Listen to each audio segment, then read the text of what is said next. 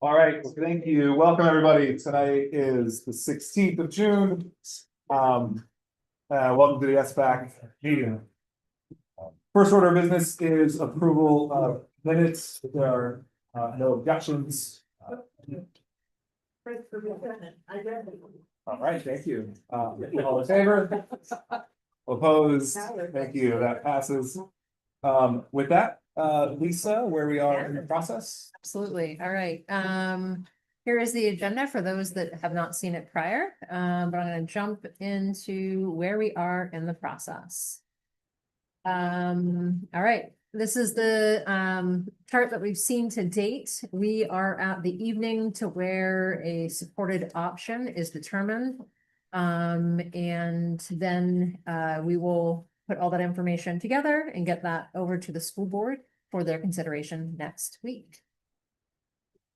So here is the detail of exactly where we're at. The 16th, we'll have another meeting on the 23rd to determine next steps. And then meet with the school board on the 26th to hopefully get their approval and then head to town council. And this is just the same thing in a little bit more detail. Over to you, Charlie. Any questions about your term? All right. So the only thing from me directly is bear with us tonight as we get into the option selection. We kind of have a plan, but there's some flexibility built into that. So we decide based on kind of that first iteration of sticker votes to shift gears. Just bear with us that could happen. And so with that, I think the only other due out from us was the financial modeling. And so you all have a package in front of you as the deliverable. I'll turn it over to Tom Hall to discuss. Yeah, I was asked to update the financial modeling, so we focused on 4 options that are in front of you this evening still. The first 2 pages, hopefully the format will be familiar to you. I should mention, we did consult with our financial advisors, did receive some input.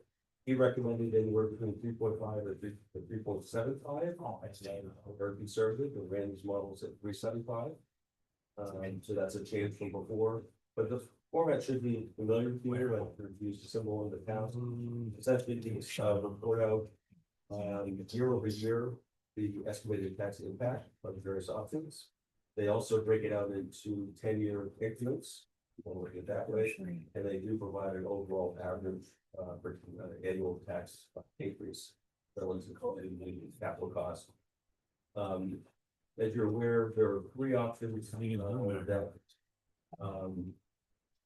well, 2 options that look at not requiring an additional site, and 2 other options that do. The unique one is the Ulti-3, which is the unified approach. I was asked to do what the operating costs efficiencies. Both that out separate column. That was column use that. Then I recommend attention to the debt tax column, which we point out. Thank you for putting this at the front end. I think this would be helpful information as you proceed this evening. I do have Nick Blumen in here, Nick has been team member of staff that has helped do these analyses and prepare them in a readable format. So we're available to answer questions if you have them. Thanks. I'll open it up quickly for a couple of minutes for questions, and then we'll go to public comment. Any questions on the tax impact model?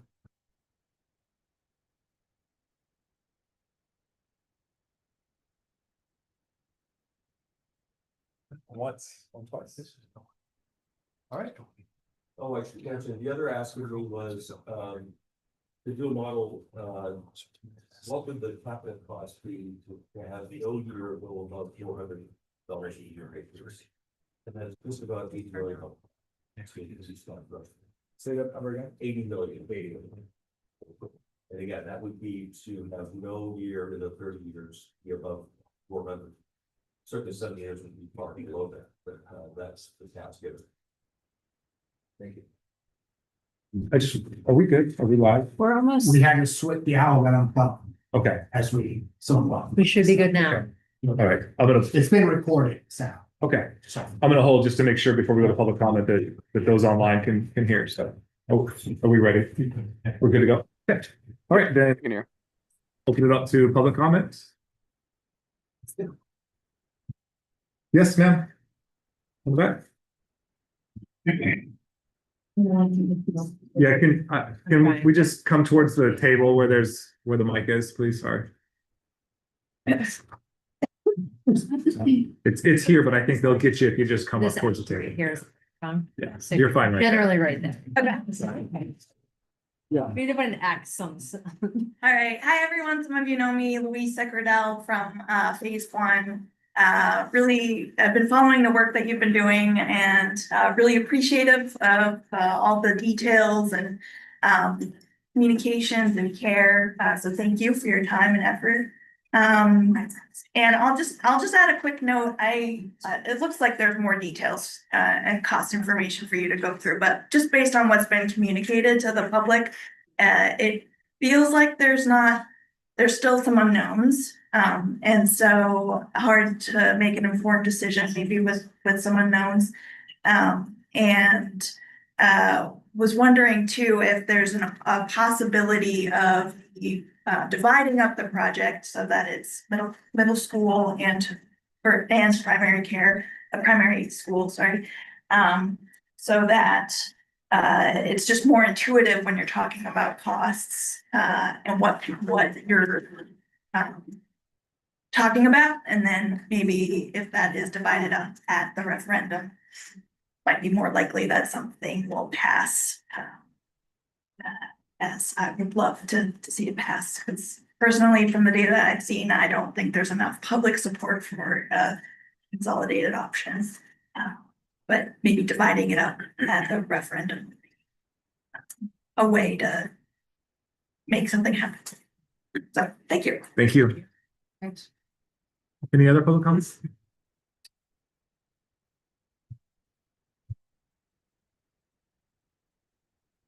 Matt, I knew there was one more. There's always one more. I want to commend everybody on the committee for the work that they've done, and then especially, I think you guys have done a really good job taking all of the concerns into important pieces of the discussion. You know, I think as it was said at the BOE meeting, clock should be at the forefront of every conversation. Well, that's because it's important to you. Neighborhood schools are important to other people. Operating costs are important to other people. Location is another factor that's important. So I think this committee's done a really good job keeping all those things in mind as you guys have worked through this process. You know, for my 2 cents, I think I agree that I don't think there's I think there's more community support for neighborhood schools other than a consolidated option. But I really think that, you know, you're essentially talking about 5 years of disruption. You have a class that's in there for 1 year, disrupted under construction, and then they move into another construction zone and in Wentworth. So you have 3 years of disruption, then 2 years of disruption, then 1. By the time it's been said that these kids will be in a construction zone the entire time that they're in elementary school. And even the ones moving into Wentworth or moving into the middle school still have a construction component to their education. And I think that's going to be detrimental. So to have another school constructed offsite that sort of solves these, but I can't do anything about the middle school and Wentworth because they're additions, they're not new. But you get the greatest amount of students with the most impact that's going to happen in a construction zone with a neighborhood option. And ultimately, according to my math, everybody wants a neighborhood option under $100 million, equivalent to the consolidated option at between $200 and $400 per household is equivalent of a $98.2 million neighborhood option when you don't take out any of the operating costs. So if you're looking for a neighborhood option under 100 million, congratulations, it's a consolidated option at 160, just because of the operating cost. That doesn't include any of the energy efficiencies or other efficiencies that are gonna come out of a new build. Your mechanical stuff is gonna be better, your equipment's gonna be tighter, your building envelope's gonna be tighter, and that's just accounting for one savings out of a new build, as opposed to all. Good luck. Thanks, Matt. Just an acknowledgement here. Matt has been to every meeting for the last, how long have we been doing this? 8 months. Been at everyone, shared his thoughts at every meeting and really helped us understand how the community felt about stuff. So thank you, Matt, for being so dedicated to the project as well. Any public comment from folks online? Are there any hands up, Ray? No hands up. Okay. All right, then with that, we will move on to subcommittee report outs. Anything from the comms committee today? Nothing major, other than to say that we promoted this meeting in every available venue. We've got Channel 13 here, and we have a new reporter from Scarborough Now, Dana, who's covering this. And really, right here, right now, the big thing is what happens next. We're gonna have a vote tonight, and then we gotta put that out to the public, educate them about what's going forward, what's gonna be a referendum, and that is on all of us. Welcome to the Communications Committee. You didn't know you signed up for it, but you have, because you are all ambassadors for this project. So we'll be leaning on you to help at event tables and things like that as we move forward. Thanks. Just one question, and really more for the elected folks. I know there was some work on revising the charge around sort of this comms piece over the summer. Do we have an update on that? We do not. Okay, fair enough. Site, anything from you? Not to my knowledge. No. All right, good. It's good. We're saving time for the debate. I like it. With that then, Lisa, design updates, please. Yeah. Absolutely. So the majority of the slides, and the rest of the PowerPoint are really for all of you to have for this evening while you're talking through these options. I am going to point out the new information, so you're aware of any new data. We had sent this last week to the committee, so you had time to look at it. But really the changes that I'm going to point out is we updated the design for 8 corners, the new build on 8 corners. We came up with a scheme that was more efficient. It allowed us to keep the portables where they are right now. So we don't have to move those during phasing. And actually we're able to do it at less square footage for a little bit lower cost. There is another deduct that we have brought forward for consideration. This is looking at middle school option 1.2, and we'll talk about some a little more detail. But 1.2 was where we just created room for the 6th grade to have a permanent location in the building.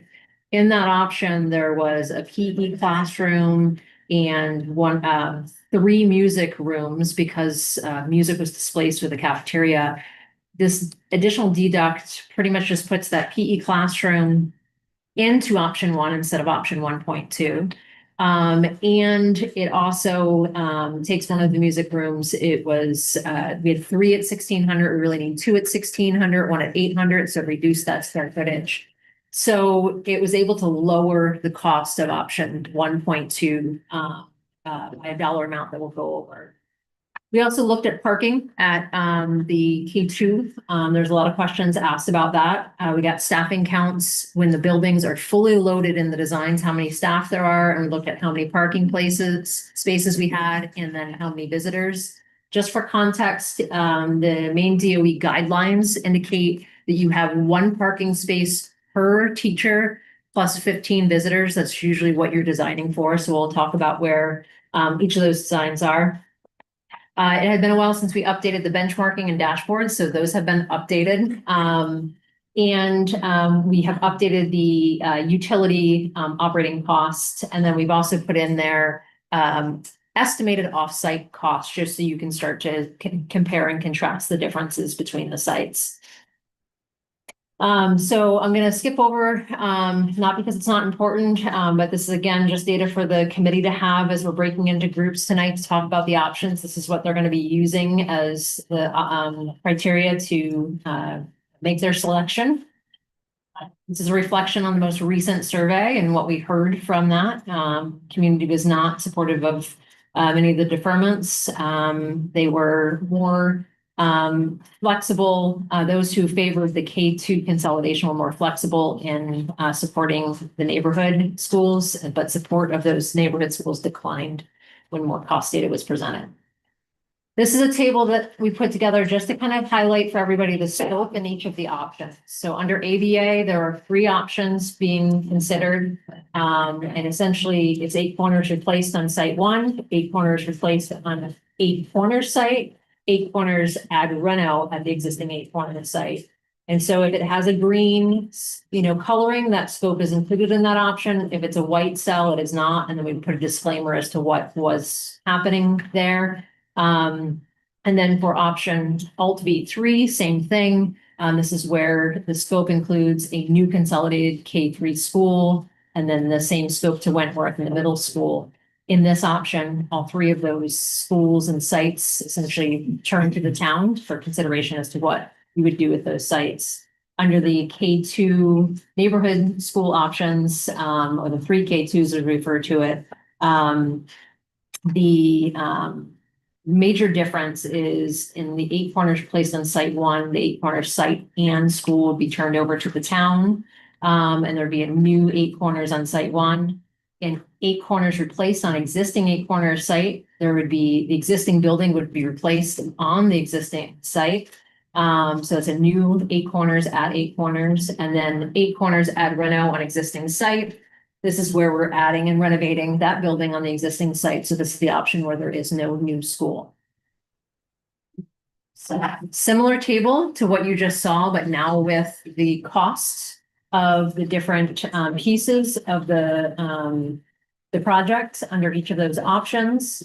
In the yellow bar at the bottom is the subtotal before any deducts, deferments, or any reductions. This is all information this committee saw at the last meeting. The change is that yellow highlighted cell under 8 corners replaced on existing 8 corners site. That dollar amount has gone down because of the efficiency of the new design that we've put forward.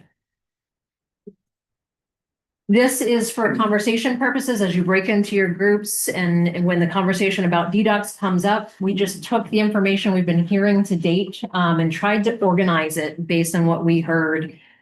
People were asking us to organize it around materials or CIP or impact to learning and things like that. We heard many times, and we don't make decisions, again, we just provide data, but we've heard many times there's a lot of support for keeping the air conditioning, keeping the insulation, the increased insulation at the existing schools, and then with that, replacing the windows at the existing K2 schools.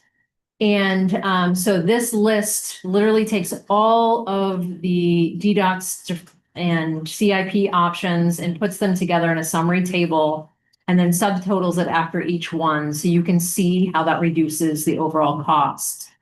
These are all items this committee has seen prior, maybe just on a different format, except for that bottom line. I can see on Zoom, it gets cut off a little bit, the subtotal at the bottom. I'm not sure why that is, but see if I can.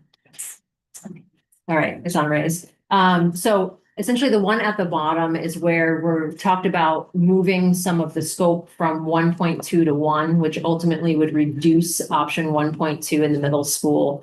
And that's really kind of reflecting back on, we had said that that option would take and create permanent building space for that 6th grade program and not future enrollment.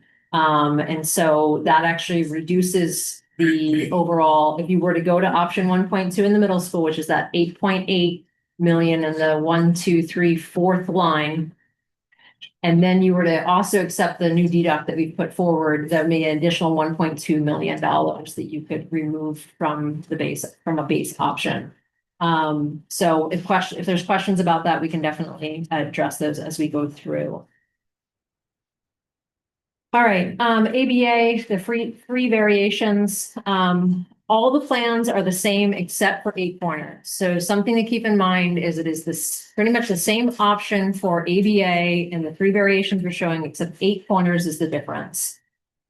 So the first one is new Eight Corners at Site 1. This is the updated dashboard. So this provides the information that we have been presenting all along, a graphic that shows essentially that Eight Corners would be that specific school would be closing and built on another site. And then we have the benchmarking compromises highlighted in the gray, and then the total cost in the lower left. And then lower right is where we're talking about operating costs and educational impact during construction. This is how we presented this previously. We are comparing it against the other options. The operating costs on this is higher compared to options such as the consolidated school.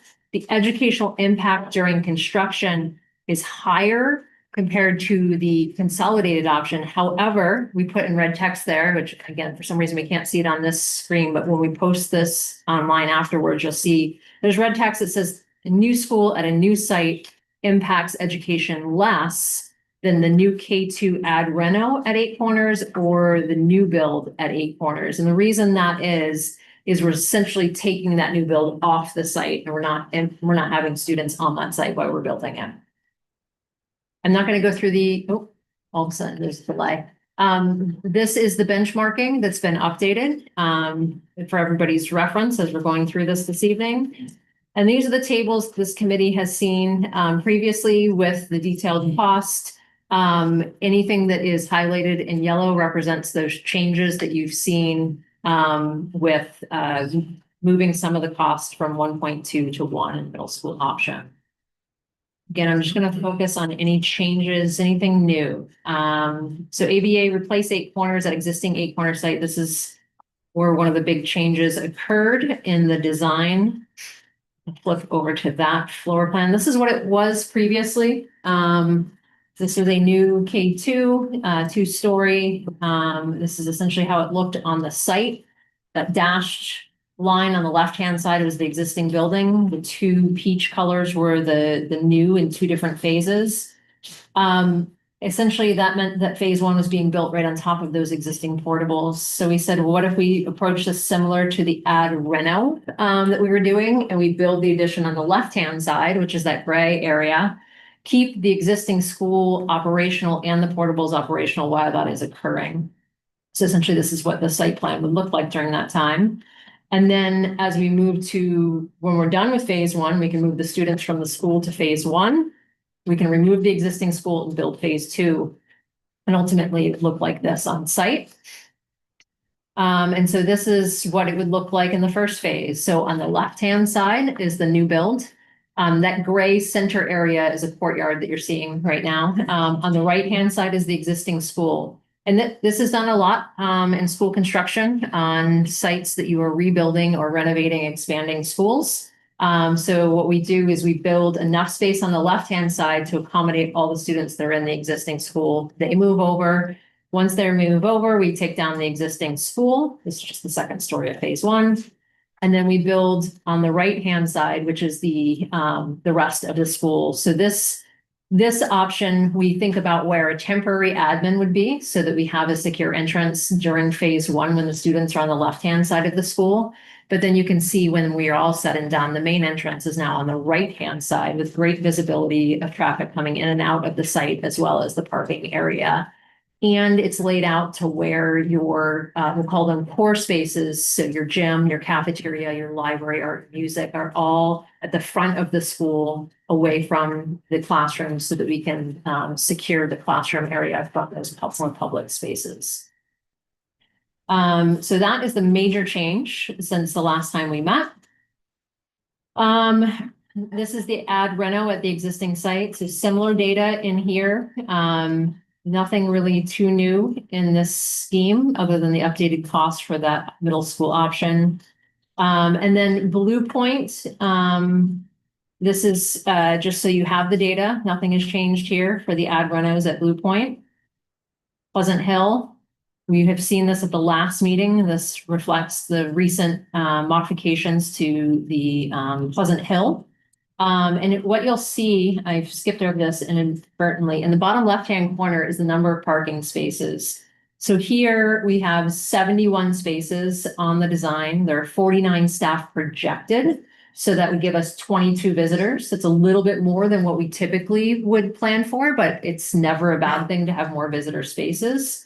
When we get to Pleasant Hill, we have 56 in this layout. There are 49 staff projected. This provides us 7 visitors, so less than what we would typically plan for, but we're kind of a little bit of a wash between the two.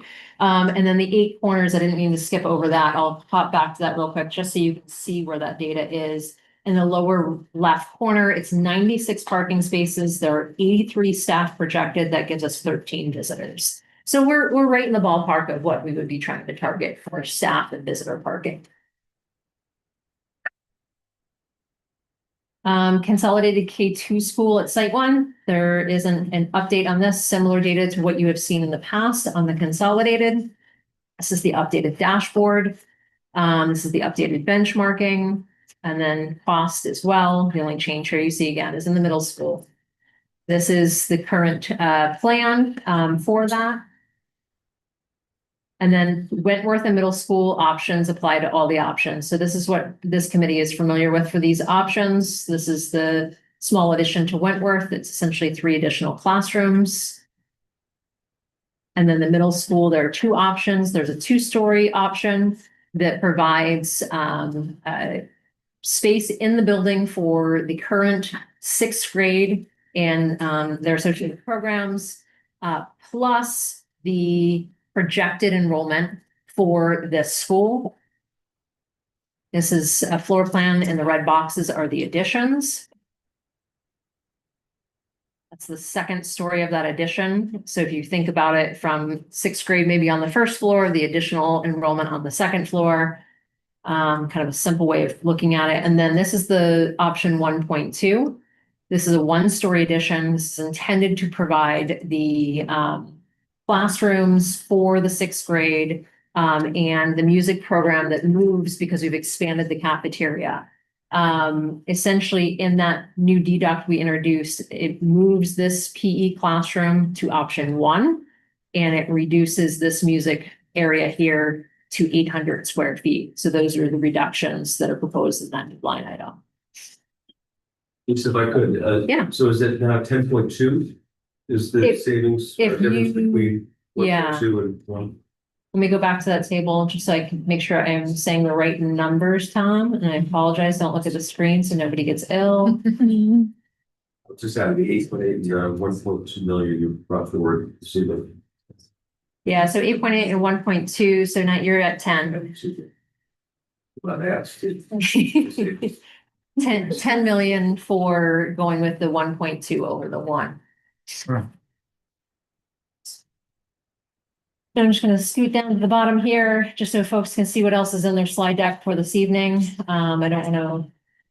Inadvertently skip over anything. All right, in the appendix, you have the approximate implementation schedule. You guys saw this at the last meeting, so you have this for your discussion tonight. This was the staffing operating costs that Diane and her team had provided previously, really comparing the 3 neighborhood K2 schools versus the consolidation.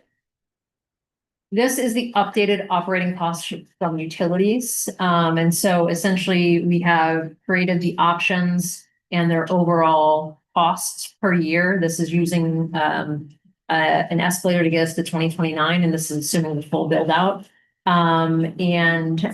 This is really looking at the K2s. That's the difference between these. And it shows that 8 Corners rebuilt on Site 1 or on the existing site. It's negligible, the difference. Ad reno is going to be more expensive in utilities. We aren't able to be as efficient in a renovation. And then you see this savings in the consolidated as you're bringing all of that infrastructure together. Are these the 406.3 and 479? Is that only for the new build / ad reno option, or does that also bring in the utilities from Blue Point and Pleasant Hill? So it's Blue Point, Eight Corners, Pleasant Hill, and the new builds, yeah. So in each of the options, you'll see a dollar amount in the cells for which one relates to it.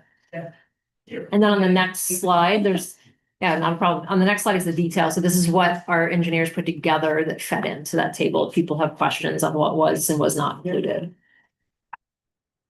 And then potential off-site cost, we won't know till we sit down with the town and planning board on which one we're moving forward with, but we are approximating what we might see. And so at Eight Corners, we've kind of listed bullet points as to what we might see for whether it be sidewalks or crosswalks and striping.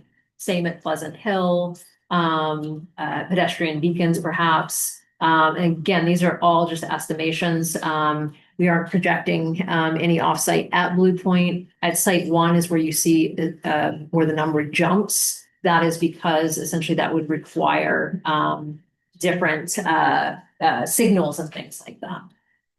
Lisa, I have a question for you. Yeah. Those potential offsite costs, are those already built into the building? So they are not in the base number. As we move forward, we will see if we're able to accommodate those in the soft costs or if we need to add those in addition. So the next step from here is we have a 25% placeholder for soft cost.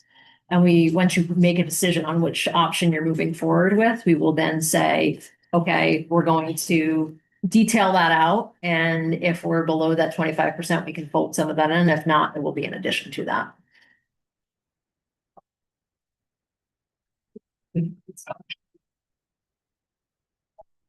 So that is our update. Thank you. Questions for Harriman? Sue? Yeah, so Wentworth, edition, it's basically 3 classrooms. And it's $3.2 million.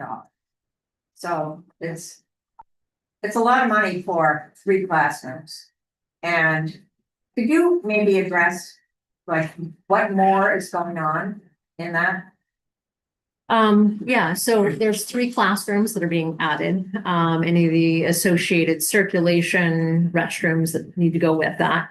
And then there are renovations that are happening in areas of the schools. There's certain areas that we have taken you come up the top of the stairs, there's a big open area. We're renovating that into program space as well. So there's a couple areas we're renovating throughout the school.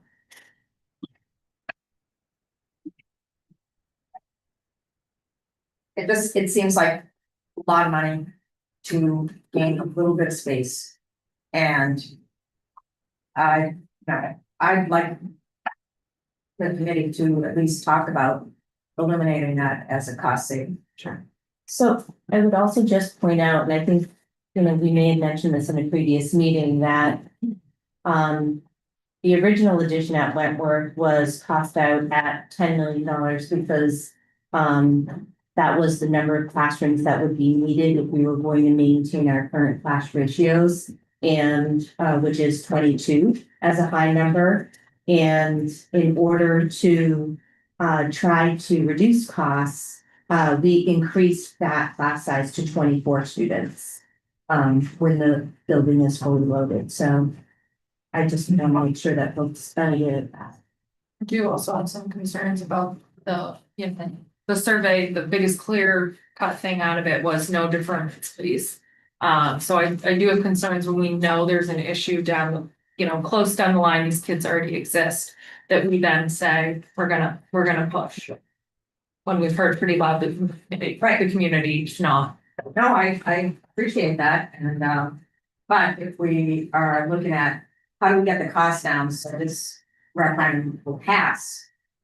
Otherwise, we'll be deferring the whole thing for another year, basically. So, I mean, it comes down to, these are really tough choices, but and we really don't know if that enrollment bump that we are, doing that $3 million addition, is that a permanent enrollment increase? Or will our enrollment continue to decline as it has over the last 10 years? Pretty steadily. So, and if it is going to continue to decline, then maybe we could you know, make do for a couple of years. So, and I know it affects, it, you know, I recognize that it will affect certain kids and, you know, but. Well, I think that's a very real thing to acknowledge too, saying that we're gonna get by for a few years is getting by on the backs of a child's education, so. You know, it's just, it's certainly a thing we need to balance and we need to find a solution to, but it's important to understand what we're. And, you know, name what we're giving back, giving away when we decide to defer these things or just get by for a few years. I also just wanna reiterate again, it's 90 students that are part of this bubble that we have, that we know exists. So these are not projections that, you know, we're basing on modeling. These are 90 students that we know have been born. That's a lot of kids to try and just get by or just accommodate. Especially concerning to me is that we're already increasing our class sizes up to 24. Like as a mom, that is not ideal. To think that my 3 through 5 is gonna be in a classroom with 24 kids for the entire time that large cohort of children are gonna be moving through Wentworth. If there was a way that we could get by, that was a temporary solution that was significantly less expensive than what's being proposed, I would be on board, but we already know that portables come at a cost of $1 million per set of 2 classrooms. And so to me, this is just not, there's not a quick Band-Aid fix that's gonna get us around what's being proposed. That is gonna be a significant savings. And maybe I'm wrong, but we can't just absorb 90 kids, in my opinion. Can I ask you a question, Lisa, about the numbers? What would you ballpark as the adding full AC to the 3 elementary schools as a project cost? Is that about 8 million?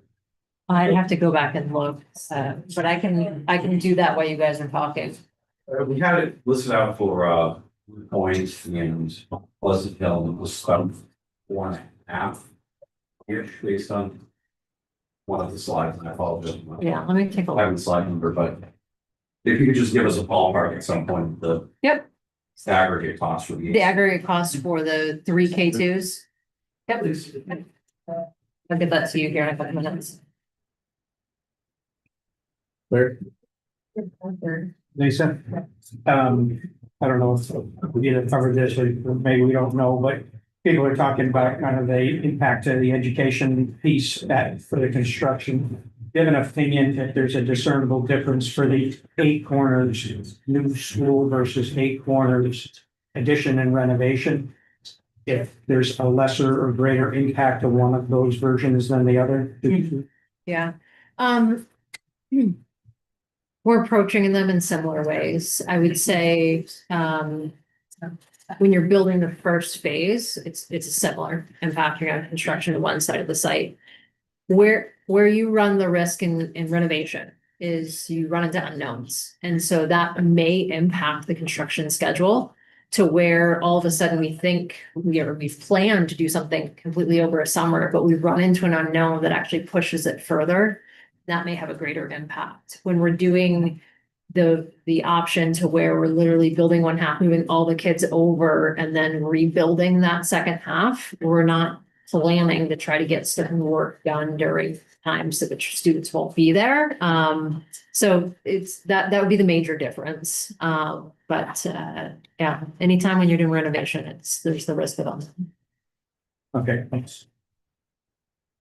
Can I ask a question about the educational impact of a renovation of an older school versus a new purpose-built school? Because when I look at the cost of building a new 8 corners versus the cost of renovating 8 corners, it's about $6 million difference. So kind of wanted to just understand what that $6 million savings, whether it's worth it, From an educational. Yeah, I'm just thinking, Or my instinct is a new purpose-built school, a new modern purpose-built school seems like a good thing to shoot for. Mhm. But we could save money by simply doing the renovation. I'm just trying to weigh that out. That's my instinct, but. you know, Yeah, the major difference is we have more control over how we design the new build than we do the renovation. We are stuck within a framework. And we are stuck within a structure. There are some modifications we can make, but we can't make as many as we would from ground up. We can lay the building out more efficiently. We can actually be more efficient in the square footage.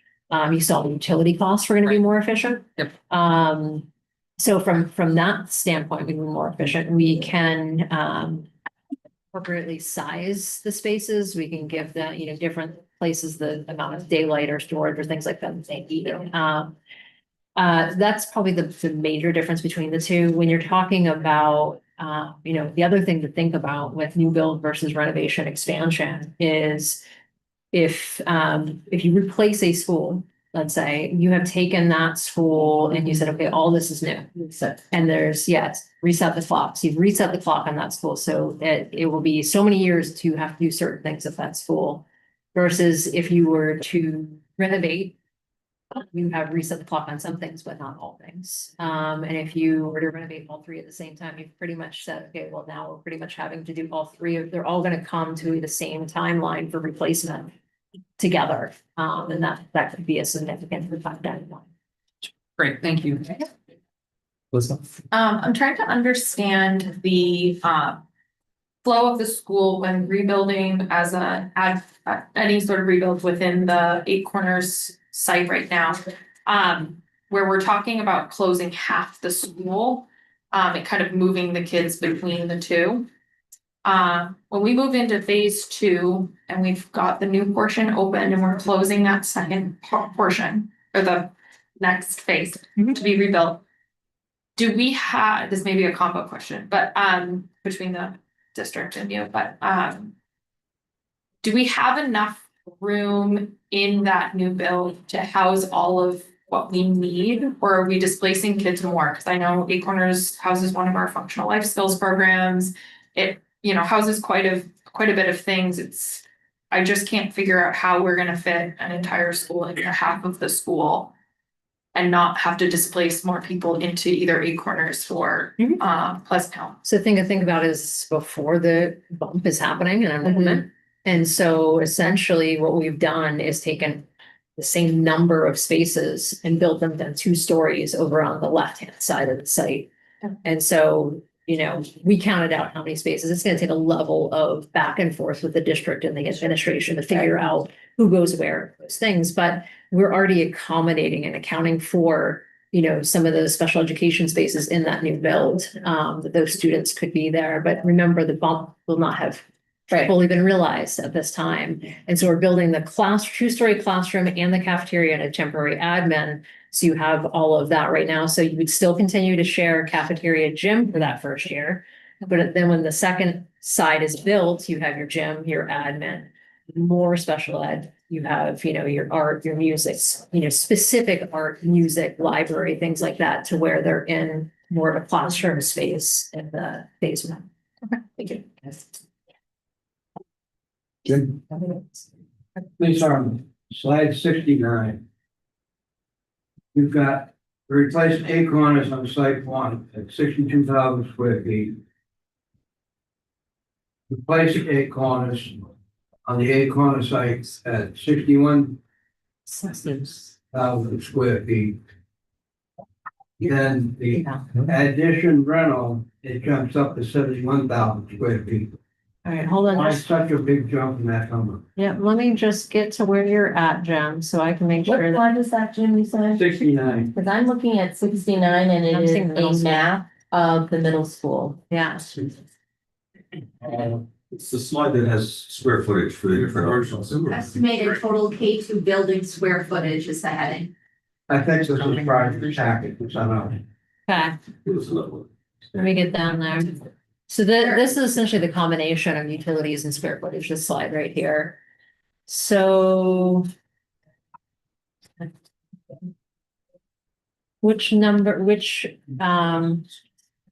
Which option are you referring to? 71, so Eight Corners ad reno. The addition rental Mhm. jumps up to 71,000 square feet. Mhm. Why such a difference? So the difference is about 10,000 from a new build, right? So if I were to rebuild 8 corners, it's around 61, 62,000. If I'm doing an add reno, it's 71, because we can't be as efficient when we're adding and renovating as we can when we are building new. From the layout and the way to which the building is configured.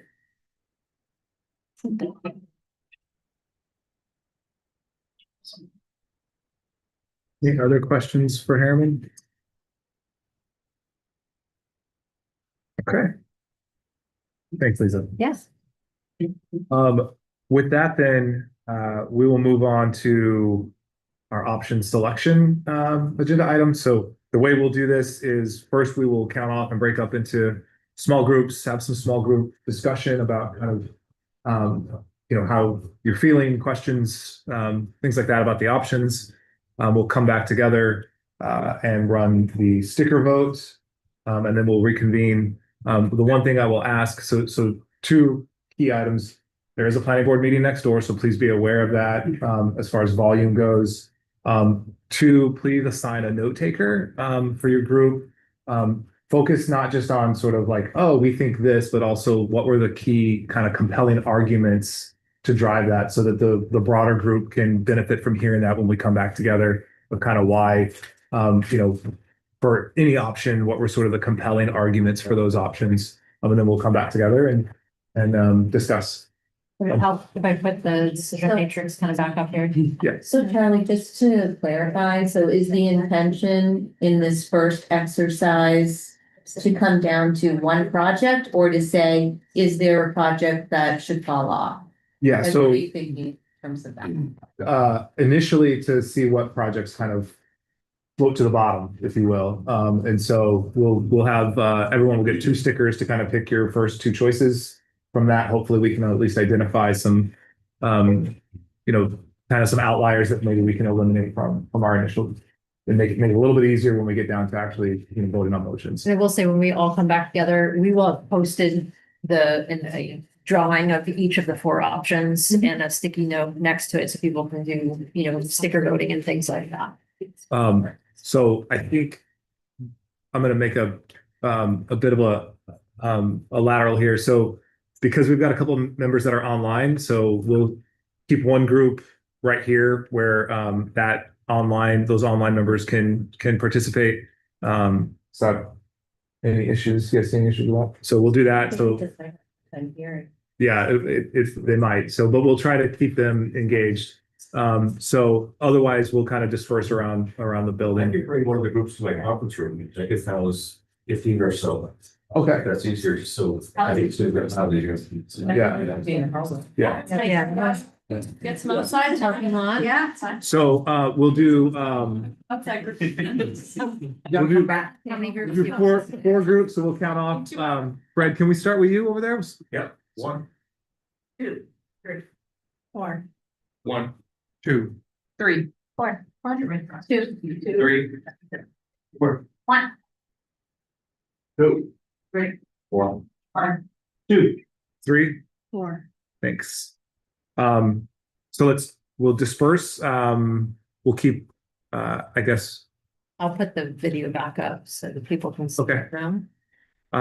I'll keep group 3 here and try to help with the folks online. So we'll do group 3 here and then, 4 sides. When are we gonna actually talk about like any deductions that we're gonna make, any of Yes. the? So once we get to an option, and then we'll talk about deductions of permits, was the next agenda item after that. I think when we discussed and debated last week, I think there was consensus around needing to get to an option before we started talking about deferments and deductions. Okay. I think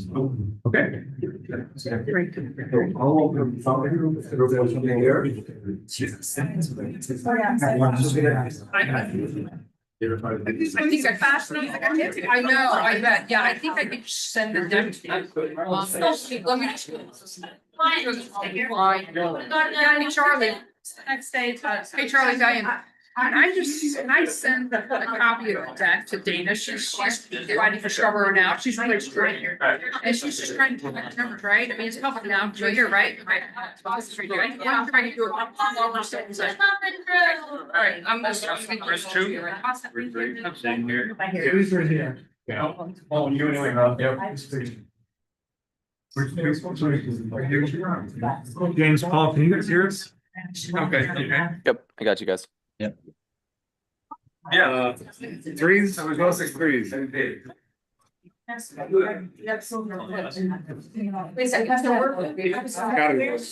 Yeah, right. Three. Jillian, are you a three? Who's on that one? Yes. Elizabeth, are you a three? Billings is three, and I think Elizabeth is three. I'm three. Okay. Alright, three. Me three, yeah, okay.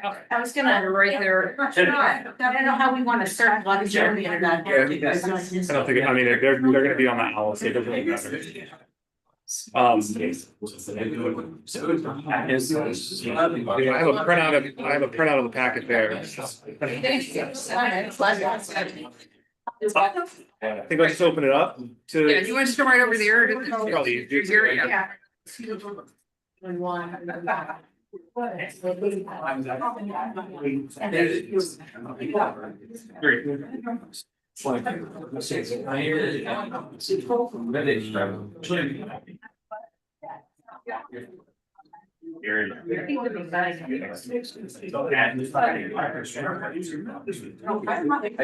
So, guys, I don't know, well, kind of here. Wrong with that. I've got two online here. You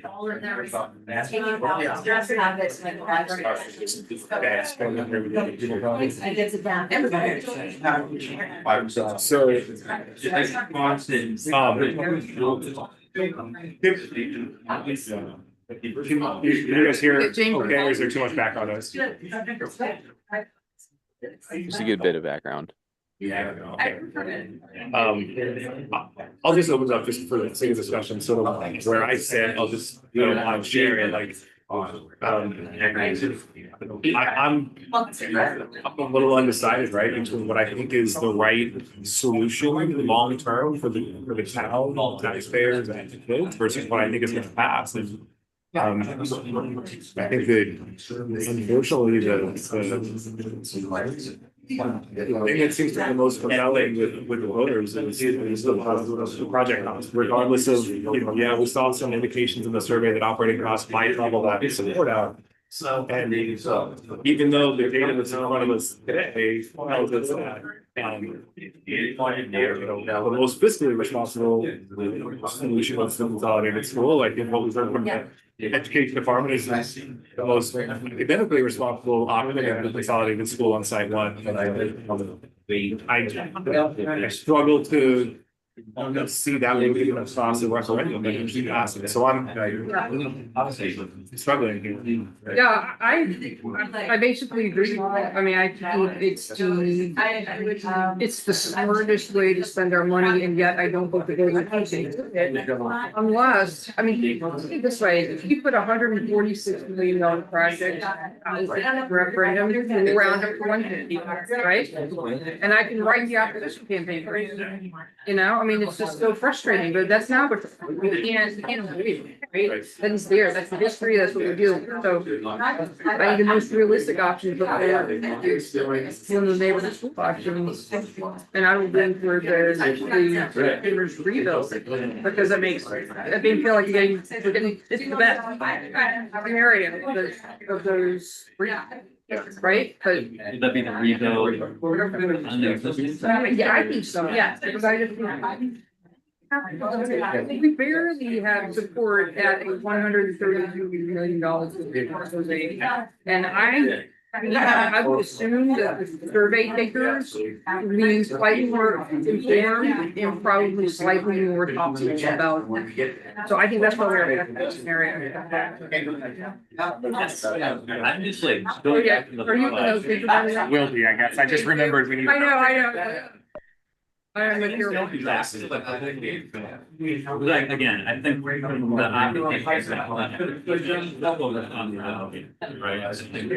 Yeah. I'm struggling, now especially that we have staffing needs and operating costs, again, these are consultants, but. When you take the, actually, I go out 30 years, right, if I'm looking at the $2,000 versus the cheapest, the add additional revenue. I don't have. It's $56 million. That's another, then you have, that's another sometime, we're not even, like, so it's so short-sighted, in my opinion, looking at this, we're just gonna go on, what's on that, because that's going on. And that's, it's like when you do it, the. I know. But again, it's like, how do you, can we communicate that, guys, you're not gonna help us to support that. Right, what makes me feel like it was challenging is that we did that in the survey and head to head. Here's what this one will cost to run, here's what this one will cost to run. And it's always. But 48%. And you know, that some statistical survey, we don't, but it's just, you know, not. I mean, I wish I'd seen it, what I was hoping, honestly, was that we would actually see a significant factor to bring it up, then you would know. That's the driver, but. Oh my God. I don't know, It's really, really. yeah, you know, I was talking about. 31, like. Yeah. So dude, he's right. She's more so. On the, yeah, the same. The neighborhood. It's a big document. It's undecided, but more so than that, like, and even by talking with like our neighbors, what the last week, it's like long as it's. It's just a thing, people want to. Oh, yeah, so sure, like we hear that. Yeah.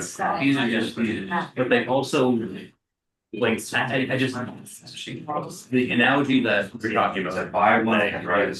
Yeah, like, if you had a used car, right, you had something like that would be a bunch like that. You spend $14,000 rebuilding it to get it up to like a $30,000 value. Yeah, I see. Or you just buy a $36,000 because you're talking 20%. And you know what I mean? And it's like when you put it in that context.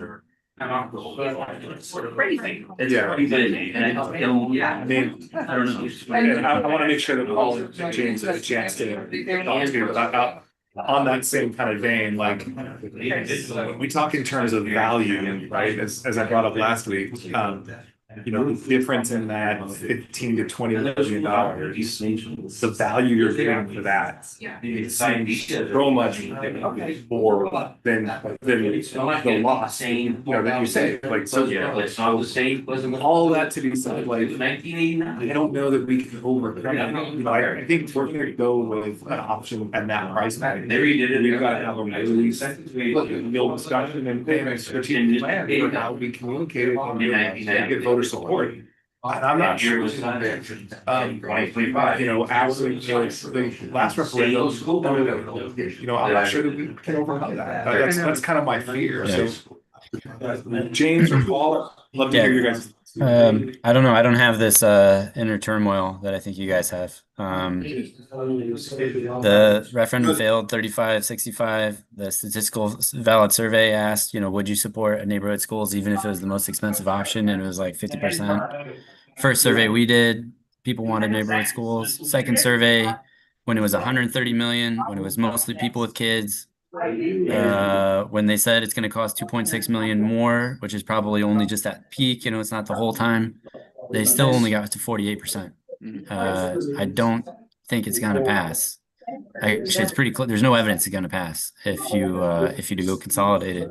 And when in terms of value, it's like the frame, like there might be higher operating costs and higher staffing costs, but there's a huge value for me to not have to go and not have half of Scarborough go to the same place twice a day, and to have something that's close by. And so, you know, even if you do that, you're probably going to have to spend more on improving Route 1 traffic and traffic lights and all that type of thing. Like there's going to be other downstream costs of doing that. So the bigger question for me is, I think, is Wentworth required?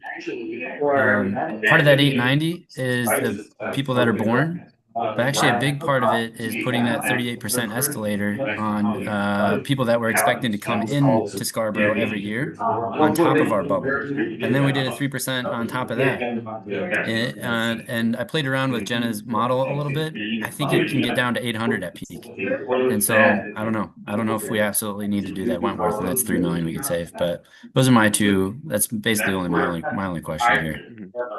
Yeah, and for me, just to kind of echo like the earlier conversation, that I think like if every voter in the community sat in these meetings, and I think there would be more support for the consolidated option. I agree with James. I don't think it has enough momentum to get over the finish line. We have the cost talk all the time. It's kind of the number one thing we're trying to deal with right now. But as James mentioned, there's the emotional factor with the neighborhood as well. And as we saw with survey number 2, there's more flexibility going from consolidated to neighborhood rather than vice versa. So there's that. And then to kind of play devil's advocate to James' second point about the middle school deferment, or the Wentworth deferment, I think, and while I don't mean to put words in the mouth of our school board or our town committee members, we heard from 2 of them and being in opposition to any type of deferment therein for Wentworth. I worry that if we chop that off to save $3 million, it's not that impactful overall with the whole number, and then we run the risk of losing support from the school board and from town council, and that would be just a disaster in my opinion. I don't think if they don't, I mean, it could all be for nothing if they don't take it forward. Yeah. That's my 2 cents. Personally, I agree with Paul. I would hate to see our recommendation not be accepted in full by the board. I think that would certainly help any effort to derail the referendum. So I do think it's important that the board accept the recommendation as provided. That being said, to me, mostly, I think the point in $3 million is a lot of money, but it's whatever less than how much percent, right? I mean, it's not hugely significant. If we could, just for the next couple of minutes, focus of like, I think we've all shared overall thoughts. Are any of these, are there, of the 4 options, are there any that are very obviously, there's no support for? I hate to say it because I thought part of the reason that we selected that word was population. And I hate to say it, but when you look at your, I don't know, like $1,000. He's option 1 and you see it's like one doesn't make sense. There's no way, I know, which is. Yeah, I know, that was like. Yeah, because like, right, if you're looking at 166 no versus 158 brand new buildings. Yeah. I agree. I mean, I would drop that. And I mean, I'm looking at the base deducts, is probably the sort of common sense deducts, and it brings it that, and that's if you were really to those, so you bring it in at 154, but that's still, I mean, people are barely, hanging on at 132. I don't, and I would say, just circling back to the consolidated school, as a committee, we really felt like a consolidated school was what we ought to be putting forward. I think we would need to take the time to figure out how to do it at a price that that would be nothing. They're all writing in person.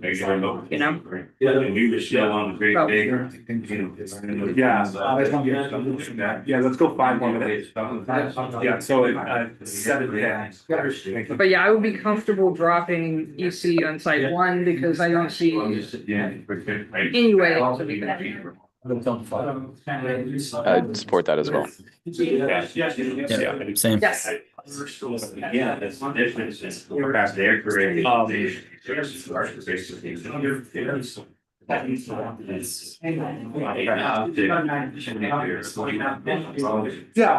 I tend to agree. I mean, I think. I like the idea of an asset. Given, and I know that's not what our charge is here, and fully aware of that. Again, I can't shake this idea of value, right? And so the idea of recouping the Eight Corners location for some other use, whether that's PK or something else that the county decides. You know, there's something to be said for that, but at the same time, you know, spending an extra, you know, 30 something, 35 million, put it on a site that's just in kind of conditions. It's not a good alternate site. You know, that doesn't affect me either. And so, yeah, I would certainly support dropping that out and looking at this as a free. Curious from the group, just we were taking discussion in the last 8 minutes. Thoughts between, you know, two options on Eight Corner, new versus rebuild, or new versus ad reno. There's no sense. I need to go back to saying what I had to do. Yeah, I don't understand how we do that and just. Yeah, it's like, just don't, how many more meetings can we put on these official business? I working trust. But I agree, and I feel, I can't wrap my head around this. That kind of. Many from the taxpayers, see it. So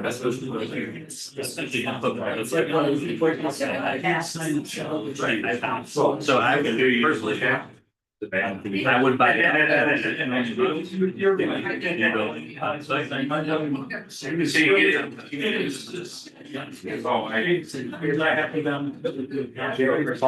Yeah, it was a little hard to hear you, Dave. But I thought the updated design that they had today, with the phasing made a lot of sense and getting it much closer to the number for ad reno. So, I think for me, it's preferable to do the replace versus ad reno. I agree. I think it also allows for a bit more flexibility in the future should it need to be expanded further. And plus it's a 60-year building then instead of like a 40-year building or whatever the numbers Lisa has been providing. I think we can make the argument that it's a cost increase versus against ad reno that is valuable to the community and not so much more that it just immediately gets shot down as they don't care about costs, which is will be the narrative of the opposition, I think. All right, so just sort of hockey points for the group here, just so I don't misrepresent what he said. So I'll briefly kind of talk about that inner turmoil that some of us are feeling. James's really good point on there's zero indication based on the feedback that consolidating. I think that's a very compelling point, right? That shouldn't be lost. We'll all sort of value proposition for 8 corners on that doesn't make sense.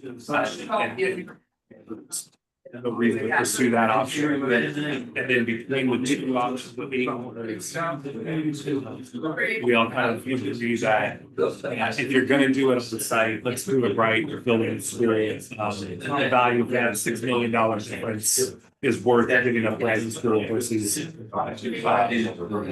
with a 60-year-old envelope for the foreseeable future.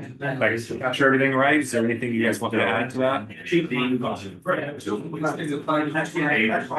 No, that's great. Thank you, Charlie. Sounds good. Thanks. Yeah, it's good discussion. All right, I'm gonna go round the groups up and we'll reconvene. Thank you. So remember.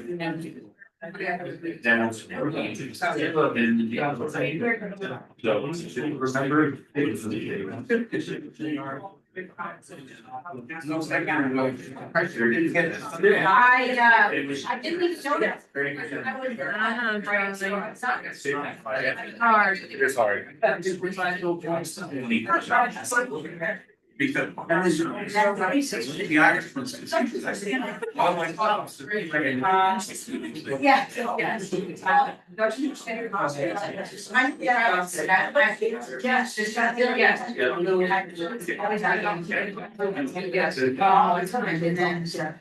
Yeah, those.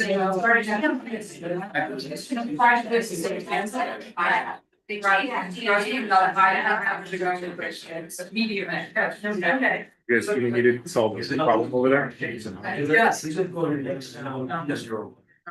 Because it's picking up.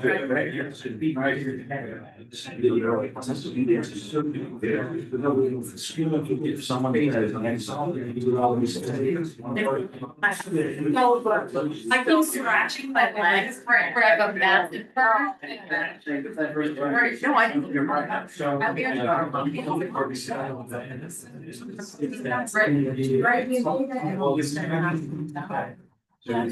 I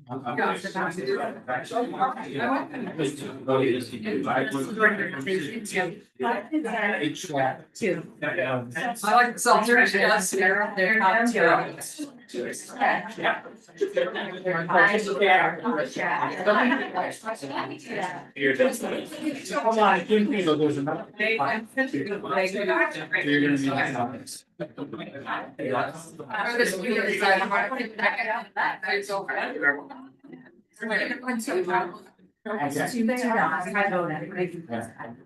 You're a voting member, you get 2 dots. Thank you. This one, I think. I am a voting member. I am not a voting member. All right, let's come back to order, please.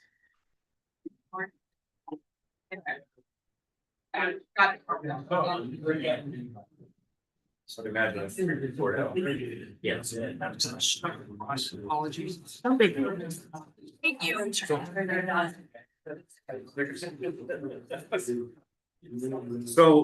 if we can all come back to order, we'll just take a couple of minutes and, just kind of give our thoughts, each group's thoughts, and then we'll do, our sticker drill. So if we could start with group 1. Right here. Yep. So basically what we. Matt. Thank you. Go ahead. Fred. So the way that we, I guess, sort of focused our conversation was,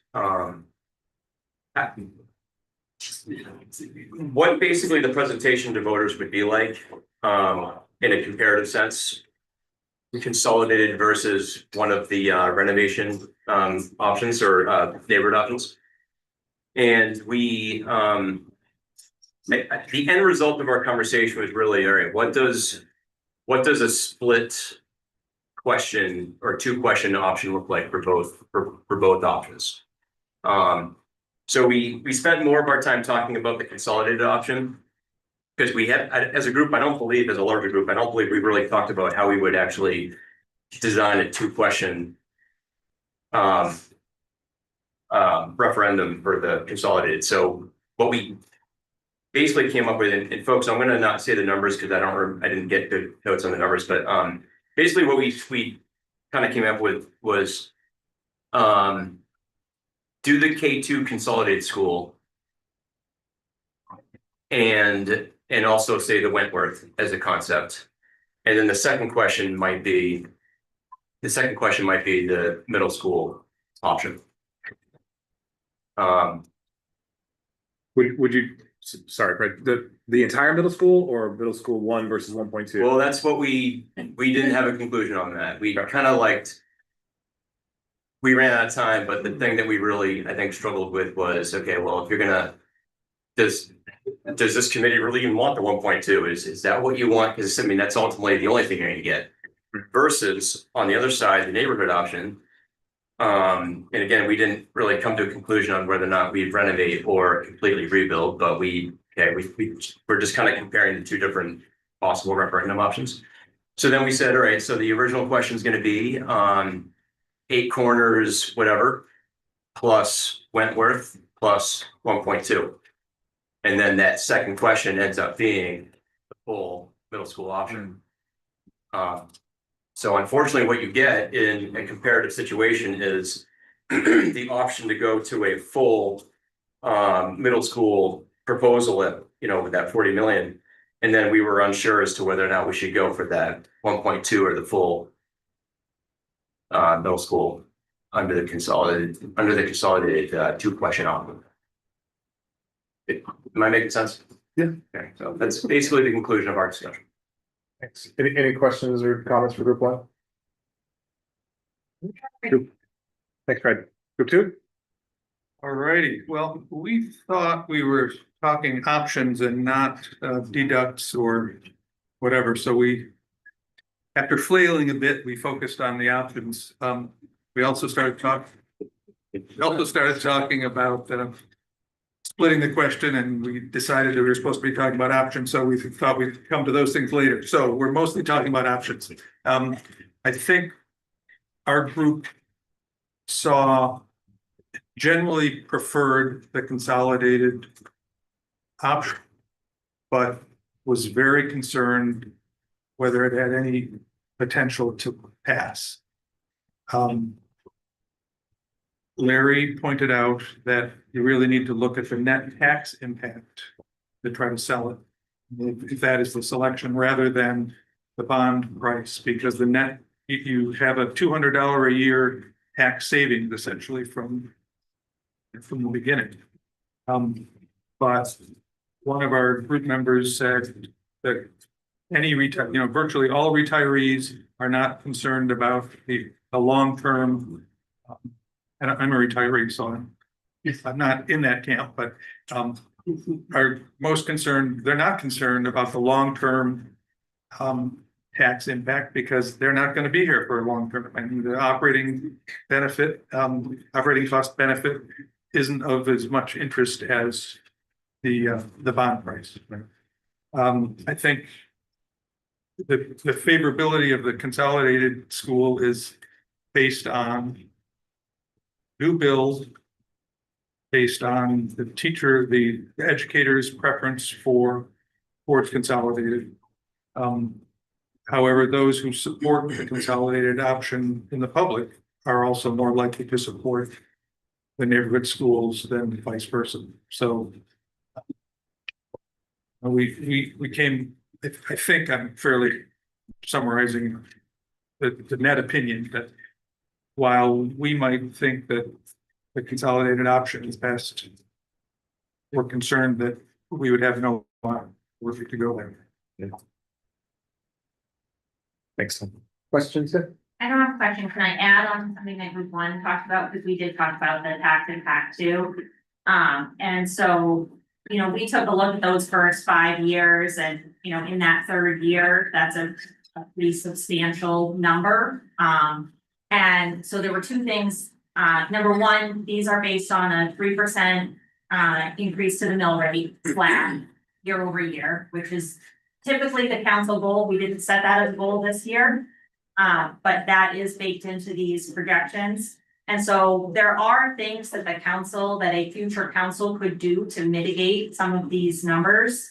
Not having a 3% increase to the mill rate is a pretty substantial reduction in that number. And so there are definitely levers that the community could put pressure on the council to try and help mitigate those numbers. And so I just wanted to kind of put that out there too, because our group did discuss that. Other comments, questions for group two? And I just ask any comments from group two members? No, nobody's arguing, so. All right. So I'll speak for group three. The conversation kind of started with a few of us, discussing some inner turmoil as far as similarly, right, to what you guys described of, the data that's been presented from the school teams certainly indicates that educationally a consolidated school is better.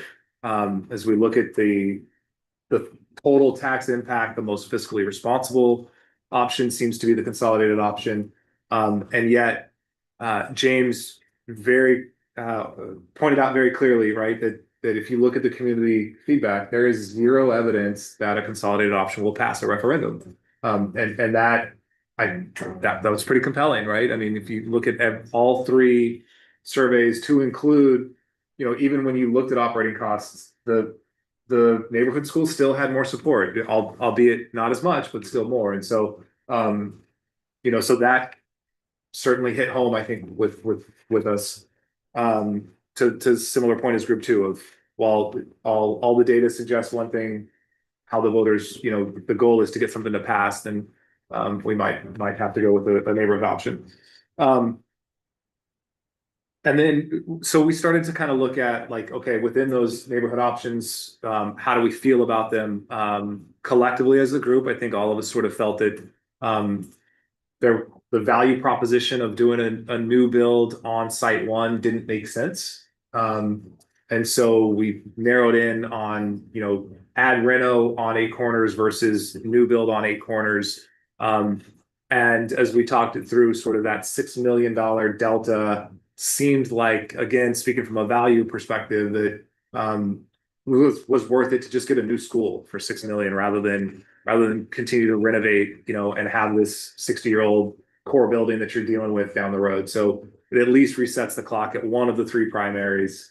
And so that was kind of the arguments for and against the different options from our group. Right, capture everything right? Yeah, Larry. Like I said, we can concur with that too. We had that exact same discussion and thought that small difference in price, if that new school. And it's a school for a larger amount of the kids as well, you know, so with experience in the school. So it's a strategy that we thought that was worthwhile to spend that piece to get it. Anything else from us? Okay, group 4. Can you start with the legal piece that you had alluded to? Yeah, sure. I'll start off there. I just want to remind the group that, you know, it's a charge from the council. And the school board was very specific about us. We shall implement a solution that fits within the acceptable range of potential impact, which translates to a solution in the range of 70 to 130 million. You read that, it's not discretionary whether we come in a little bit under that cap or over that. I think there is real risk. And again, I'm just speaking as a member of this committee. If we overstep the authority that we've been given in terms of the option we commit to and send to council, was to stop a concerned taxpayers group from filing suit to question off the ballots. For example, we went to $140 million option, the council adopts it, the board adopts it, tries to send it to the voters. We really want to put our toes in the water and find out what happens if we exceed the authority we've been given. So I think that's a real consideration made. And I, you know, talking about being within this target, but target's been given to us pretty clearly by council and the board. So I would just encourage everybody to keep that in mind as we're discussing. I know you've got more, but just while we're on the legal topic of the charge, can and you're not on retainer, you're not counsel, but I'm curious, the professional was listening. In that same vein, though, right? The charge also dictates a K-8 solution. So if we talk about, you know, not addressing a middle school or a Wentworth, are we at the same risk? I'm not a lawyer, don't, you know, just curious. Yeah, I'm less comfortable speaking to that, quite frankly. I think the language is a bit clear when it comes to the financial aspect of what we have to commit to. Again, if we risk litigation by going over the authority we've been given, you know, maybe that group or that individual or that class of individuals is ultimately unsuccessful. But how long does that take us off balance? And we want to find that out. Like I said, I'm not giving you advice, but I think it would be wise to pay attention to the authority. So to that end, in my opinion, and again, I'm not a lawyer either, I think the only body that has any authority in any of this is the town council. I think the town council ultimately will put what they deem worthy to the voters. That is our sworn authority, and we have the information from our advisory committee, which is what y'all are. And we also have a recommendation coming to us from the school board. So I think that there's a couple of degrees of separation from what the charge necessarily dictates. I'm not worried about limitation. The only thing I would add is just that, I mean, that really is what molded the majority of our conversation. But I think we all, the four of us, mostly agreed that it's hard to vote for something that's probably not the best option long term. And I know you have to take into consideration tax impact and everything, but if you're looking at operating costs, utility costs for the next 20, 30, 40, 50, 60 years, like a new consolidated option is probably where we should be. But, you know, ultimately it comes down to cost. Ultimately, it comes down to what is going to pass. And, you know, very astutely what Jim said, you know, if a lot of the support, most of the support is geared towards the neighborhood schools, well then data is data. But we all, yeah, I guess I'll leave it at that. Thanks. Any other questions or comments for report? Any, I'll open it up for just a couple of minutes in general before we go do stickers. Anything that wasn't said that you want to be said, Alyssa? I think it's hard, and one of the things that I pointed out in our group is that like we're doing a great job of keeping costs at the forefront. And I said this at our school board meeting as well. We're doing a great job keeping that up at the forefront, but there's a lot of things on the survey that could push this to not pass. If parents aren't feeling like the solution's the best thing for the future and their students and all of these things, it could fail for that reason. It could fail for a whole slew of things, and it's important that we keep cost at the forefront because it's absolutely one of the top things on our first survey that we did that came forward and said, you know, this was one of the reasons it didn't pass, but it's not the only thing. And I think that to put all of the eggs in the basket of if we don't follow the costs and we ignore everything else that we've spent so much time looking at, we could also just put ourselves in the failed referendum for a completely different reason that snuck up on us. So it's hard, but I think we do need to, we did 18, well, between SBAC 1 and SBAC 2, we've done 18 months worth of work and data collection and time and grueling hours and all of these things. I think it's really hard to put all of that time and effort into one factor of cost and just say like, that's it. And this is what will drive us permanently, because I do very much think that if we only put our sights on costs, something else could crop up that could make a parent, like all of the parents in town. You know, we talk a lot about, you know, the taxpayers and seniors and all of those types of things, but there's a lot of parents in town too that could say like, this is not what's right for my students. This isn't what's right for my child. And at the end of the day, it's the kids that are in these schools. It's the kids that are getting educated out of it. It's, you know, we've got to think about them as well. I'll just add on to that. I think aside from cost and, you know, the emotional connection to the neighborhood schools, I think the biggest risk to the project of if you went with renovations is the parents who have kids that are going to be stuck in construction zones their entire time that they're in elementary school. That's real. If I was a parent, I would vote against that, right? If my kids were younger, that would push me regardless of how much I want a referendum to pass. I wouldn't be able to support that. So you're right. There are certainly other factors besides cost that we need to think about. April? I think that it's safe to say, please correct me if I'm wrong, that there are a fair number of converts in this room who came into this situation into SBAC 1 and then stayed with us for SBAC 2, who were completely against the idea of a consolidated school, who have now at least been open-minded to it.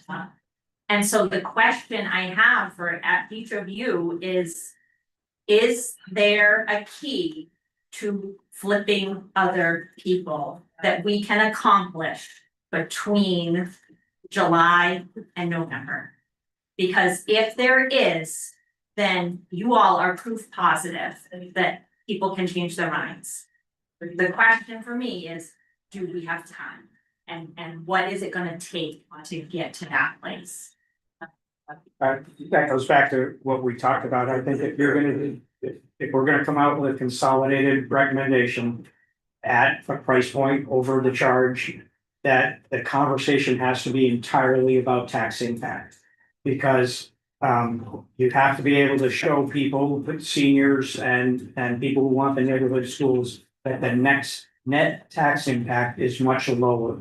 So don't focus on the bond dollar amount. It's what it does to your own personal taxes that are gonna be the way to convince people. But I don't. Go ahead. Nope. Okay. I think the challenge is how to actually communicate that in a way that people will actually hear it, because we did a survey head to head showing the difference in tax impact, and they were close. But neighborhood schools still came out ahead, and we are not going to be able to communicate that to the public. I think if we really want to get a consolidated school out there, and if this committee really feels like a consolidated school is the way to go, we need to figure out a way to bring it in under $125 million. That's what we would need to do. Sorry, Elizabeth, I didn't. Okay, but that's it. What about the people who didn't vote with their wallets though? Because those people exist. There were people who voted down the consolidated school the first time around and didn't have as much to do with the bond amount as it did their affection towards the neighborhood schools. Can we educate, inform, and get those people to also change their mind? There are plenty of people who have said, if I better understood the consolidated school referendum last time, I would have supported that. And so these are not people who are exclusively voting with their pocketbooks. There's something else there that we need to be able to unlock with our voters. I think that's the challenge, though. If you're focusing on people whose money is not the issue, you're not gonna convince them that consolidated model is the right model, because that's why they're thinking neighborhood school, because the money is not the issue. It's a totally different mindset. But I also don't think that's fair, because if you look at the consolidated school from a level of equality, student experience, efficiency, starting over brand new, all of these things, you really don't have to look long before you realize the higher quality education that you're getting. And all of those things. I completely disagree. Yeah, I don't think so. I disagree. I mean, Diane has spoken to the research that's out there that has said that the quality metrics that impact a student's success does not have anything to do with neighborhood schools. It doesn't have anything to do. Okay, but that's a different statement. You said it's better to do consolidated. That's definitely not true. So I guess both of us are stating our opinions at this point. But I think it comes down to the comms committee and the data that you get out there. Just to clarify one point, because I did ask earlier in a previous session months ago, I think I asked Diane specifically, is there any empirical evidence as far as school size and educational outcomes? And there's not. There's not. So on either side, right? It cuts both ways. It cuts both ways. There's that data doesn't exist. School size versus educational outcomes, classroom size, things like that, those exist. But student body size in the primary schools and educational outcomes, there's no data there. So just everything, anytime we talk about that, it is opinion. Just want to be clear. The one thing that we've got to remember, we had 4 surveys. We had the townwide, if I remember the number correctly, that came in around 56%. Those that responded wanted to keep the neighborhood school. Then there was a period of time, we did back one survey. That came in around 58%. The 2 that we did through this process, they came in at 58%.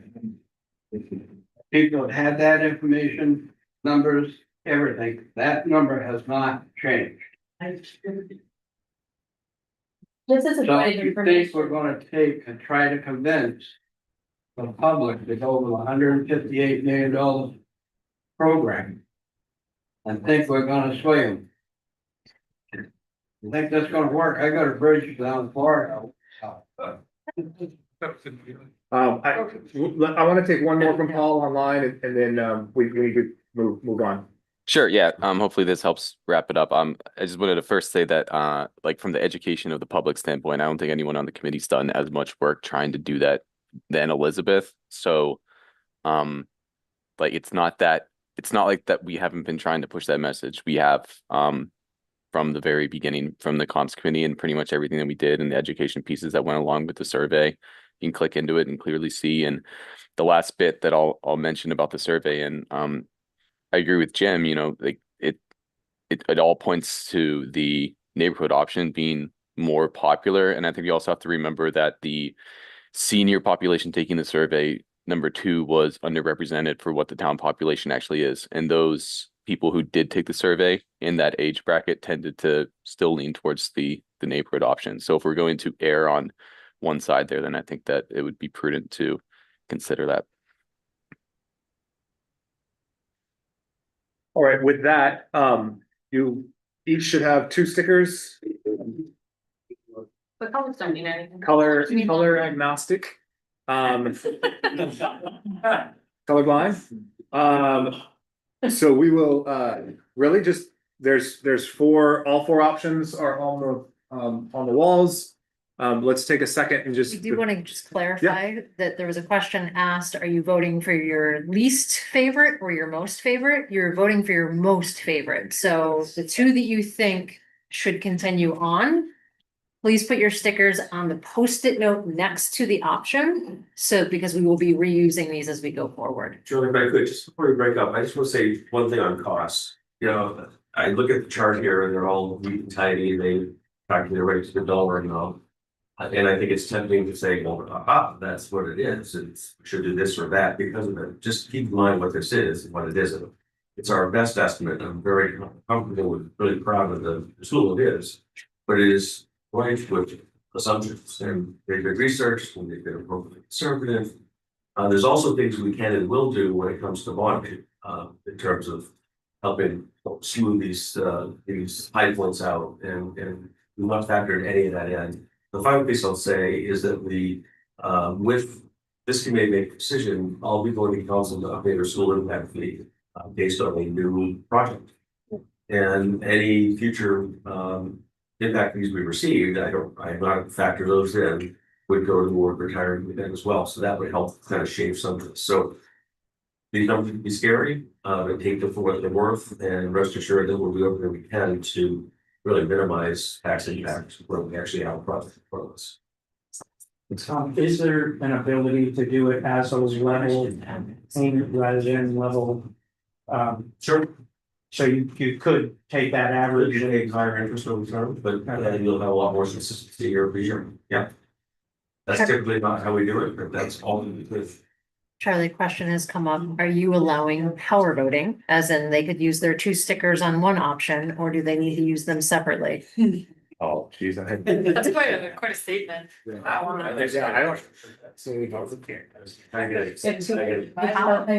Yeah, they're your votes. You can put them both, vote how you want. You 2 votes. You can Use give them. them, you can sell them to your neighbor if you want. All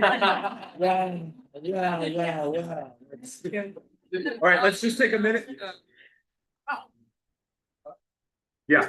Just a quick question. I'm only one voter.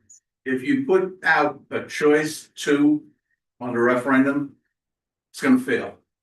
There's one thing I found out about the people in Maine, if they get confused, they say no. As far as old people are concerned, I'm gonna be here a long time, so I care about the tax. Thanks, Jack. Nobody brings up, there was a big thing in the beginning. Don't forget about the parents who don't wanna have to bus their kids to one location. Sure. That's another issue that came up all along. Thank you. All right. So take a couple minutes, place your stickers, and then we'll reconvene. Someone have James's and Paul's? I can back James. Yeah, Ray's. I gotta go start. All right, yeah. Leroy, you wanna grab some stickers? Paul, Yes. do you want to, what's the easiest way? Do you want to say, text it to me? Is Jillian in the room? Jillian? Yeah. I'll text Jillian. Okay, so I'll give Jillian your 2 and you'll text Jillian. Sounds great, thank you. Do you have someone's number you can text? Not powerful, you want to. James, can you hear us? Yeah. Nick, can you get in front of you? Hey, Ray, Yeah, here. James, are you gonna communicate? Yeah, Ray, can you hear me? Yep. Can you just put 2 on replace EC on EC? Hold on. That's over there. Replace, EC and EC. Right, James? Yeah. Alrighty, I got it for you. He wants both there, right? Yes, please. Thank you. I got You it. got it? All right. I got James.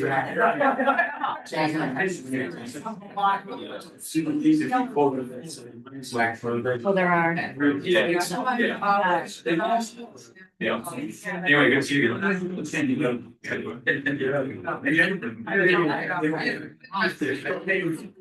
I just.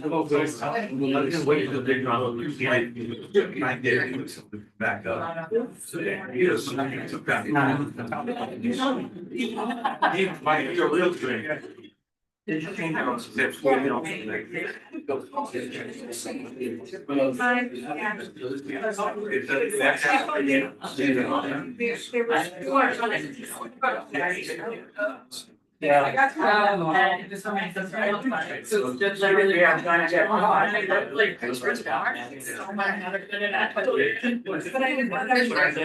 Yes. It's obnoxious.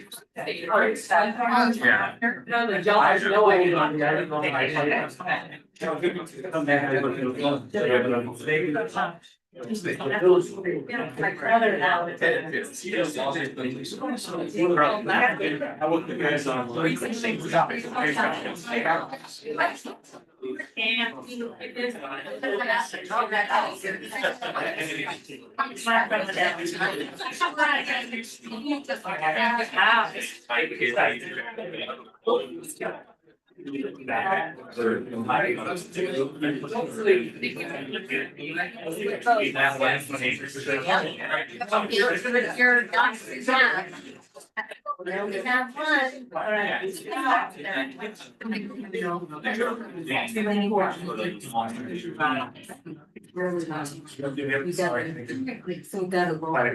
Planning board, sorry. Yeah, we're right on, I mean, it's just a thin wall, it's, we can hear every conversation. Yeah. Yeah. So they definitely. If you place your stickers, let's have a seat just so we kind of get a feel for where we're at and who's still thinking and there's no rush, but also. Yeah, It's gonna be a late night. I'm just getting rid of this stuff. Thank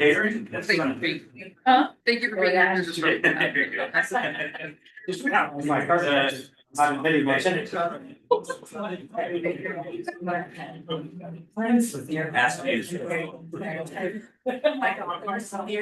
Are people still voting? I think 1 or 2 still are. What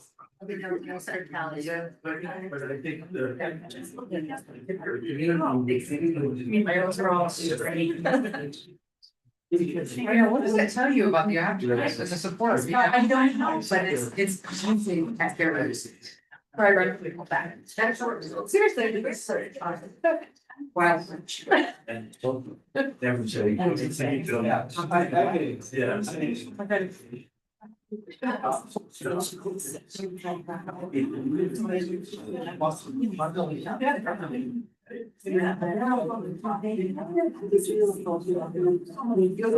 good. Yeah, at least eliminate one. Yeah. Like, I can't believe she did it. I know you're right. Oh, no, so I don't. It's just my baby. It's hard.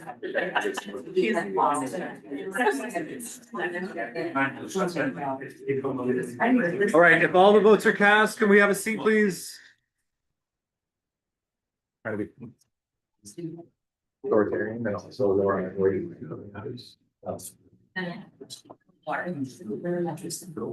you want me to read off the Okay. tallies?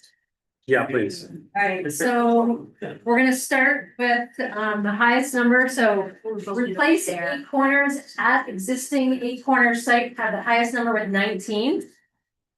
The second highest was with 12 votes, the consolidated P2 school at site 1. Right behind it with 11 votes is the 8 corners at Reno at the existing site.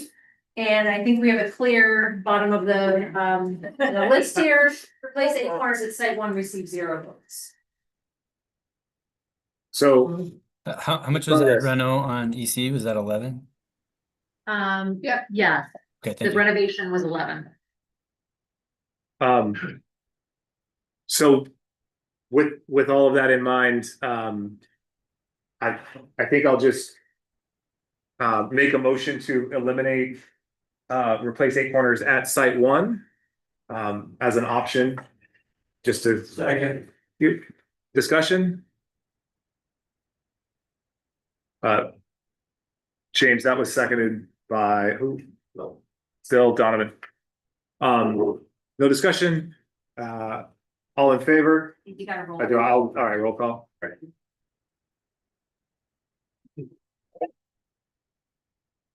Larry? Yes. Leroy? Yes. James? Yes. Tom Escher? Yes. Fred? Yes. Paul? Yes. Rob? Yes. Sue? Yes. Dave? Yes. Jenna? Yes. Bill? Yeah. Carrie? Yes. I'm a yes. Alyssa? Yes. Jim? Yes. Annalee? Yes. April? Yes. Ava? Yes. Jillian? Elizabeth? Yes. The motion passes 20-0. All right.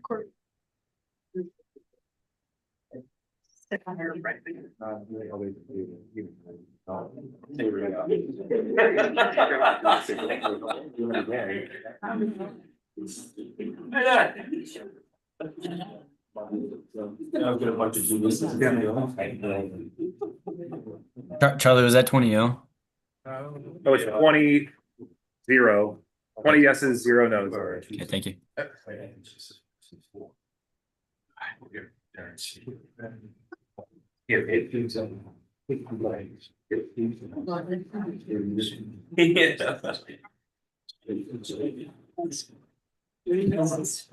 love that. Yeah, exactly. Yeah.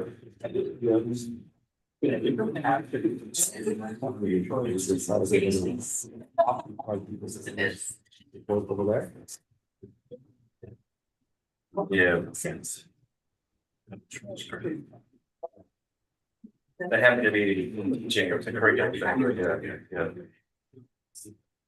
Yes.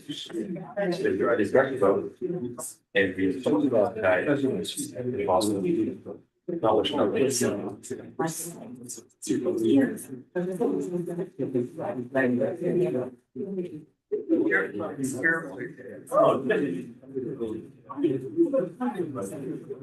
Oh, cool. What street? Yes.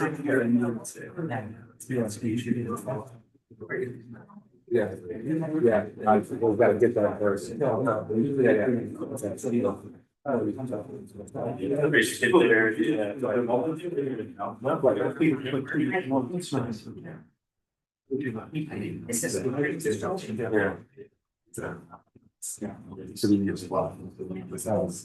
That's a great area though. Yeah. Yeah. I got it. Yeah, no, I mean, I know. We got it.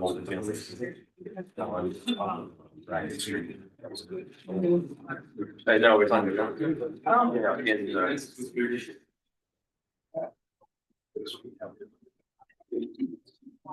I wanted to run time, I didn't think. All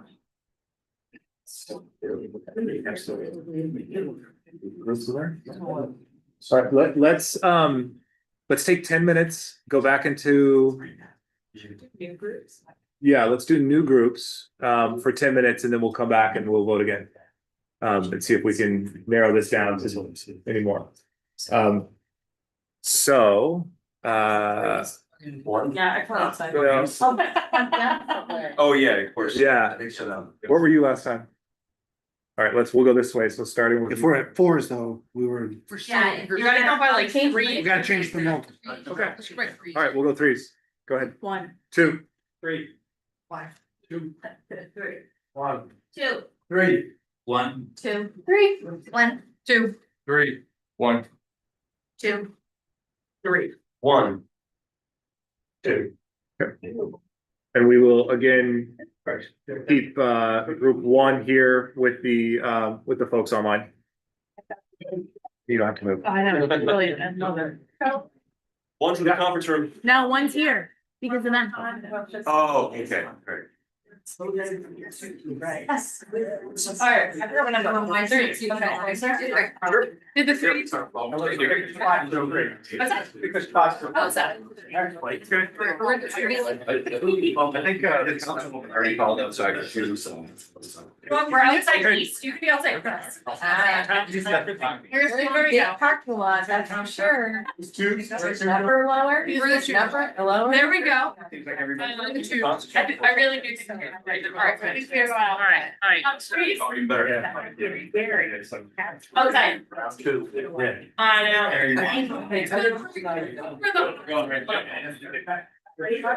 Oh, you're showing your band. We were just joking, we're right back. Right back, Holy cow, I've never seen a cable plug in that big to a laptop. Here, Brenda. It's good to see you tonight in town. Yeah, that was awesome. He was raining that day, yeah. We ran into each other last week. Yeah. No, in Portland. I haven't been a long time. 10 years. Yeah. There's one.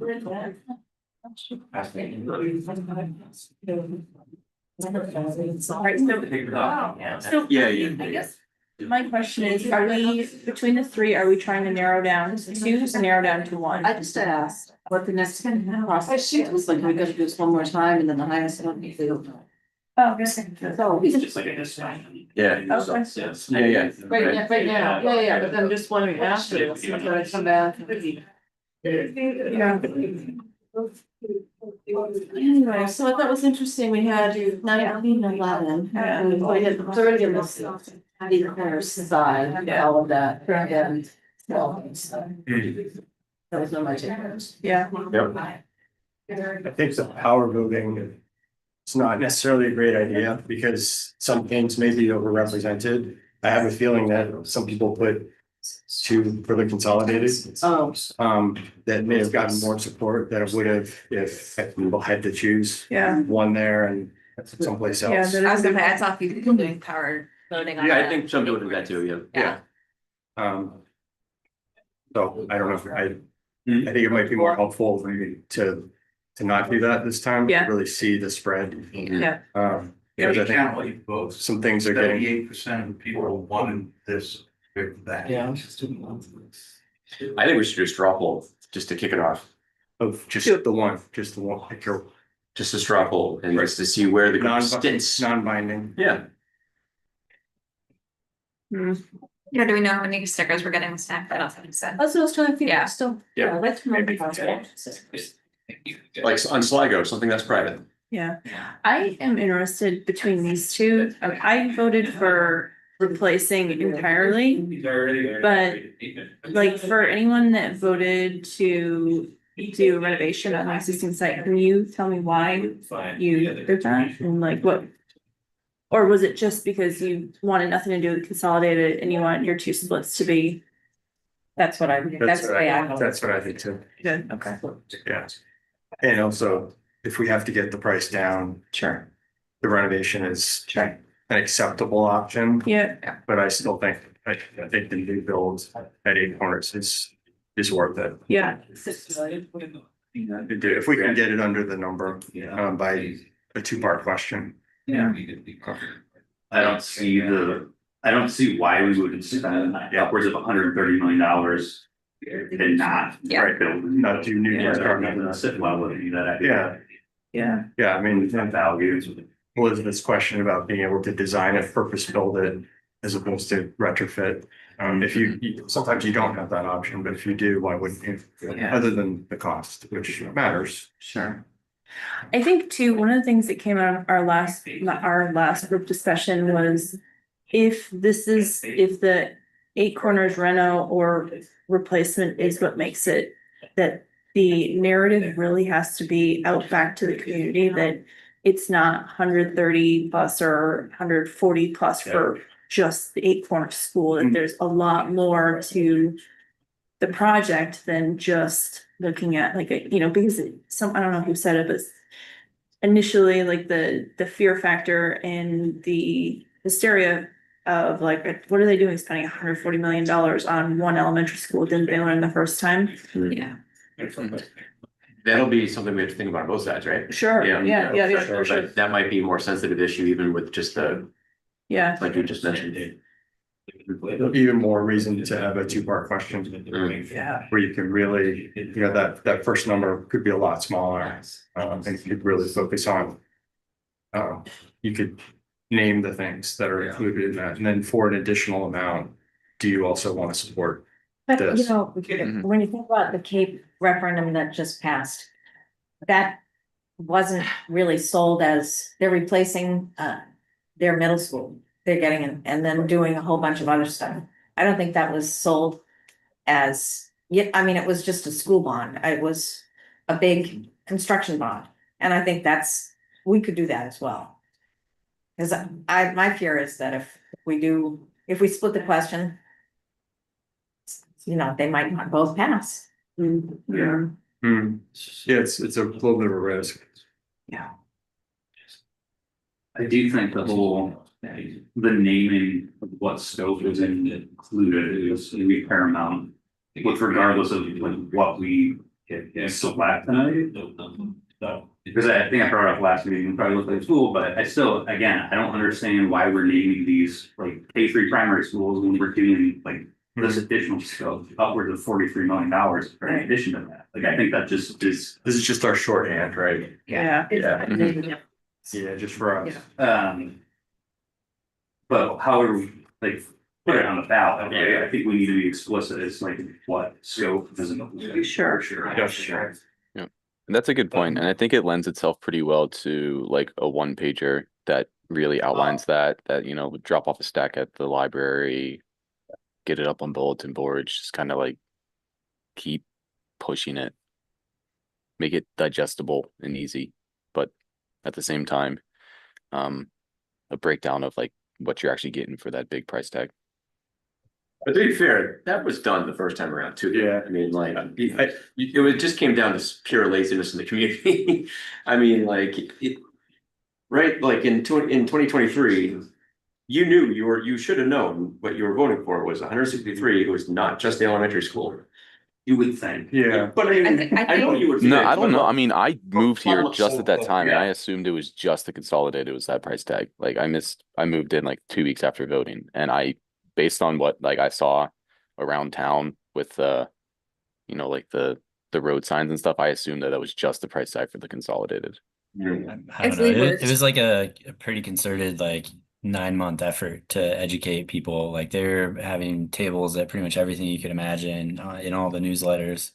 And even then it was like, this is the only viable option. Like the neighborhood schools are way more expensive than this. And then, I mean, it's not. And so, yeah, I don't think you're going to be able to convince a lot more people because they really tried their hardest in 2023 to make all these same points. Yeah, I agree. I go back to what you said earlier, Fred, and then you followed up on this, Paul. I have a really hard time seeing in the time that we have available, convincing enough people to support the consolidated school for that to pass realistically. And I think it's wishful thinking, or maybe it's arrogance to think that we can educate everybody and convince everybody and turn people in that amount of time. And people who have been following this all along are informed already, and they know what they think. The surveys consistently show support for the neighborhood school. So, I mean, all of the discussion that we've had is really, really important, but now it comes down to what's going to pass, like politically, pragmatically, what's going to pass. And the number really matters. The dollar amount really matters. And I also just don't see the support for the consolidated school, especially at that number. Right, if you combine those two things, and I understand Alyssa is saying we shouldn't focus on the number, but we know that if the number is too high, it won't pass. So we have to pay attention to that first, right? And then I think, to me, the next cut is there support for the consolidated school? And there doesn't seem to be evidence that there is. I think I struggle with, you guys forgive me if that wasn't through your last time, I'll say it again, so you can use me for now, but I think like in terms of value, trying to identify the truly fiscally conservative one that has taxpayers like long term in mind. I hate to say it because I'm not the biggest fan. To me, it is the consolidated school, and that's what I'm fundamentally struggling with that, because when you look at the staffing and operating cost differences per year, and you take that out 20 years, for example, consolidated versus cheapest one of the ad reno, you're talking $52 million. 20 years. That's another project. And you know, I don't know. Again, what's gonna pass, but I still think we're talking in terms of value. I think it's short-sighted if we were gonna go with one of the ECU ones, but I mean, I get it.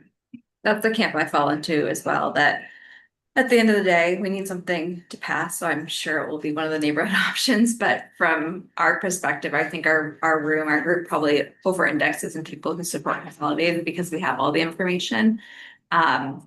And I've said before, I grew up here, I went to Pleasant Hill, I totally get it, and I had the very idyllic, like able to walk to school, but I can just also see a broader picture than that. So it's hard recommending putting something forward that I don't necessarily fully believe is the best thing, but so yes.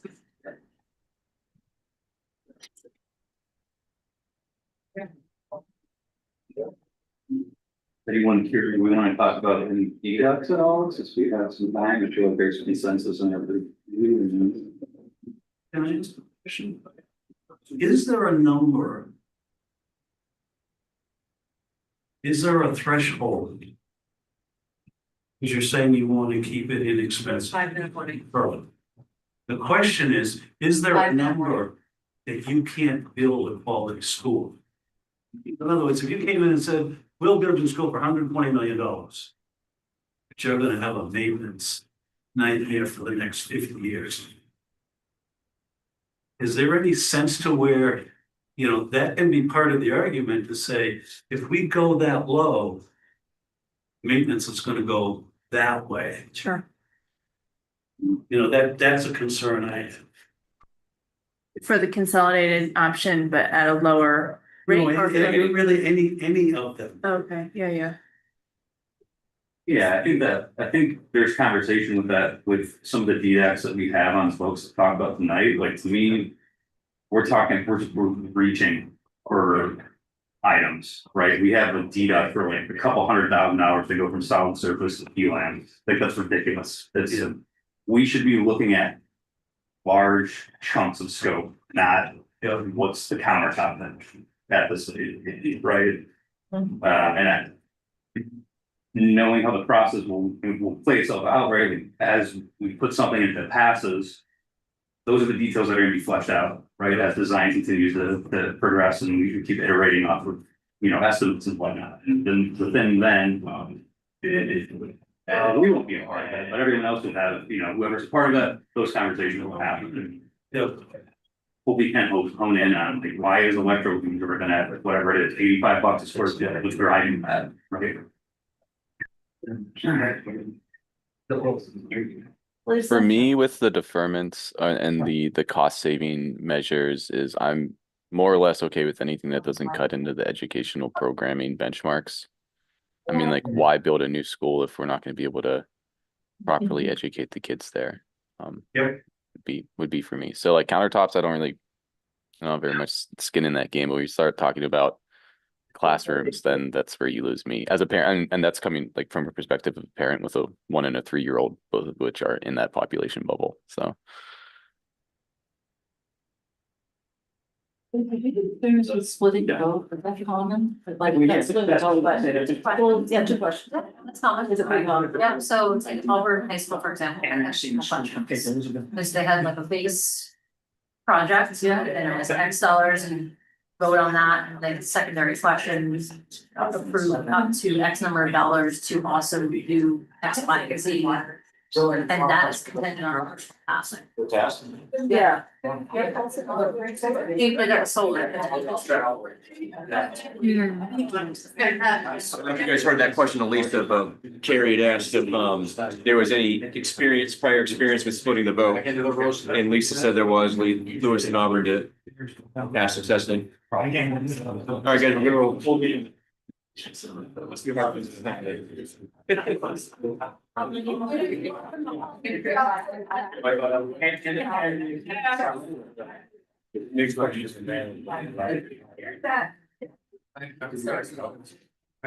All right, let's come back to order.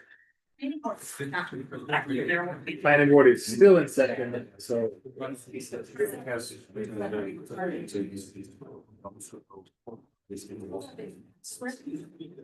All right, let's start with, again, kind of group one, any insights?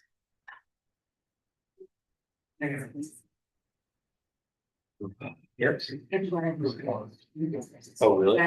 Oh, that's fun. Yeah, not my group. One. Group one. Oh, Group one. Yeah, group one. Oh, that's, sorry. You're not recorded. Can someone else go? Sorry, I just got caught off guard. I don't know that we had anything helpful to. Yeah. I think our group, for the most part, understood that. Right, but the corner solution is kind of leading that way, at least in our current scene. Yeah. But yeah, we just had discussions around in terms of like what value is and what that means. For each of us is. I would also add, one of the things we came out with, like, very quickly at first, was to not do the power voting this time around. Yes, yep. I think that was a common theme amongst everybody, so. One other thing that we talked about is that I think a lot of us have come around to realizing that consolidated schools is truly the best solution for kids and economically in the long run. However, we need to separate that from knowing that you need something that will pass, and the voters really seem to be sold on a neighborhood school.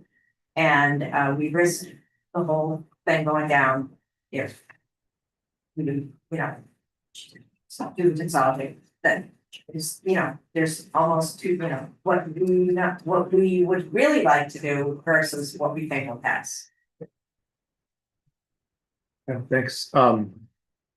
Group two, similar kind of sentiment. I think our discussion mostly centered around if the group truly believes that the consolidated school is the best option for the town economically, educationally, can we motivate the voters and educate the voters to kind of get to that same point that we are as a committee? And so that was really what our discussion was about, was, is it realistic to think that the consolidated option will pass? And a lot of opinions in that, right? I think there was a lot of back and forth as to whether, some people feel very strongly that, yeah, it will, once we just have to be really good and transparent in communications, and others felt like, there's a body of evidence that suggests it will not pass. And so that was really what our discussion was really about. And I don't think we came to consensus at all. So. Group three? We had many similar kinds of discussions. We certainly think that the power voting likely skewed the outcome. And we're going to suggest that we not do it, or that we go to one sticker. So good. Glad we came to that conclusion. Jim brought up the fact that this is an off-year election, and that colors the electorate even more. And so I think I'm accurately representing the opinion that we think the consolidated school is unlikely to pass, both for cost and for apparent preference for neighborhood schools. We did, however, also think that we would be penny wise and pound foolish to not spend the extra money to actually rebuild rather than reno add to the corners if that's the option. Was not unanimous feeling that you know that's Say that again? wasn't unanimous feeling that the consolidated school would not pass. I'm sorry, Alyssa, did you say it was unanimous? It was not Okay. unanimous. There are, I think her point is that there are certainly members in this room that do feel that a consolidated school with the right communications behind it would pass. Okay. With that, I agree. We will not power vote. And so I don't know that. One or two. I don't know that it makes sense to have. Well. Great choice. I think just one. I think just one sticker. And then again, that's like the Yeah. purpose of that is like it Yeah. serves as a straw poll, Yeah. right? To Get Yeah. a sense of where people are, and then it provides opportunity for. You know, some poll group discussion. Yeah, it's good. Yeah. Yeah. You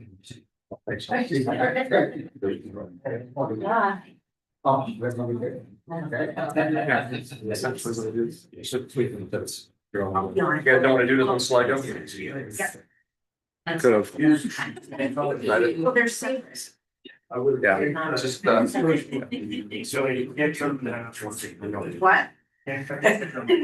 You're watching me, huh? You can't hide anymore, friends. It's already in the. I think we all know how you are gonna vote anyway. All vote versus sticker. Some people may not. That way. Did you get a You sticker? want the sticker? I don't think I did. Hold on, I brought some.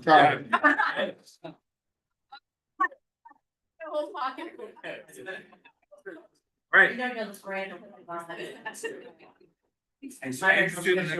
Let's vote. All right. Well, not vote, poll, straw poll, and remember to keep the volume down, please. I think they did this. Yeah, we left. James. Yeah, same. Replace EC on EC. Replace AC on AC, same Thank you. spot. Yeah. Yes.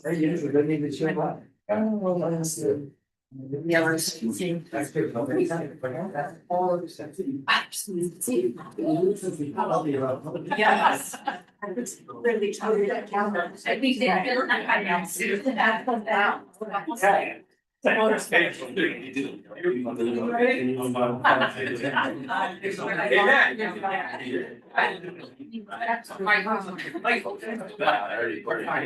It's on nonsense. Yeah, that's. No, wasn't it? The other one. Okay.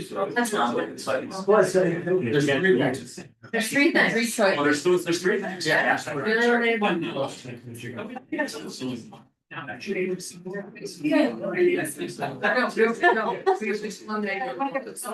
I'm gonna circle the other dots.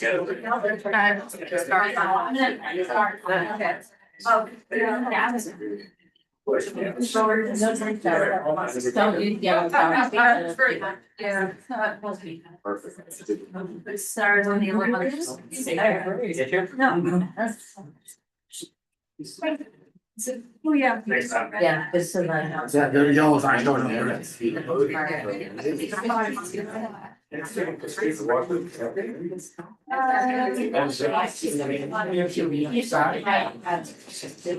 Yellow one is that.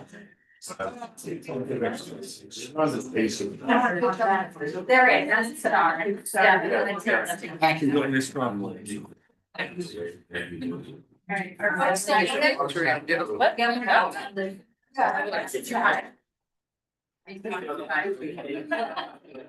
Well, there's one vote over there, so it won't be back. All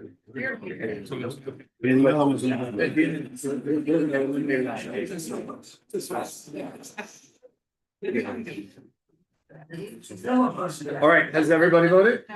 or place their sticker, I should say.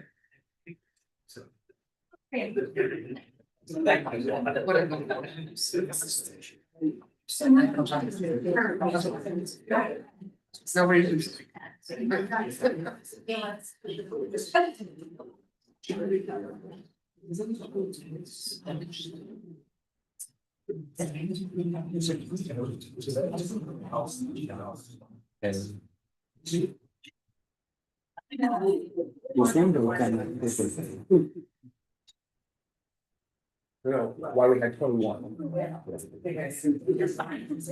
Perfect, I like it. Yeah. The wind's past things. God. All right, so Paul, James, on the board, the replace eight corners at the existing eight corner site received 10 stickers. Consolidated K2 at site 1 received 9, and add Reno at existing eight corner site received 2 votes. Informal votes, want to be really clear, these are not binding. Any discussion on these rules? Yep, Mike. Sure, so I was one of the two who put my sticker on these, at Reno, at sustained corner site. Had I known it would have gotten so little support, I would have back voted, full replacement of the existing site. Sort of based on our discussions in terms of, benchmarking hits, project costs, likelihood of passage. That's where my support is. Okay, thanks. Alyssa? Okay, 20 voting members. Yeah. It's a straw poll, and there's 20 voting members, and Mike is the alternate, so there's 21. Yep. So But wouldn't Mike count as the alternate for the day? Because we have absent people. we don't have any absentees. You don't? No Oh, absentees that's today. right. Yeah. All right, Yeah, all yeah. right, sorry. All right, so with this finding, I'd again like to enter a motion to eliminate option ABA, eight corners, add Reno at existing eight corners sites. Thanks. Seconded by, I'm gonna give that one to Tom Escher to teach you by. Yeah. Oh, you joke. Discussion? No discussion, I will call the vote. Larry? Leroy? James? Yes. Tom? Yes. Fred? Yes. Paul? Yes. Rob? Yes. Sue? Yes. Dave? Yes. Jenna? Yes. Bill? Yes. Carrie? I'm a yes. Alyssa? Yes. Jim? Yeah. Annalee? Yeah. April? Yes. Ava? Yes. Jillian? Yes. Elizabeth? Yes. Motion passes 20-0. And we are back to our two options. Yeah, I would just point out that this, is in close relationship to the latest survey where after the final analysis, 52% of people supported the new adoption and 49% of respondents supported the consolidated option. So we are a microcosm of a larger community here. So Sad. If given the choice between one or the other on a ballot, I'm gonna vote in favor of either one. And so, right, there's that. There are plenty of people who, if they don't get their first pick, are gonna be willing to vote for the second first. That came through on the survey also. That Right. the people in favor of consolidated were more likely to still vote if their preference wasn't what was on the referendum. But not the inverse, but now what? not the inverse. Right. Okay.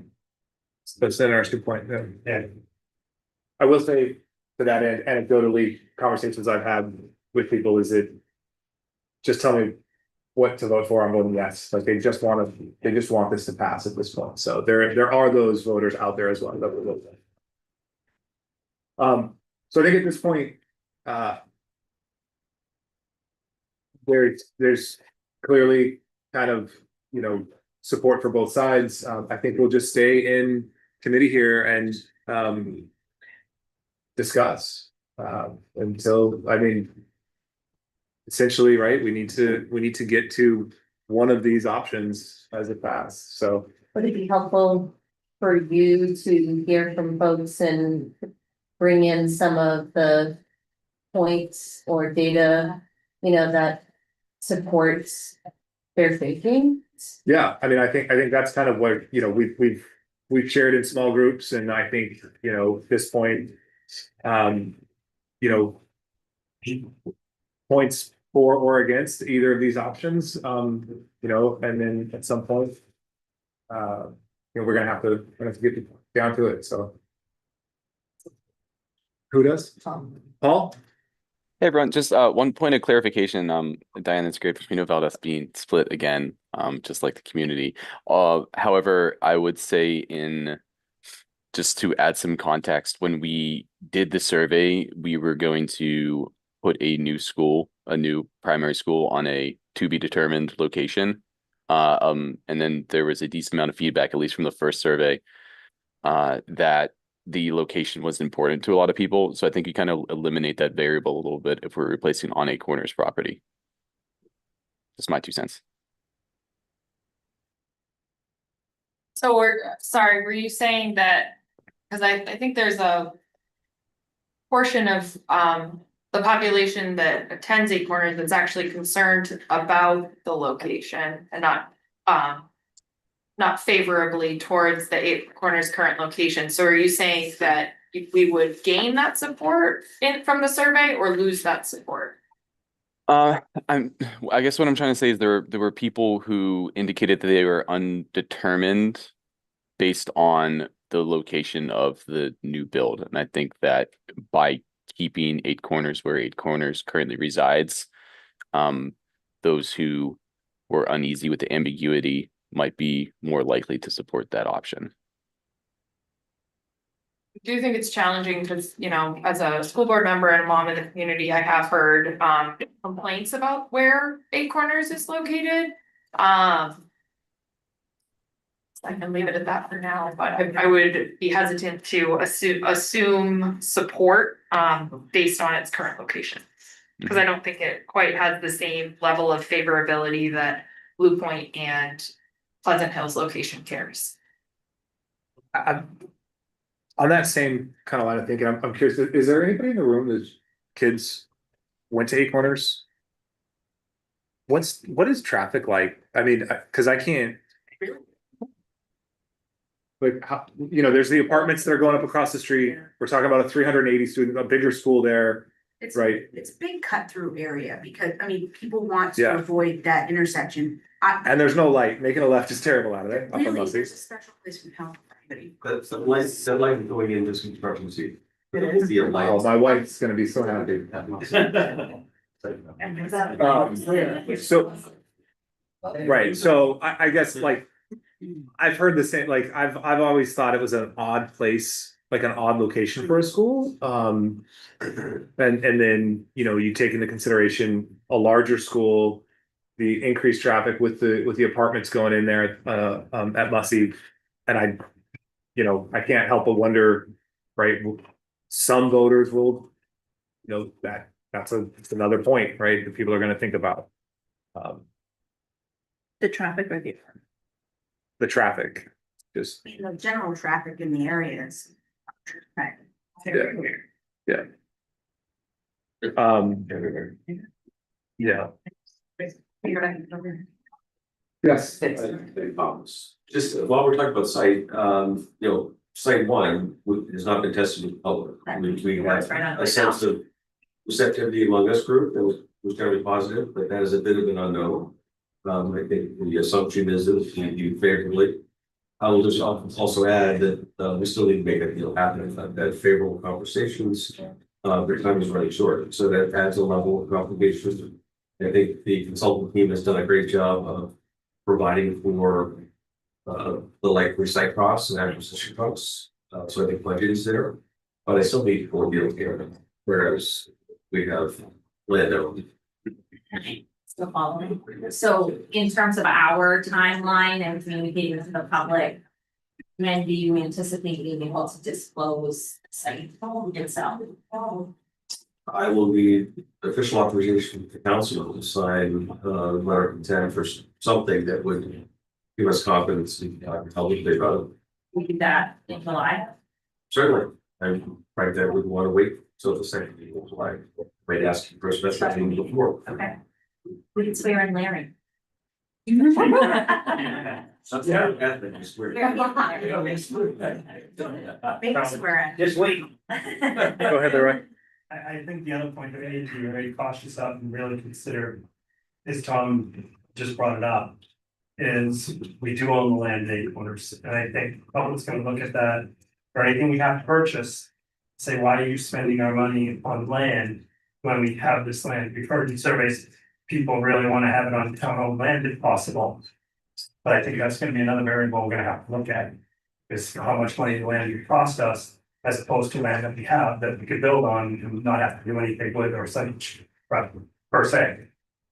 Yeah, I would. I don't mean to steal the floor as the chair, but I would counter that with, right? The other side of that coin is you're recouping an asset to the town to be used for other things like, you know, whether it's pre-K or after school services or whatever you wanted to use it for. It doesn't have to even be part of the school department, but there is a centrally located, you know, asset that comes back to the town for some other use. So there's still value, you know, just as a counter argument to that.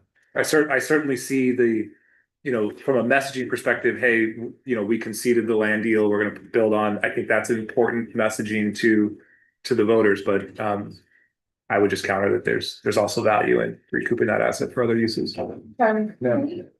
Lisa, is it possible to go back to the slide that had the projected timeline for the builds? Because I think that is also an important part of this conversation, especially as we're talking about one of these proposals being an active learning site for our students.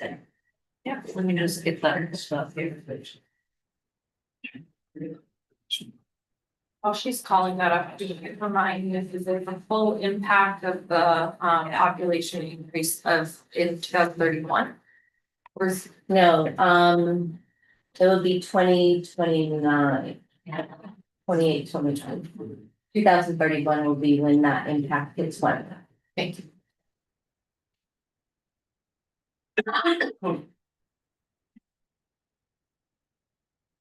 Is that what you're looking for, Diane? Yes.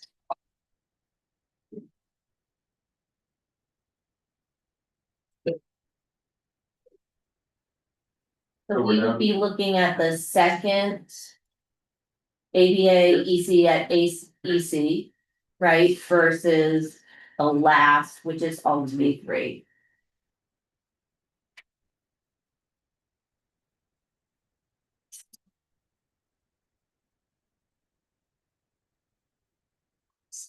And due to the fact that we've chosen to move forward with the new construction, this would not run into the, if you bring walls down, there may be delays, correct? Or could that? So we had talked about when we were at it right now, you don't know what you may find when you open a wall, it could Gotcha. open up more Yeah. things. We Could run into those less types, unknowns with What- the replacement. so we could still run into a situation where if you took something down. I mean, anytime you're demolishing a building, I mean, there's a level of abatement we're gonna have to take care of. So there's things that, yeah, there's always unknown in construction in general. But there are less unknowns in construction that are in renovation. Lisa, can you remind us, for the 8 corners at 8 corners, right, like you did a really nice job earlier this evening, kind of laying out the staging of that in phases. Can you remind us at what point on this timeline would we be able to fully move kids into the left side, which is like the new build, and where you would start demolishing the existing building? We would have to look at that a little bit closer, but in generalities, Yeah. it's about a year. So we'd have about a year to, 18 months for the first half and about the same for the second. So about halfway through the project. Yep, about halfway through the project. And would you say that it's fair to say that the site, is there a point in that phasing, either phase 1 or phase 2, where the site becomes busier than one of the other phases, or would it be a tight site throughout both phases of construction? We would try to keep we will plan it, so we keep the contractor to one side and the occupants to another in either phase. Mhm. I would say they'd be about the same business, about the same footprint on either side. One is going up taller. So yeah, I would say it's about the same amount of busyness throughout. We can look at, as we get into more detail, that is the selected option as to maybe how to lessen, the busyness in one phase or the other. Right, and any reservations about the ability for staff to park on the site during this period of time? Because I'm just thinking about Muzzy Road and it not really offering a lot of alternative parking on the street. I think you're gonna run into that with any of the existing K2s. I can't tell you how many staff can park there right now. We'd have to look at how much laydown area there is for the contractor versus how much free space there is. We may have to come up with alternative areas for folks to park, or things like that, but we'd have to look at that. We'd have to look at the staffing numbers. Like satellite parking. Or something like that, yeah.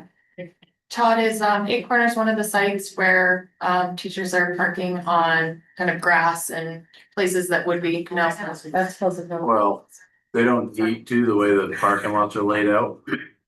But they park off the pavement on one side to keep the other side open for parent drop off, pick up, as well as visitors. So if you look at the parking lot that's closest to Mussey Road, the original parking lot on the right hand side, you're looking at the school. There's more cars than there are spaces, and they just usurped areas that we've gravelled over just out of necessity. But then you drive around to the new parking lot on the left, you're like, there's nobody over here, but if you go there in the morning and the afternoon, it's packed. Yeah, so. So I think with any of those renovations to that point, we have to, if that is the option chosen, we look at that at a greater level of detail to figure out those impacts, to begin how to mitigate those. I think through the whole time of this, we've all been in agreement that failure is not an option to pass something.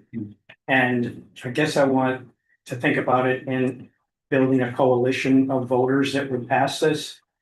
And I have a hard time seeing where, for the consolidated school, if there's a small majority, but a majority of people who have preference for the three primary, the neighborhood schools, and the people who do not want to spend as much as the consolidated school costs, those two groups together, I see as a very difficult climb to change them to the consolidated option.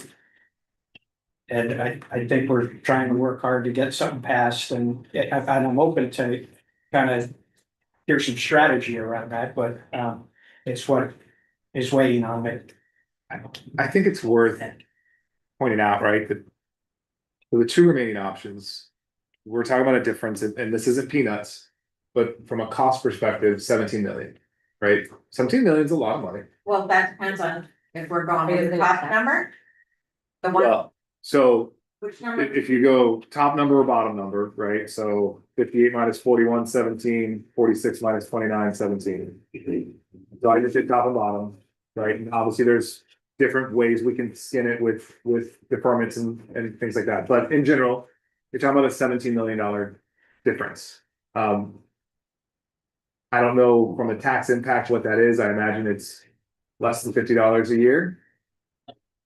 Who knows, right? But actually, I think you did do the math on that. We do have that. Slide you're referring to. Yeah. It's actually simpler, even if we look at whatever slides on page 6. Those are the two numbers Charlotte was talking about. 141.5 million and 158. And that's without the deduct, as you mentioned. Right. But that's where Charlotte's getting 17, that green number. And then the estimated project cost for. Yeah. And so. And then you have the tax impact. Right, and so if you're talking, you look at just the difference between the two. Without taking into effect operating cost, right? You're an average, lifetime average 471, or if we just focus on the first 10 years, 483 versus 570, it's actually a higher impact through eight corners at eight corners. Do I have that right? So your 10-year averages in the middle there, Tom, does that include A and B, or is that just A? Are you on, what slide you on? I'm looking at the tax impact. Oh, on 4. Alt V3 at site one. So that 483 number? A and B. That's A and B combined. Okay. Okay. So I can't make my point because I don't know what the actual difference is between just those costs, but 17 million over the course of 20 years is what we're talking about as a difference. And again, I can't help but keep going back to this value idea, right? And to me, it just seems that there's better value in that.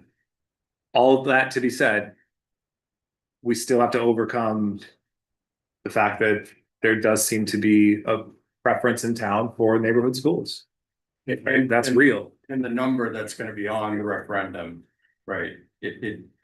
I guess I'm interested in hearing from folks who are supporting the consolidated option. Whether the proposal would be to have that number be 146 on the ballot. We go to page 7, that's with all the details, that's the farthest we could get, I think. Well, what would the proposal be? To get it within the range, whether it's legally binding or not, but the range that we've been talking about that voters have understood, that seems to be something that people will support. I agree with Larry, about the coalition as well. Yeah, I have real concerns about that, but even just on the face of it, on the numbers. In order to get that on the ballot, what would be the proposal? Yeah,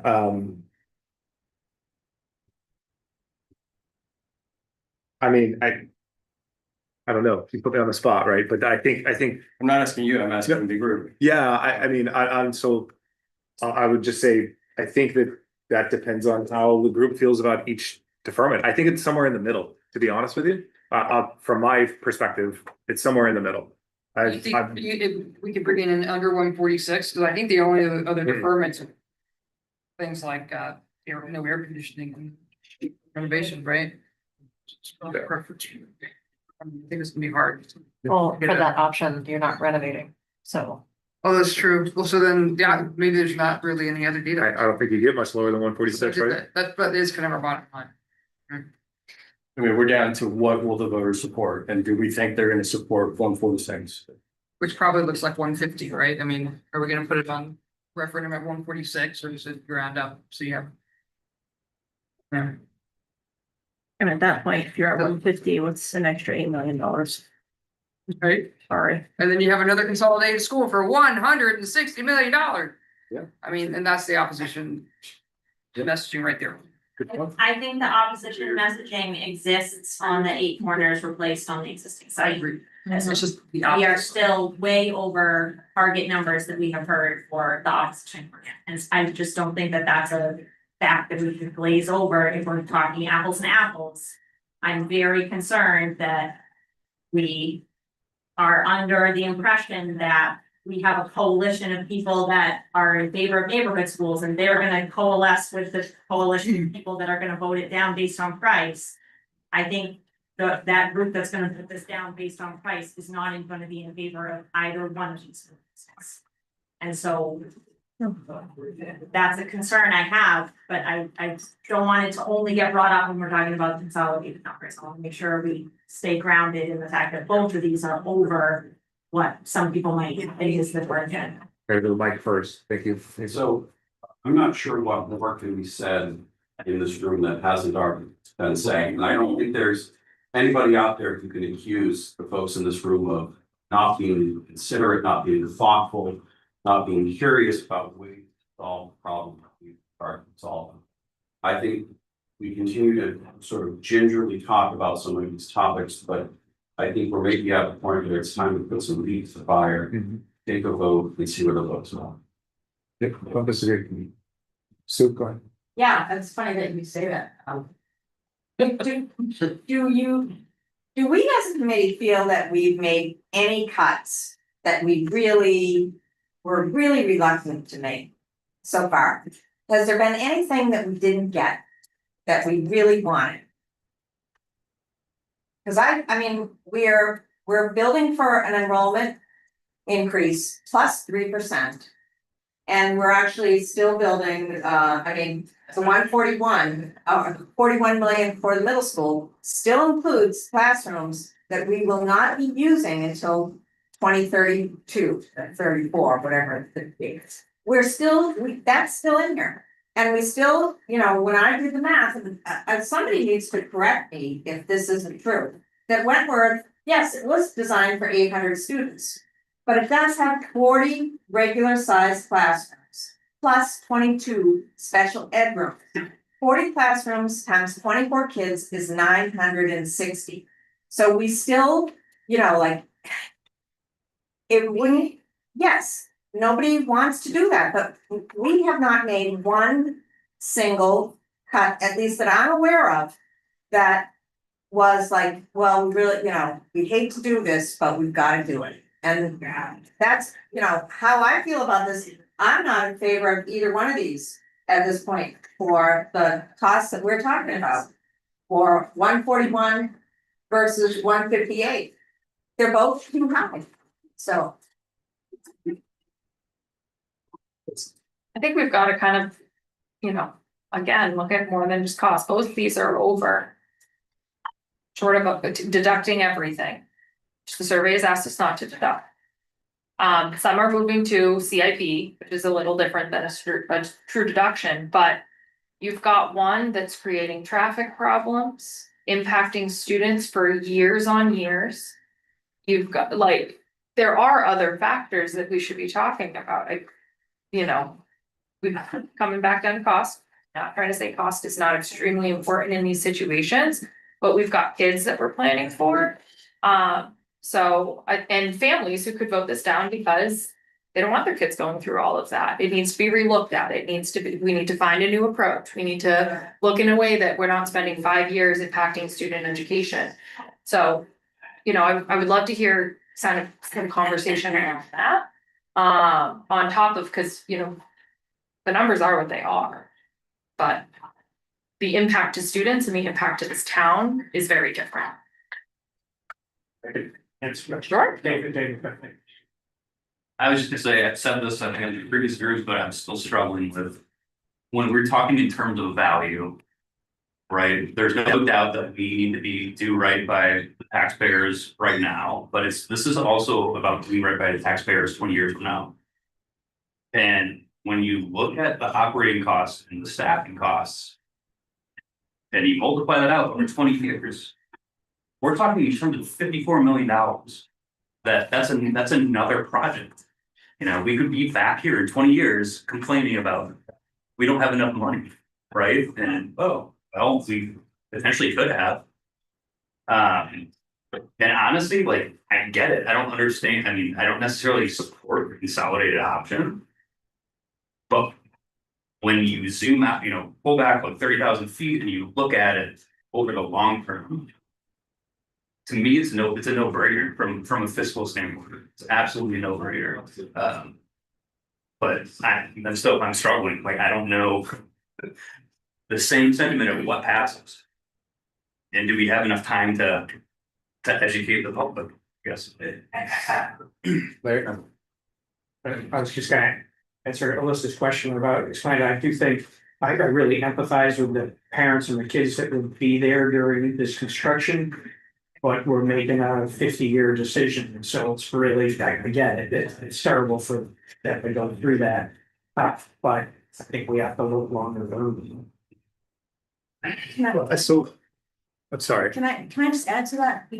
Speaking of the 50-year decision, I struggle like you between the two options, but looking at the long haul, we're maxing out the 3 properties ultimately, and we would actually be going back to referendum for something like a pre-K or, God forbid, a huge influx of more Scarborinos, or whatever you wanna call them. But, you know, I mean, we're spending all this money and really hamstringing ourselves if we go with one of the options. I agree, Jillian. And I was actually gonna say, you know, talk about, you're right, it's a 50-year decision, right? At least. We got one chance to get it right, you know, so Yeah, I feel similarly, but with an opposite conclusion. I mean, one of the big reasons people did not want to consolidate K through 3 is that children that age shouldn't be kind of put into a huge school. And I think if you ask them about pre-K, they would say that with even more force. I think keeping the schools in the neighborhood would actually create more of an opportunity for that. And do we think that we're only going to have one school for the rest of our existence But in James, where Scarborough? would There's we probably put going to. them? Where would you put them? If we put the preschoolers in the neighborhood schools, where would you put them? Well, first off, I'd say that that's something that you guys need to decide as a school board because you did not allow us to think about that here or even put in the survey to look at the thing. But I would say that once Where would you you put? so that's exactly the point. If it got to a point where these 3 schools were not big enough to house the people that we'd want, then you'd have to think about where else you'd want to put. Like if you even if you had it consolidated and you wanted to do a pre-K, you'd have to build a new facility, right? No, not necessarily. You could use one of the 3 existing buildings. Ah, okay. So how long are you going to keep these buildings operating and running for the idea that you might have pre-K in the future? So we're talking about value like we're selling all these land areas and then we're putting that back into the area. But actually, no, the whole idea is that they're going to keep maintaining them indefinitely until we get another bond for pre-K. None of this makes sense. But we're not maintaining them without kids in them until at least 2029.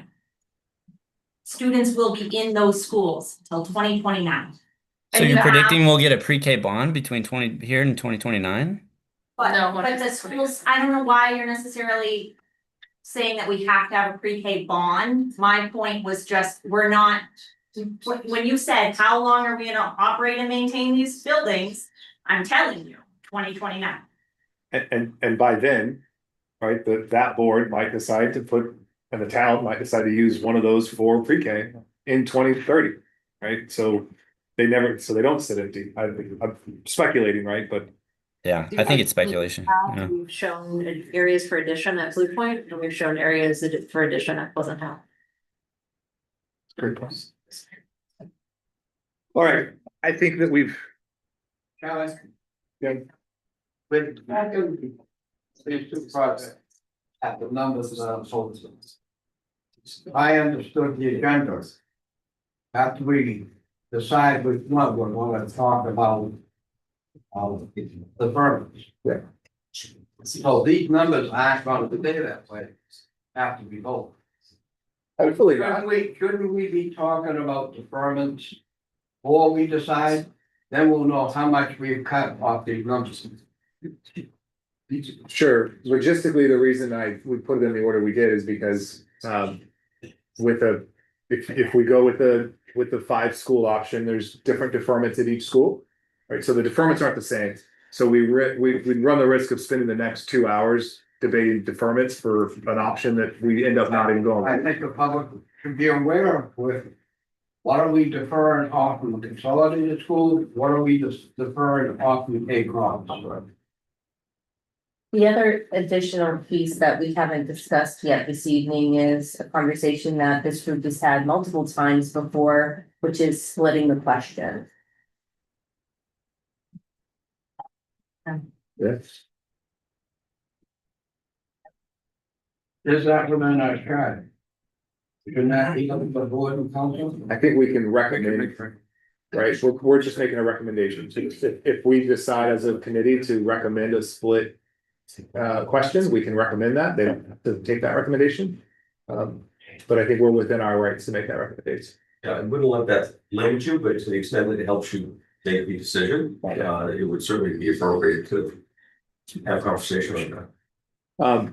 So, yeah, I don't want to be the one to make a motion, but it's time to vote. that's what I was about to say. I'm gonna open the floor for motions. It's absolutely time to vote. Do you want to vote or do you want to do stickers? That's good. We have enough stickers. I'll make a motion. Yeah. Charlie. I don't know if the non-voting members should make the motion. Yeah. Oh, all right, mine. Yeah. At first I was like, oh. Is for him to know. I don't want to make a motion. I just want one more point. I'm curious for the committee.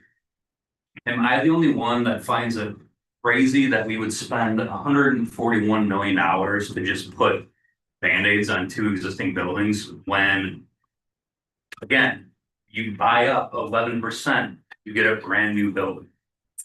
To me, thinking about this again, I think I mentioned to you earlier. If I had a vehicle worth $15,000, would I choose to put $15,000 into it to bring that value to $30,000? Or do I get rid of that and just cut my losses and buy a new vehicle for $33,000? I'm genuinely curious, like this. Well, what if it took you 40 minutes a day to get to that new vehicle? Instead of having it be exactly. I'm just curious, like It's not, yeah, that's the point.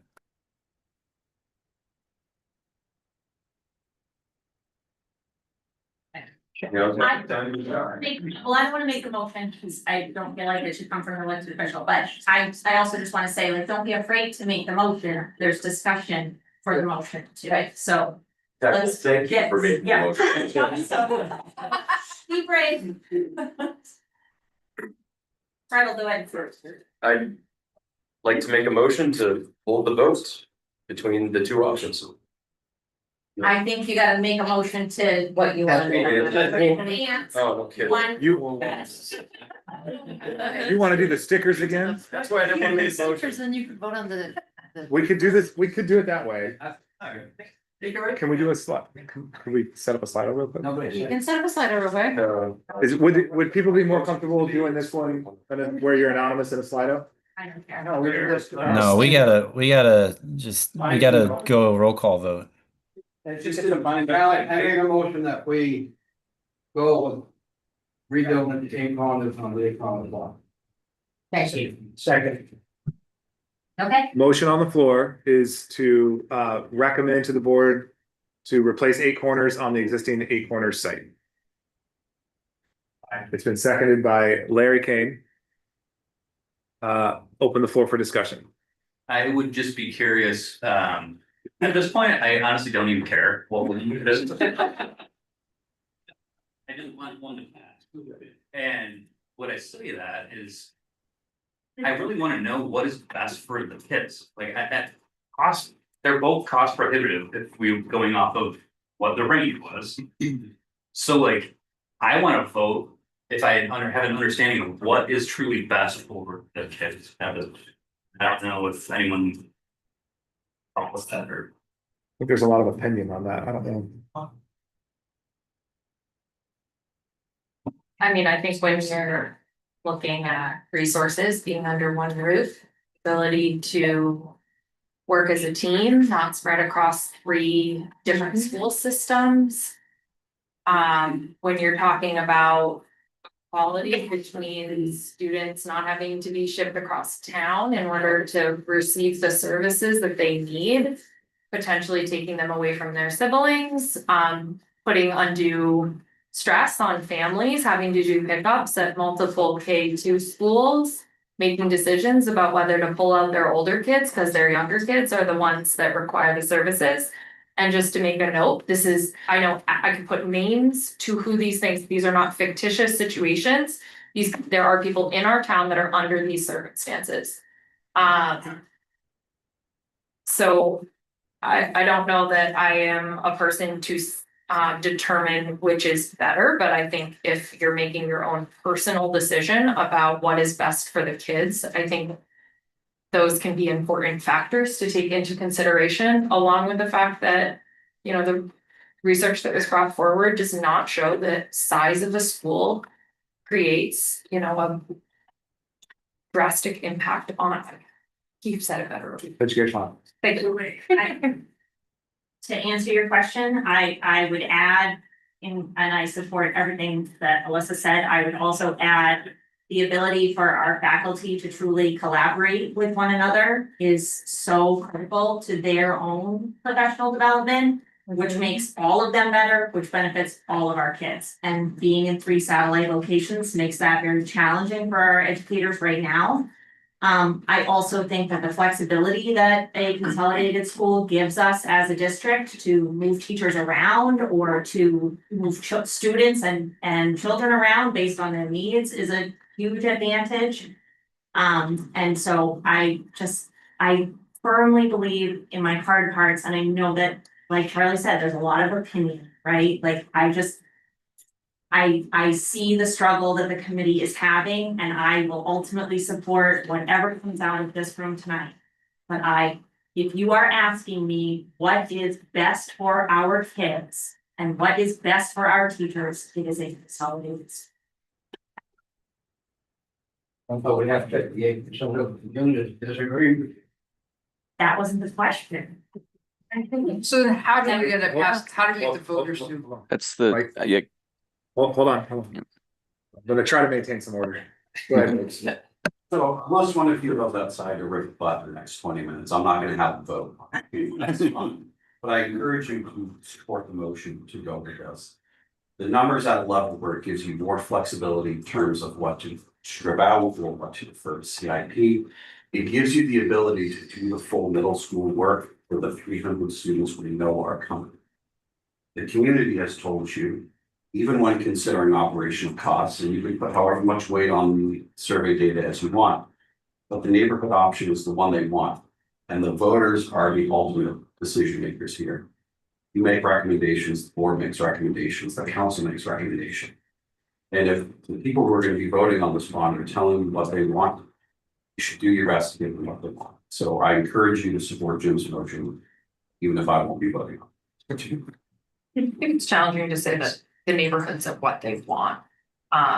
There was a lot of factors that came out of there.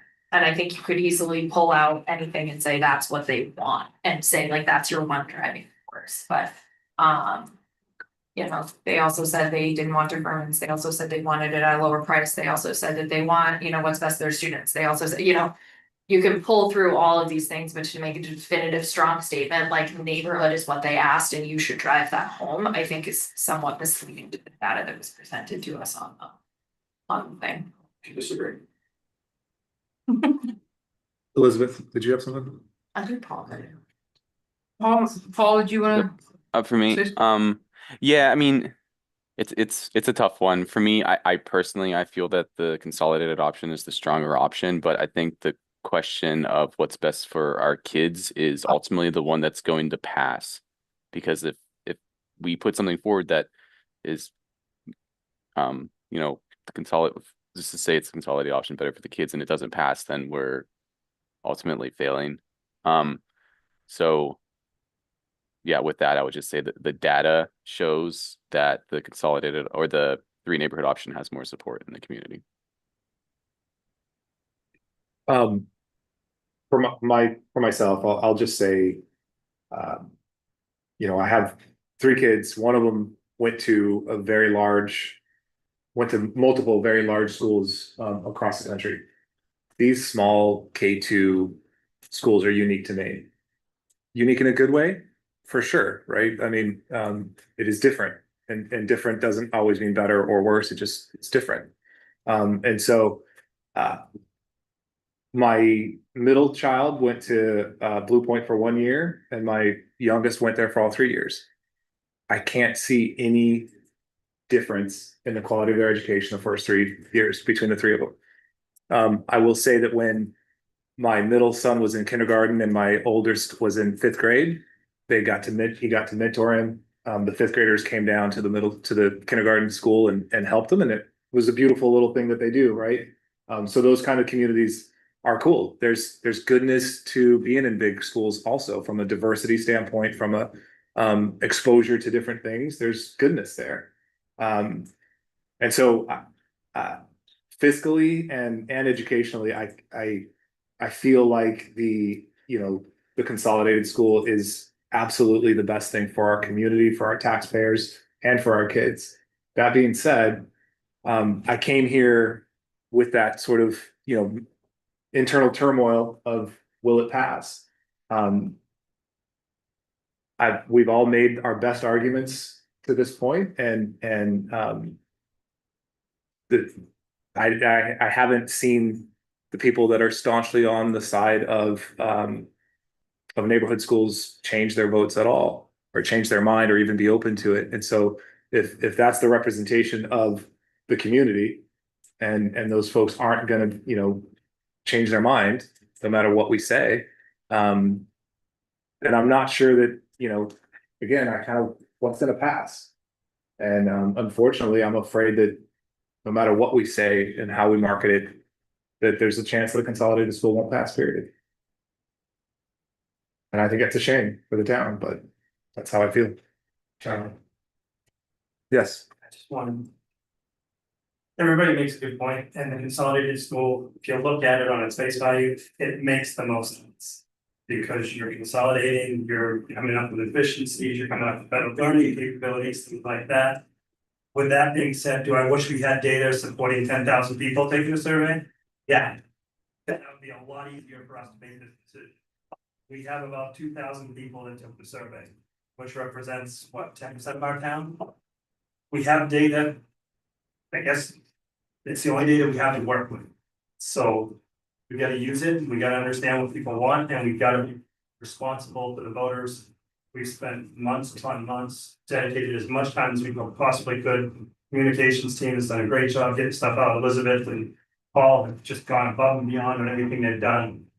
And I think we just need to get something that's going to pass. And every survey we've taken has said consolidated, no. And does it make the most sense? Yes. But will the community support it? That's the biggest driving factor. Yeah, thanks, Leroy. I'm gonna just say, as I said it outside, what's that? Go ahead. I feel like I can say it at this point that I didn't want to say it earlier in the committee. I don't put much weight on these surveys. You look at the demographics of the first few, they're weighted very heavily. And then when you take the last survey we did was fairly even across, demographics. And when you take operating costs in, there was they're 2 percentage points away from each other. And so I struggle to think that the surveys are truly the voice of the community. That being said, to your point, Leroy, it's the data we have in front of us. And so I don't completely dismiss it, but I don't know that it is actually representative of what's going to pass. That's just my opinion. Mr. Chairman? Sir. I move the question. Moving the question effectively ends discussion and calls for a vote. But we need to have 2/3 agreement to make the question about. You vote to the question. Well, we're not, it's self-fulfilling. Whatever. I can't remember.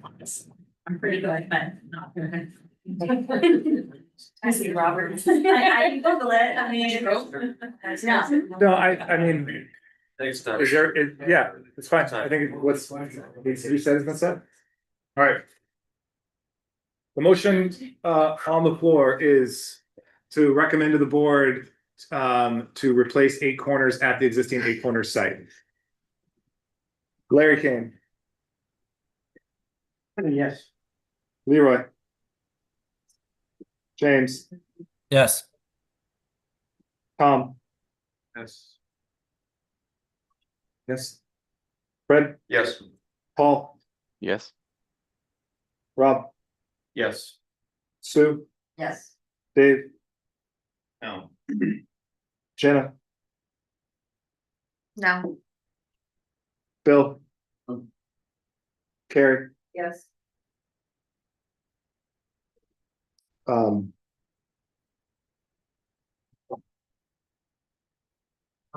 gonna vote no. Alyssa, No. Jim, Yes. Annalee, Yeah. April, No. Ava, No. Jillian, No. Elizabeth, Yes.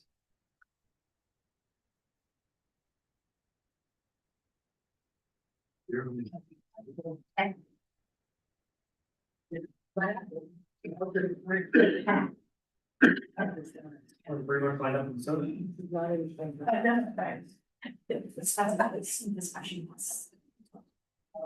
the motion passes 12-8. Good, now everybody Good job. get on board. All right, Here we go for Yeah. more right. discussions. Can we take a 5-minute break? yes, let's take a recess, and I just want to thank you, congratulations, we've got an option. It's a big deal. Let's take 5 and then we'll come back and file through the permits.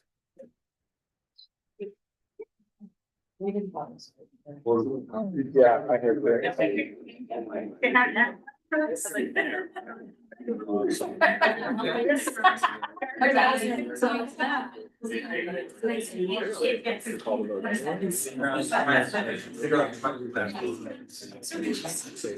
We've been at 3 hours. Oh, yeah. How do we want to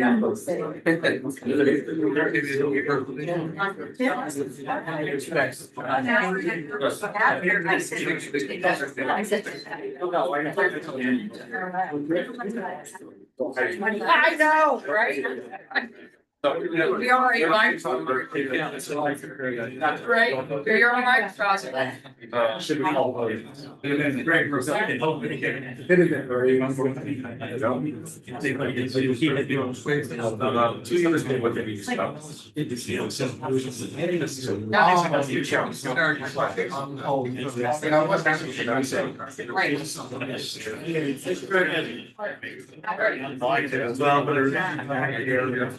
I'm gonna go, but that's like that, going over, communication. You don't need it. Okay. Just presentations of these. We're gonna discuss it. So we need to focus on this is. Yeah. I know it. No one was doing it. I was just trying to figure it out. I wanna look at the corners at 8 corners deducts. So,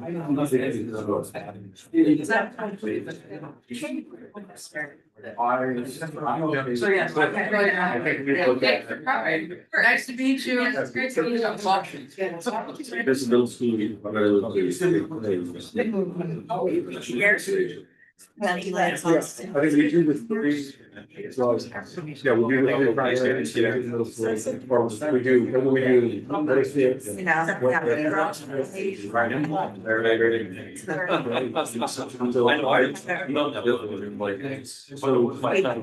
And these are all 3 the same. So. There's not a significant like that school must have air conditioning. They're all pretty much the same. So you but here's the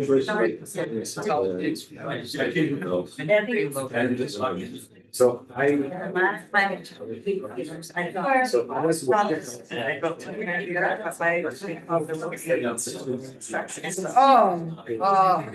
Yeah, right, yeah.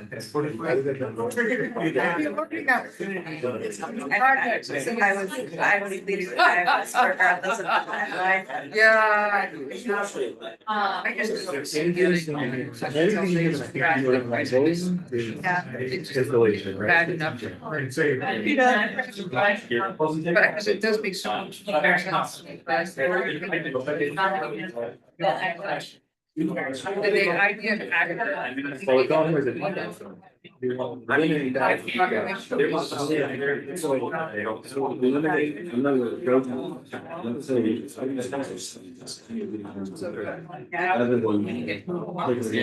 Is that a risk?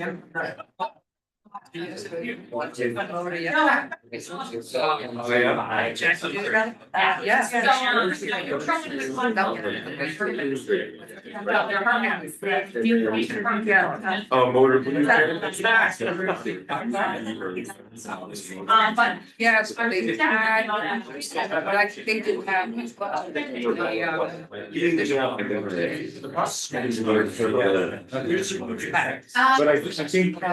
it's gonna be. Connect these two. Sides and stuff, but it turns out. I don't really like them.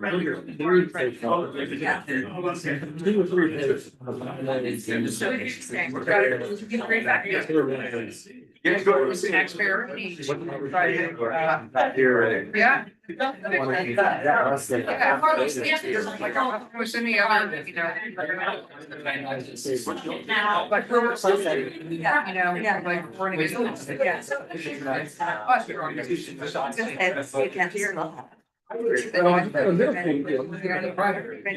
think it's a primary. That's right, but that was.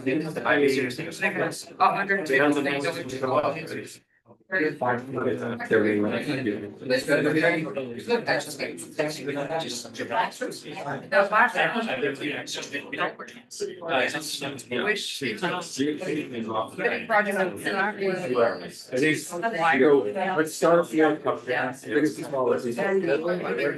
Go to the. Bring up.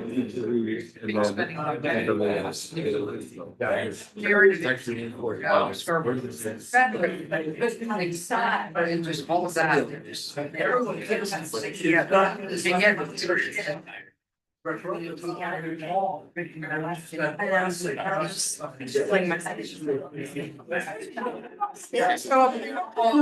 was like, it's like, fast, I said, it has to be great. I'm like, dude, I don't know. I mean, I do really feel for the guys who are.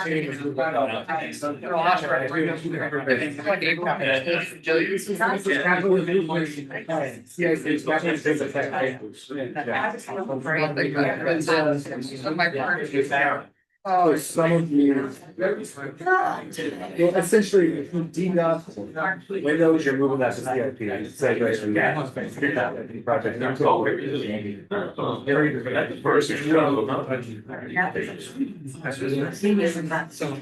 Did that require, first to be approved by town hall? Also, yeah, I was invited.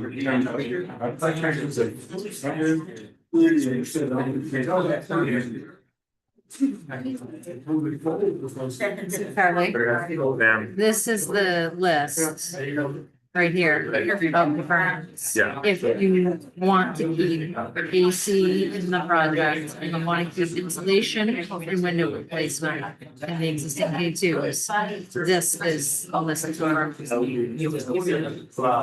So I was looking at it. So what I was going to propose was, I think the air conditioning and cooling, we should vote on. A number, say, and just deduct the not to exceed number by $1 million. And put it on a project to go through things like windows, countertop, curbing, and kind of. I mean, you could do that. I think you're gonna lose, it might lose people. Essentially, have them vote on the AC if it's in the project or not. Yeah. And the insulation. If they want to keep using the project, then this is the list. You can just say, let's adopt this, get to that number. Adopt this higher lid for the primary. No, this has middle school also. Yeah, it has everything. So this is the K2s, your curbs and your countertops. This is middle school 1.2. This is middle school CIP items. This is middle school countertops and curbs. And this is that new middle school. Okay. Just to kind of it's a summary. She's suggesting just submit a motion to just accept all of these. That's the middle, the only thing that's not included here is Wentworth, if she wants to. But everything else, right, you have a middle school option two, middle school items to CIP. Somebody could then say, let's put options in one.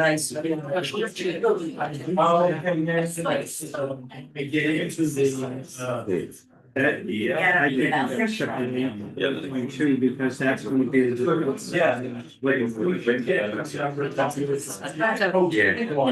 I offer it as, there's a table somewhere, if you want to use it. Yeah.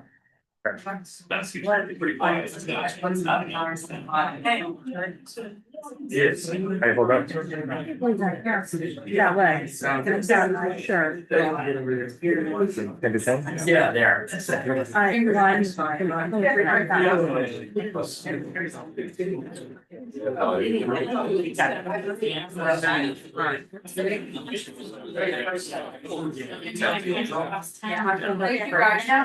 by the way.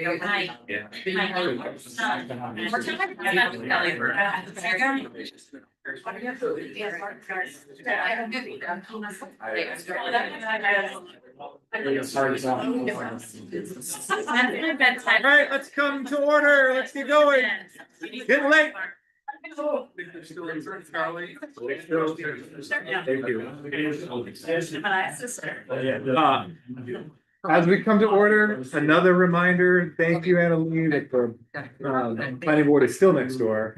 So I should not have screened, thank you. All right.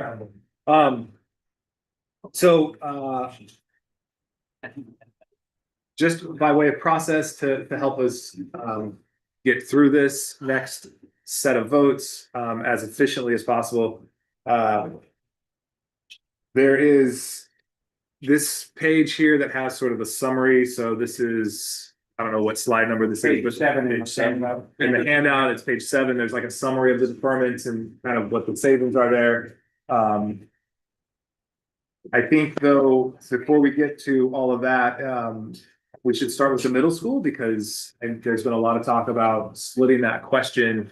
And so I'd like to focus us first on the middle school deferments. So I'm sorry, deducts. I gotta stop saying deferments. With the middle school deducts. And You want me to go to a certain slide on the screen? Or are you good? yeah, I think it's worth putting them up just so So we're only not gonna be on this part, right? Well, he's looking at he's looking just at the middle schools. That's why I wanted to make sure that we pull up the same thing he's looking at. Yes.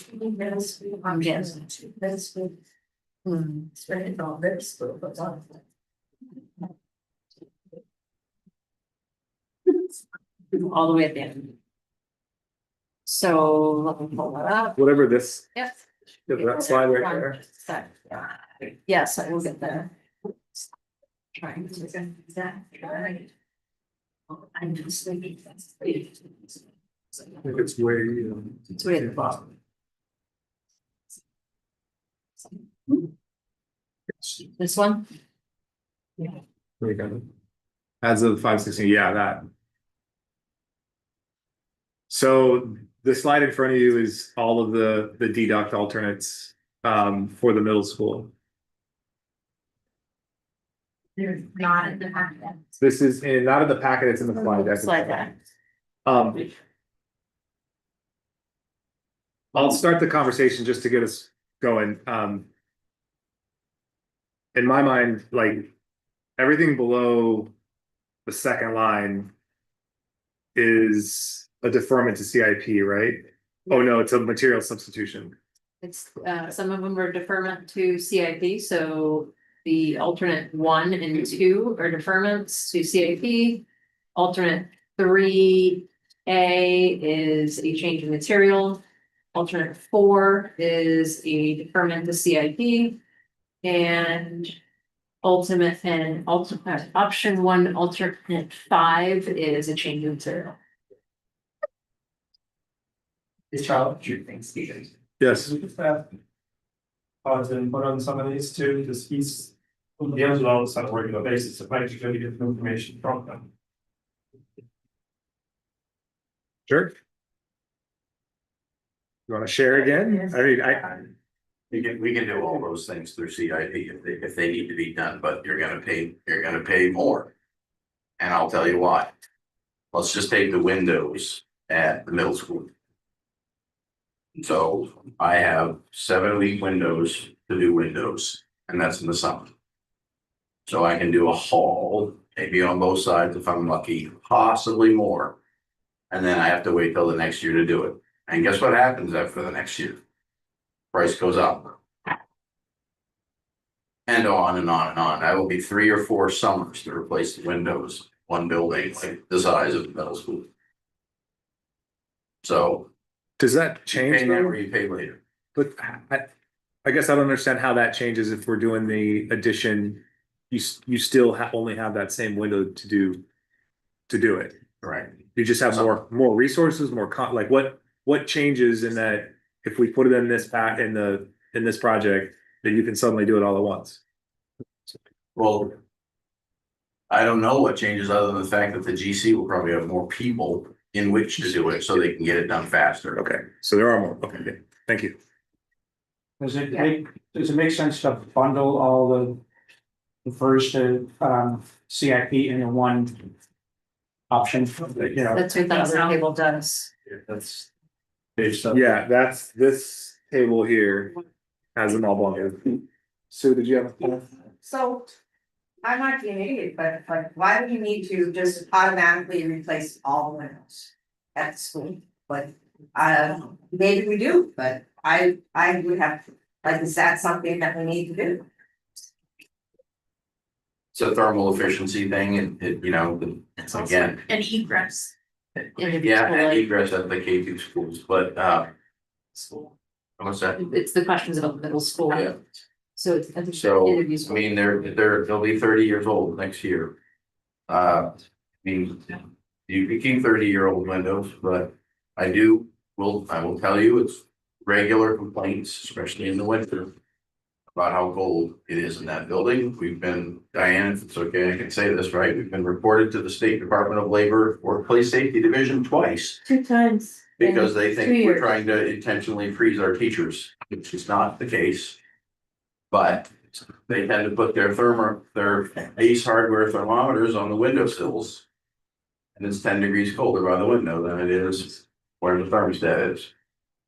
So I think the windows need to be replaced.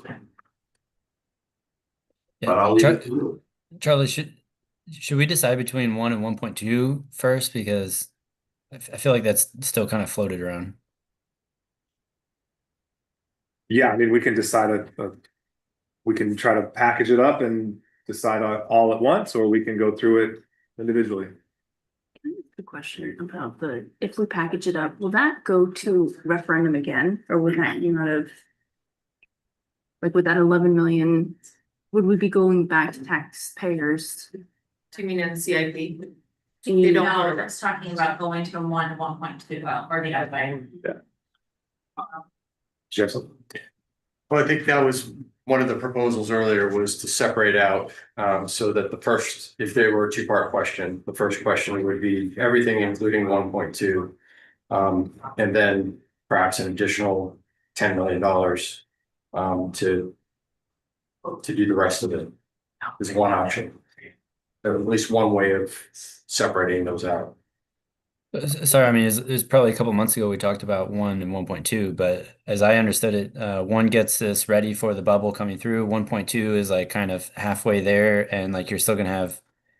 I think Michael did a calculation of how overcrowded we're gonna be in that cafeteria, and it just didn't seem viable. And I've always been surprised that 1.2 kind of can still goes along, but like I feel like we should figure that out first before we do talk about windows and stuff.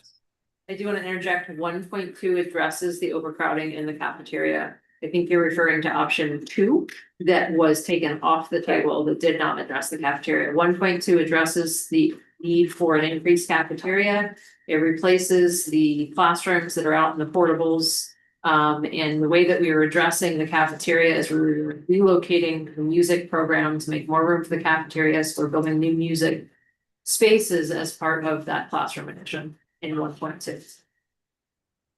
If you don't remember, the two music rooms are abutting the current cafeteria, so it's a creative reuse of those spaces. Got it. Michael, I think you had the biggest objection to 1.2. Is that what you remember, or was that to option 2? Yeah, so as I recall the discussion last time, and I was relying pretty heavily on Jenna's grasp on the numbers for the middle school population. The point I was making was, we're looking at a student population of mid 600s now, projected in 34, 35 to go up over 900, which is roughly a 50% increase. To have an expectation that the numbers would come down to where they are presently would mean a drop at that point of about a third, which, as I pointed out, I kind of failed to see the catalyst of the event that gets us back down all the way to that number. Does it perhaps stabilize? Does it dip and fluctuate? Or plateau?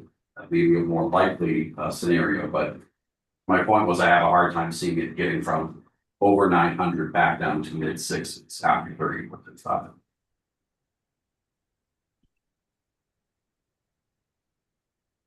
I personally like the idea of splitting that question up.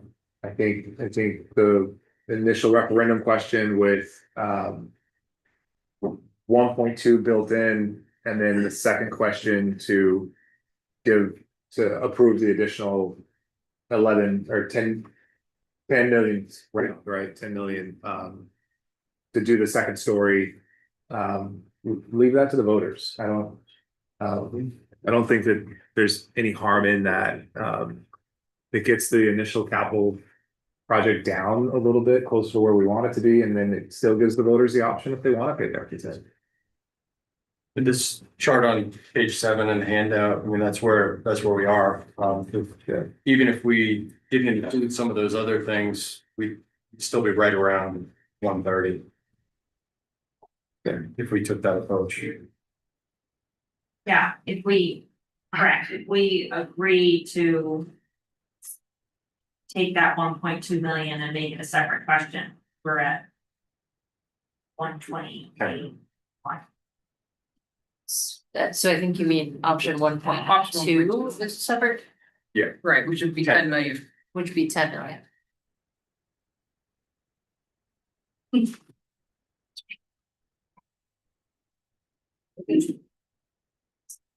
This is the table. So that 1.2 removes a PE classroom and makes a music class smaller, right?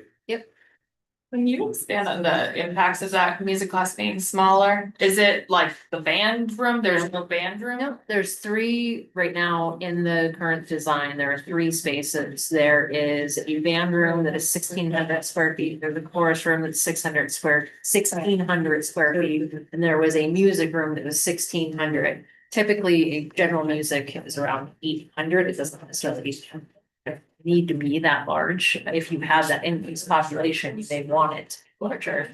So that's something to consider. So that's why we proposed taking the 800 square feet and putting in option 1 of that music space, and then the PE option as well.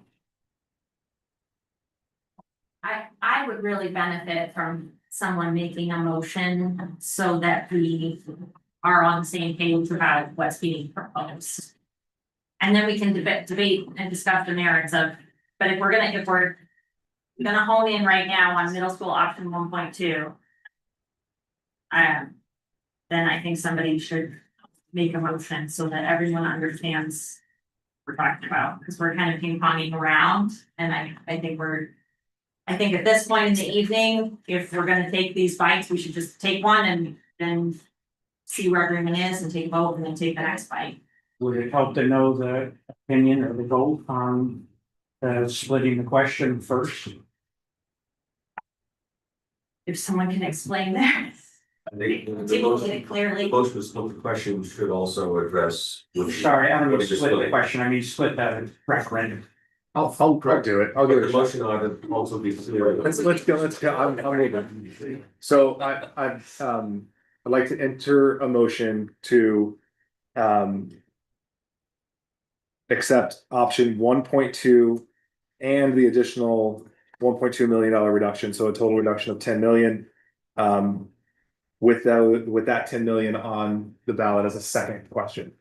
So we go forward with option 1.2, and then we put option 1 back as a second question on the ballot. Second. Okay, you're Discussion. sorry, Charlie, you're gonna have to say it a lot slower. I'm sorry. So motion to recommend option 1.2 and the additional reduction of 1,600 square feet. For a total reduction of 10 million. And to split the question and put that 10 million as a second question on the ballot.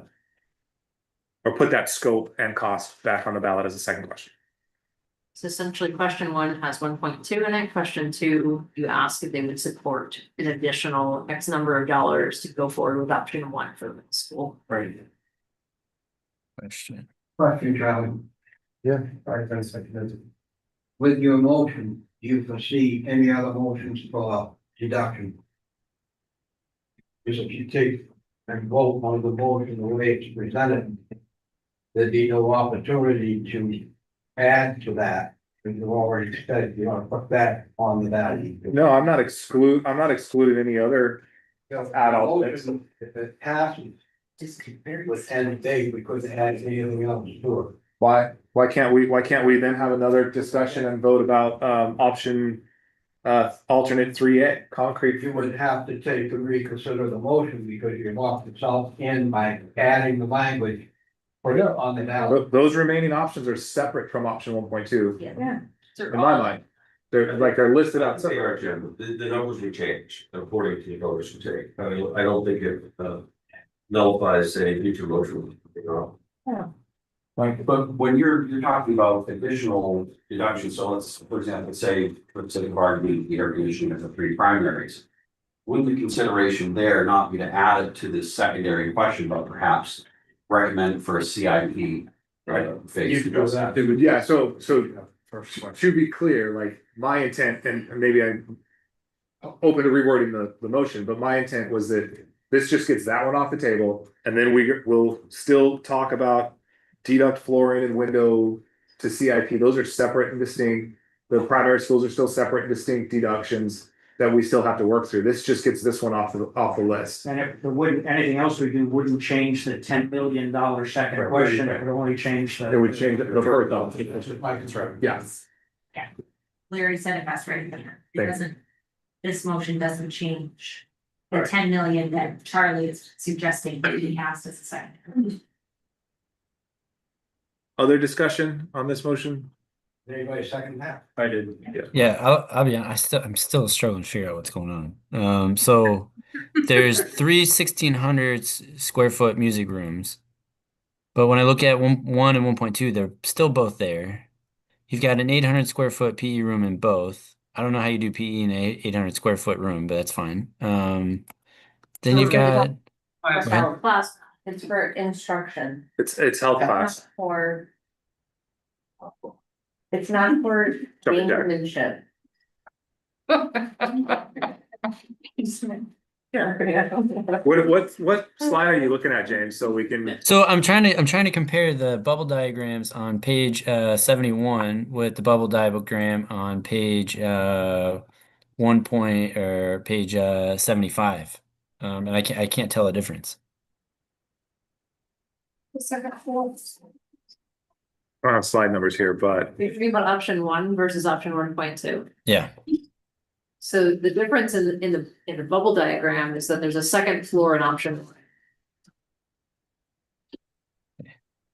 And that second floor provides your programming for the future enrollment. For the future enrollment? Yep. Okay. So what risk are we taking with 1.2? Like how many under are we? You're providing for the current enrollment. Current enrollment. Yes. Yeah, but enrollment now is like 600, it's going up to 900. So are we going to be minus 300? Right. yes. So for the years 20, 30, keep me honest, 34 and 35 in the years 2033 and 2035. If the enrollment projections that we currently have hold true, the middle school will be undersized. How can we get around that with this proposal? If, let's say, the second question were to not pass, then that would mean that right around the time we finish construction, we would then have enough live birth data to go, oh, it's a trend, and we'd go to bond for 10 million. 8 million, go to referendum. It'll be way more than $10 million. It'll be 8.8 plus inflation. To add that second floor at that time. That's the risk, is that we finish this price, that it gets voted down. And we finish this project just in time to learn that we should have put a second floor on it, and we have to extend the construction. Also, question to the engineers, if 1.2 goes forward and that second floor isn't put on, is the first floor being built with the load capacity to support a second? We would design it so that it could, or we would look at the design to do a 2-story smaller footprint, so then you're just adding another 2-story small footprint next to it for the building. Yeah, or we could keep it in and, take a chance on whether it just ultimately all fails because it's too much money. Because this portion is to accommodate that, a group that's gonna be here in 2034, in 9 years. So, we can see the trend and we'll realize, oh, I'm so glad we didn't build all that extra, because enrollment is it's already peaked and it's on its way down. I'm with you on that, except this is live birth data. I agree with you that it's a bubble. And I know there's people and students involved, but that one is fairly predictable. But I'm not disagreeing that you shouldn't still see what's coming after that. But isn't that why you're suggesting to put the question? Yeah, right. You're making the assumption based on the survey data that people don't want the deduction, so we're giving them the option to add on. And just there's nothing preventing you, I should say, from wording the ballot and providing that caveat and the risks, like some of that information on the ballot itself. I mean, how much information can we put? If a no vote means this, a yes vote means this. Yeah, there's an opportunity for that explanation. I think there's also great opportunity for education around this thing. Sure. We can have informational, to answer your question straightforward, we can have informational text on the ballot that would inform the voters, we decided. I also think there's a fairly easy way of explaining it, that the base project removes the portables, this extra money provides for future enrollment. I will add, it is done in many projects. Cape Elizabeth actually had 2 questions. Their second question had to do with a solar project, putting solar on the roof. Both questions passed.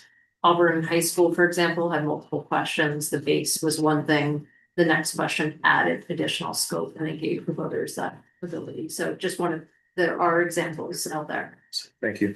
Yep. Dave? Is it unreasonable to think that we could, hypothetically take this deduct for the referendum specifically, and then obviously not the $7 or the $8 million one, but the 1.2, include that as an add alternate on the actual documents, just to get numbers on them, and if budget allows, you could take that again.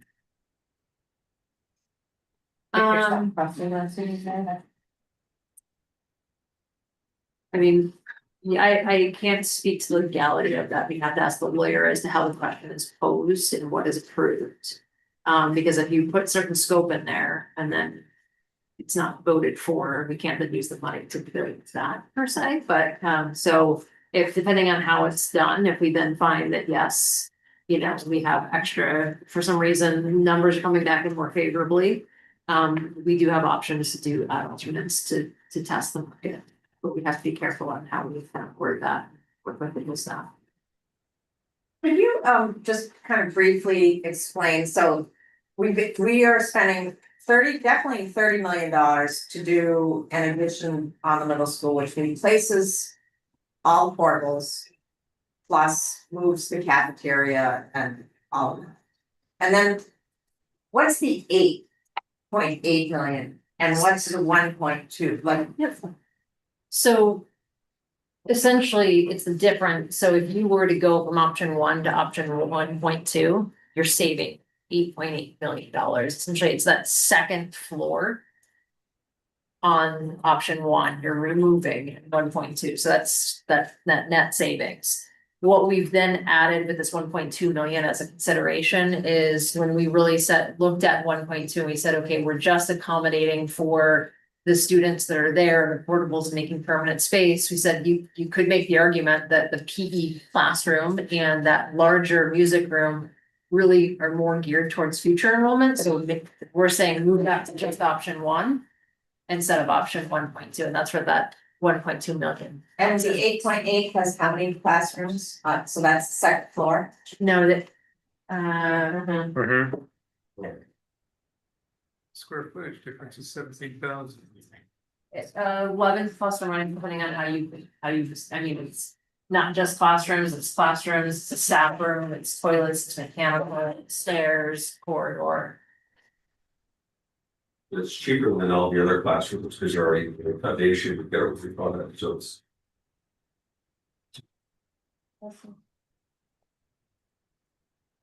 Any other questions, discussion? The April? only question I have is, I just ask the group generally if anyone else has any idea of additional questions, because I really think if we're gonna split this, that we should only do it one time.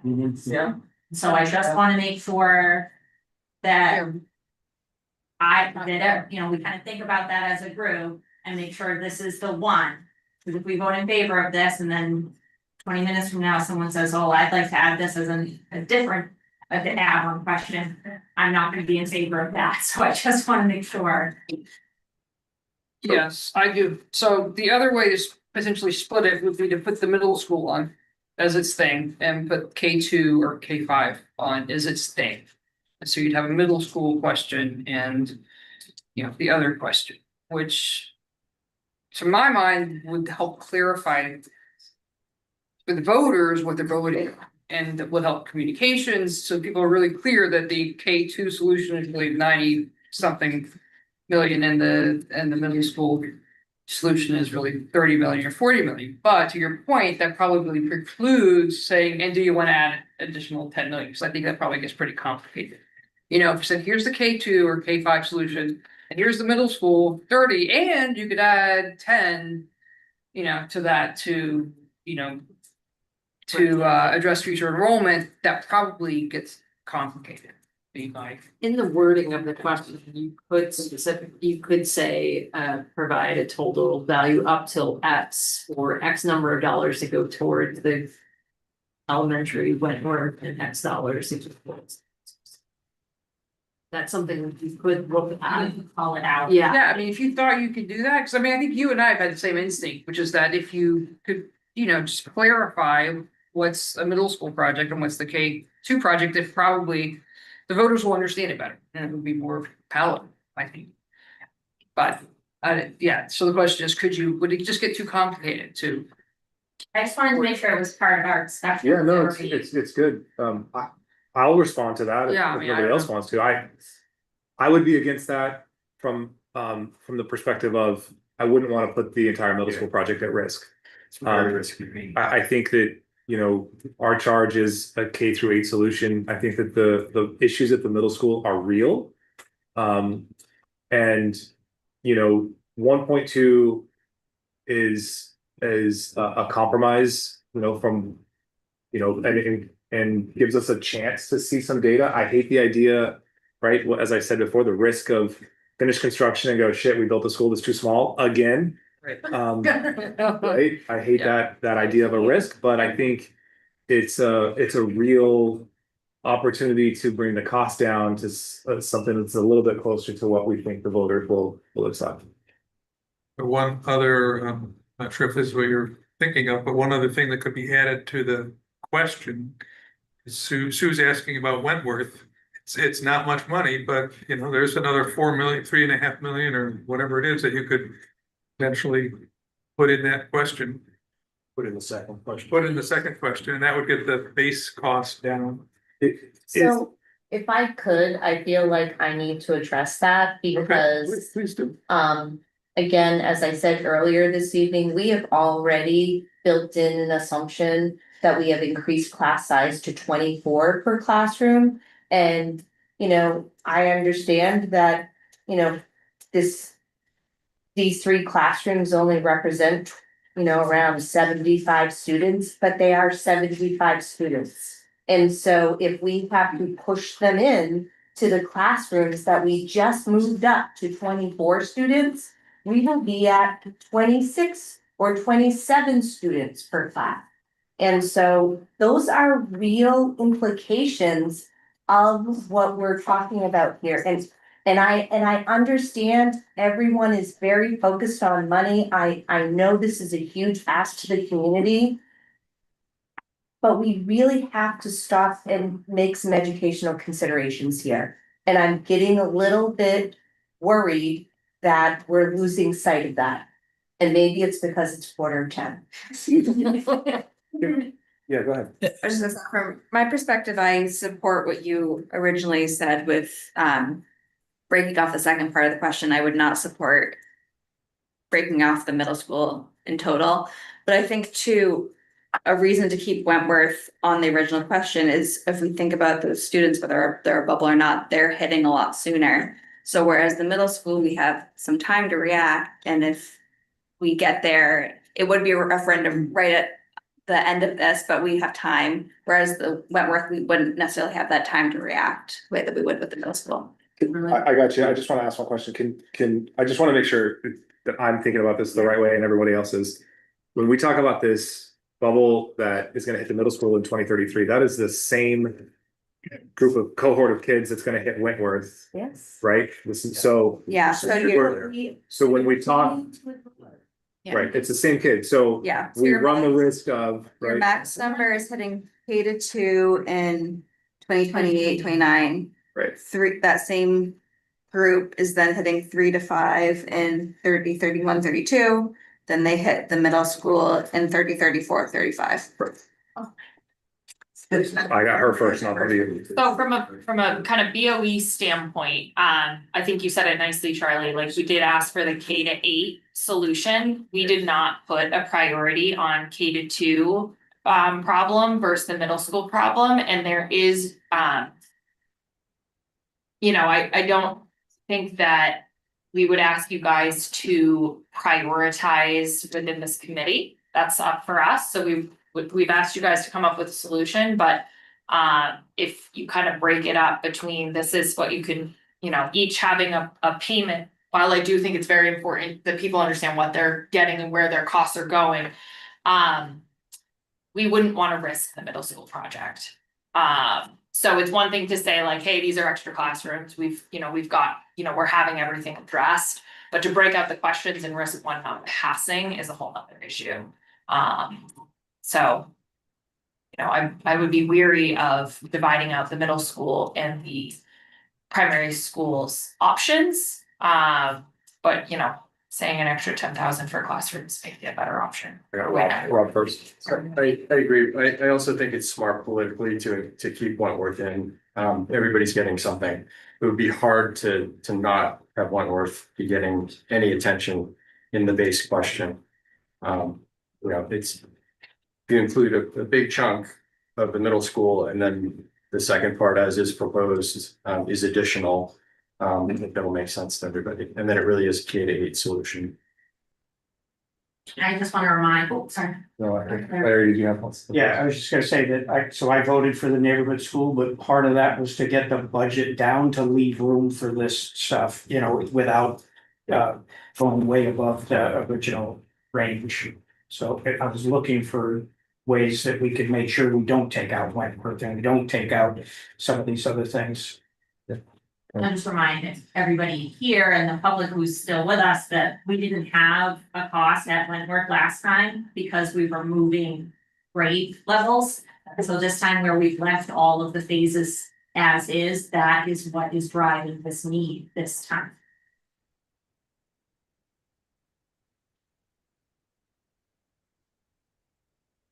It's been an interesting conversation, but we have a motion on the floor.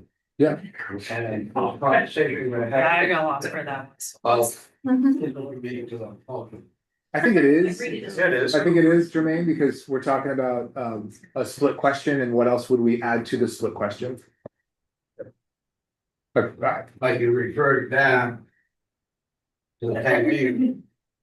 And that, how do you move? Now you're asking to add to that. The reason it's germane is because if the motion passes and then we decide we wanna add Wentworth to the split question, we'd have to revote the motion anyway, so we're talking about this, we're discussing what that split question is gonna entail. It's all germane to my motion.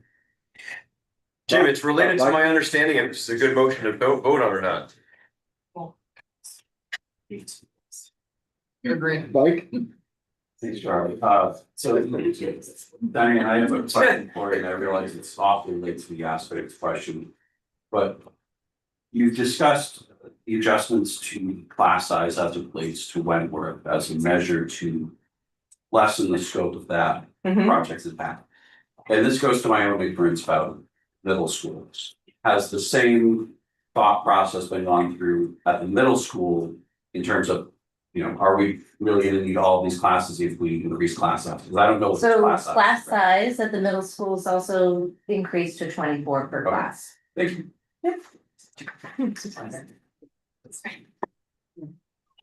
Oh, it's a final clarifying question before this round call a vote. Is the number 8.8 or 10 million?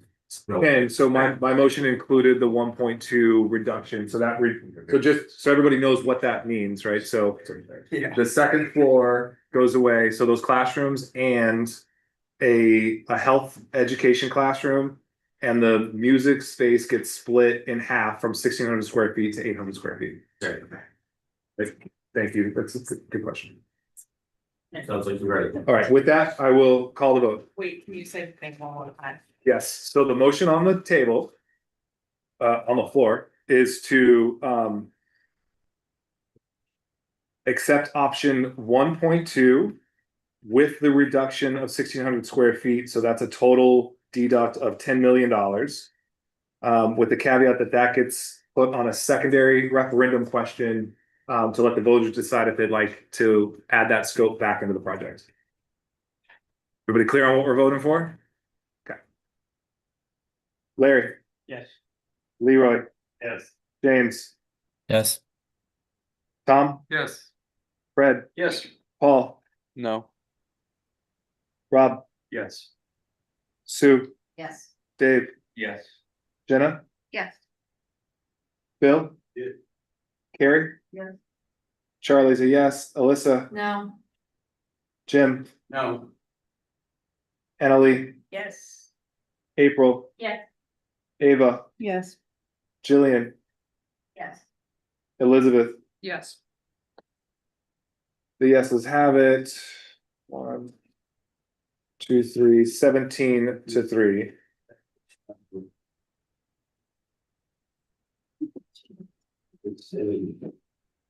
All right. Just to. All right. Sorry about that. 141.5 to 131.5. So we just reduced 10 million off the middle school.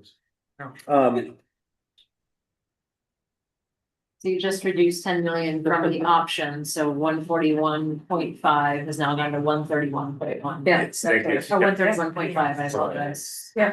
Services, yeah.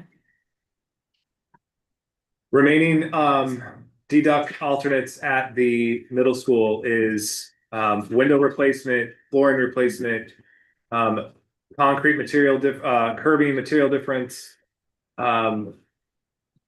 paint deduct, and then countertop surfaces. So just to put it into summary on the table that's on the screen right now. In middle school CIP, moving things to CIP, window, paint and flooring. Is lumped into the 1.65 million. The material change from plastic laminate counters. That's wrong. Oh, no, sorry, the change of using plastic laminate counters and concrete curbs instead of what was proposed is a $70,000 savings. Those are the two remaining groups at the middle school. Is it fair to say? The remaining ones are just those sort of, I don't mean to make it light, but the kind of superficial ones. I wouldn't say the superficial, but some of well, I guess, I don't know what you were. So the counters and curbs, the windows, paint, flooring, that's what's remaining, In the middle school, yes. just the middle school. And I think Todd said it pretty well, that if it was Ken, I don't know if I'm putting words in his mouth, but he's already talked to us about the countertops at length and the curbing at length. And he addressed the windows tonight. We've already had complaints, I guess, about people putting thermometers on windows that were too cold, so. From the county, I like it cold. I mean, we're dealing with a professional that we have in charge of these things for us as a district to take care of these, and he's given us his opinion. That's just my point. Ava, you had a thought? Just that if we move it to capital improvement, taxpayers are still gonna pay for it. It's just. Like, it's more of a visual than it is. You're not saving any money. Like, you're still gonna pay for it in taxes. You're just not gonna pay for it in taxes with the referendums. Like school, But it's optics. It's optics. But I'm with you. And you're not gonna pay for it over 30 years. But are some of the optics going to be the smoke and mirrors? And I agree We're with trying that. to say that this is a lower project price, but we're just gonna put it somewhere else. Right, I know, I agree with that. No. I mean, when we put it in, April. I'm gonna take a bite. Oh. I'm gonna make a motion. Sorry, Dave. We can still have this. I'm just kidding. We should have this discussion. Yep. So I'm gonna make a motion that we remove $1.65 million from the middle school subtotal for windows, paint and flooring at the existing and move those items to the CIP budget. Second. Discussion. James, you got the motion? April introduced the motion to move Windows, flooring, and paint 1.6 to the CIP budget Paint. at 1.65 million. 1.65 million. And who seconded? Rob, Rob, okay, thank you. discussion? I mean, I think this is about getting under 131.5. And we've heard symbolically from a number of people that it's important for us to do that if we possibly can. My understanding is these things would still be done. We'd just be moving them to a different budget. Yeah, I agree with the optics. I think that matters. But I can't help but be a steward of the taxpayers, knowing that it's gonna cost more. You're gonna spread this out over a long period of time. The cost of windows isn't gonna go down in 3 years. And my guess is this wouldn't get done until the capital project is finished, right? It could, but Piece away at it. good. Would you like to move it now? Okay. Plug away at it. I mean, so I totally agree with the optics, and I think that that's a valid reason to defer these things. It does feel like you're just taking it from one pocket to the other, and eventually you're gonna end up paying more for it in the end anyways. So I struggle with that piece of it, but if that's what it takes to get a referendum passed, I'd support it. Larry, I think we had talked about what happens between now and construction with CIP money. Yeah. And so I don't know the answers on that, but it seems like we could reduce spending right now in CIP and save it for that future. We wouldn't be investing, that necessarily into the schools. Todd? I don't know how that works. You're not saving though, The time. because you're deferring, and then the longer you wait, the more it costs. But we're not spending money on those things now. But why wouldn't we?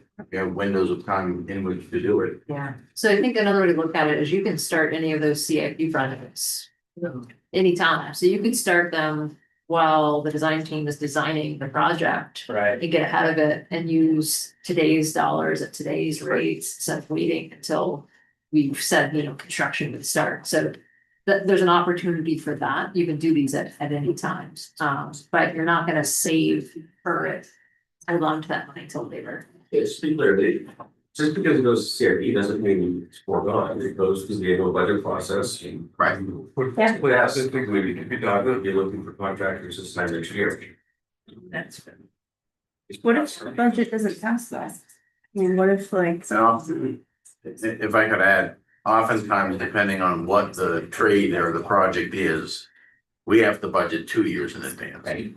Because sometimes there's lead times that are Right. 8-9 weeks that don't align with our budget process timeline.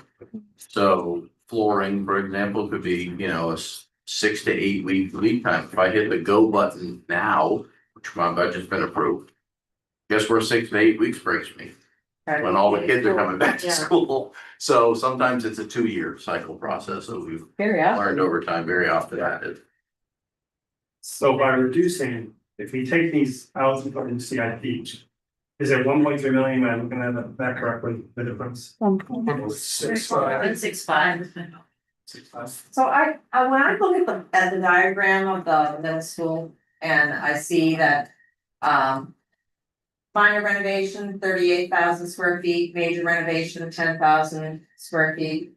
So why would you be replacing carpeting and painting when they're gonna be coming through? Why would you do that now or start that now or replace windows when you're not really sure, like, what does the major and the minor renovation consist of? So of the minor, a lot of that is that CIP, your paint, your windows and your flooring, in that minor square footage area. The majors were removing walls. So the minor renovation that I'm seeing in here is basically painting the walls in the classrooms and replacing the carpet. And that's included in here as part of this project, like for the whole middle school, let's just do it. Because we don't care if it needs to be done or not, we're just gonna do it. I would say it's based on the architecture and engineering team walking the site and determining the years left in that material. And so that was the recommendation. So if you want to defer that to later, you can, and that's what we're talking about right now is moving this to CIP to do it at a later time.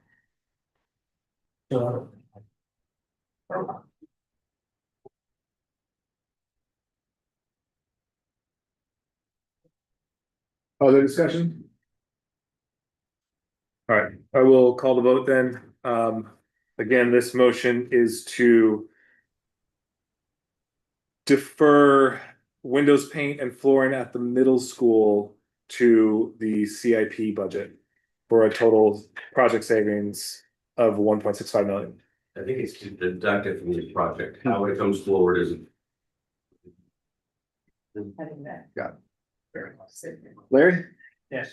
Leroy? No. Yes. James? Tom? Yes. Fred? Yes. Paul? Yes. Rob? Yes. Sue? Yes. Dave? No. Jenna? Yes. Bill? Good. Carrie? Yes. Charlie, yes. Alyssa? Jim? No. Annalee? Yes. April? No.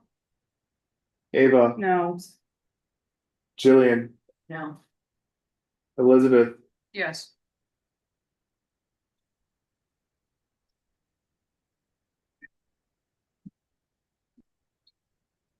Motion passes 13-7.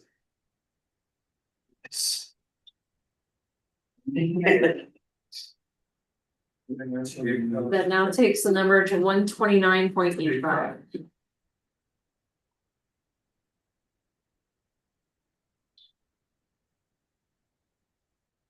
We round down. You're gonna count down. Good night. Take another bite.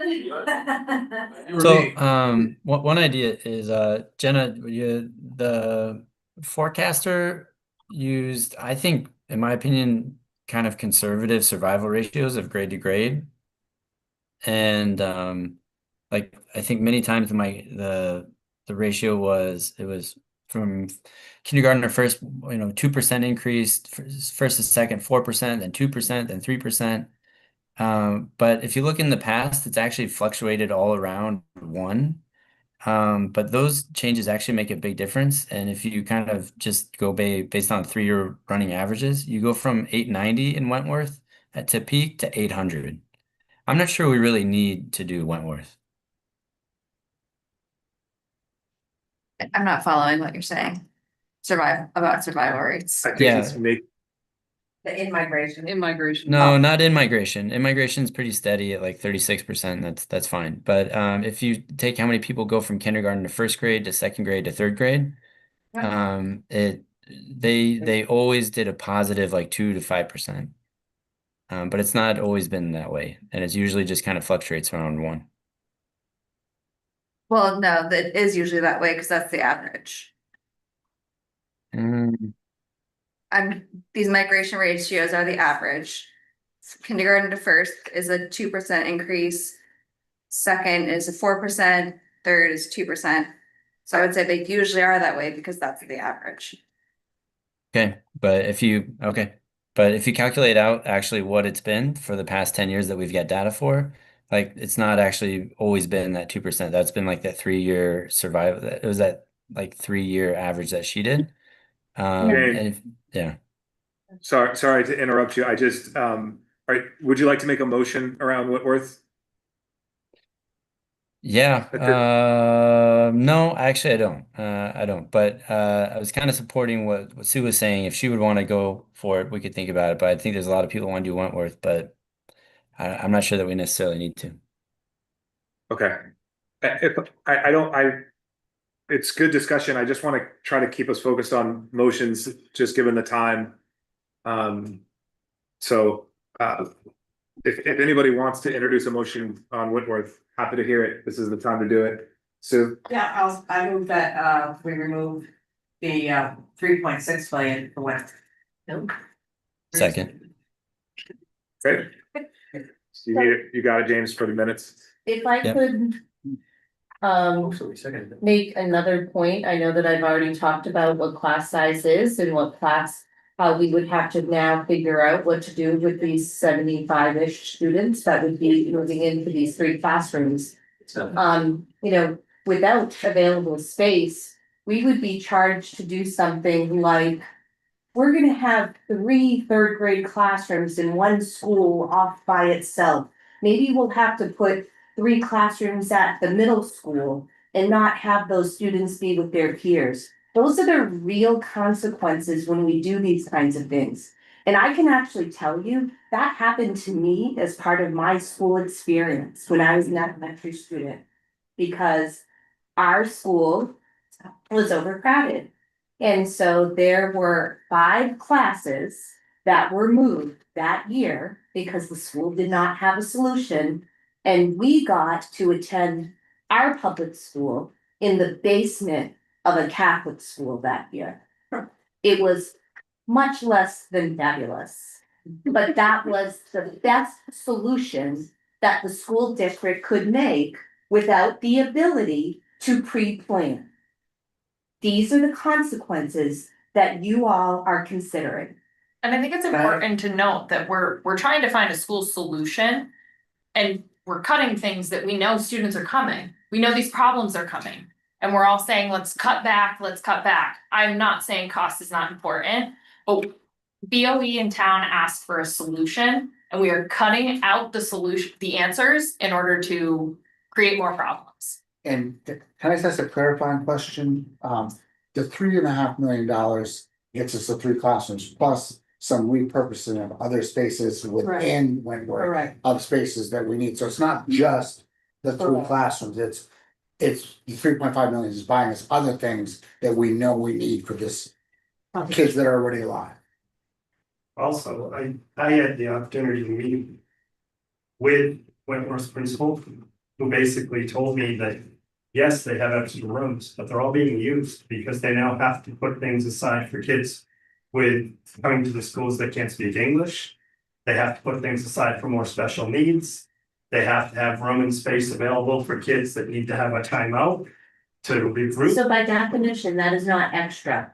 Right. Being utilized. It's being utilized. All these rooms are being utilized now and they're all there. And I don't think, to put Diane's point, we need to prepare ourselves that we're gonna have to do some of these things because the populations are changing and we're having kids coming here with special needs that need to be addressed. When Wentworth was built, there weren't as many special needs kids or kids with foreign languages or anything like that. That's something that's come to us and we need to be having some space for some of these things. We can't do what we did when we built Wentworth and have it be too small.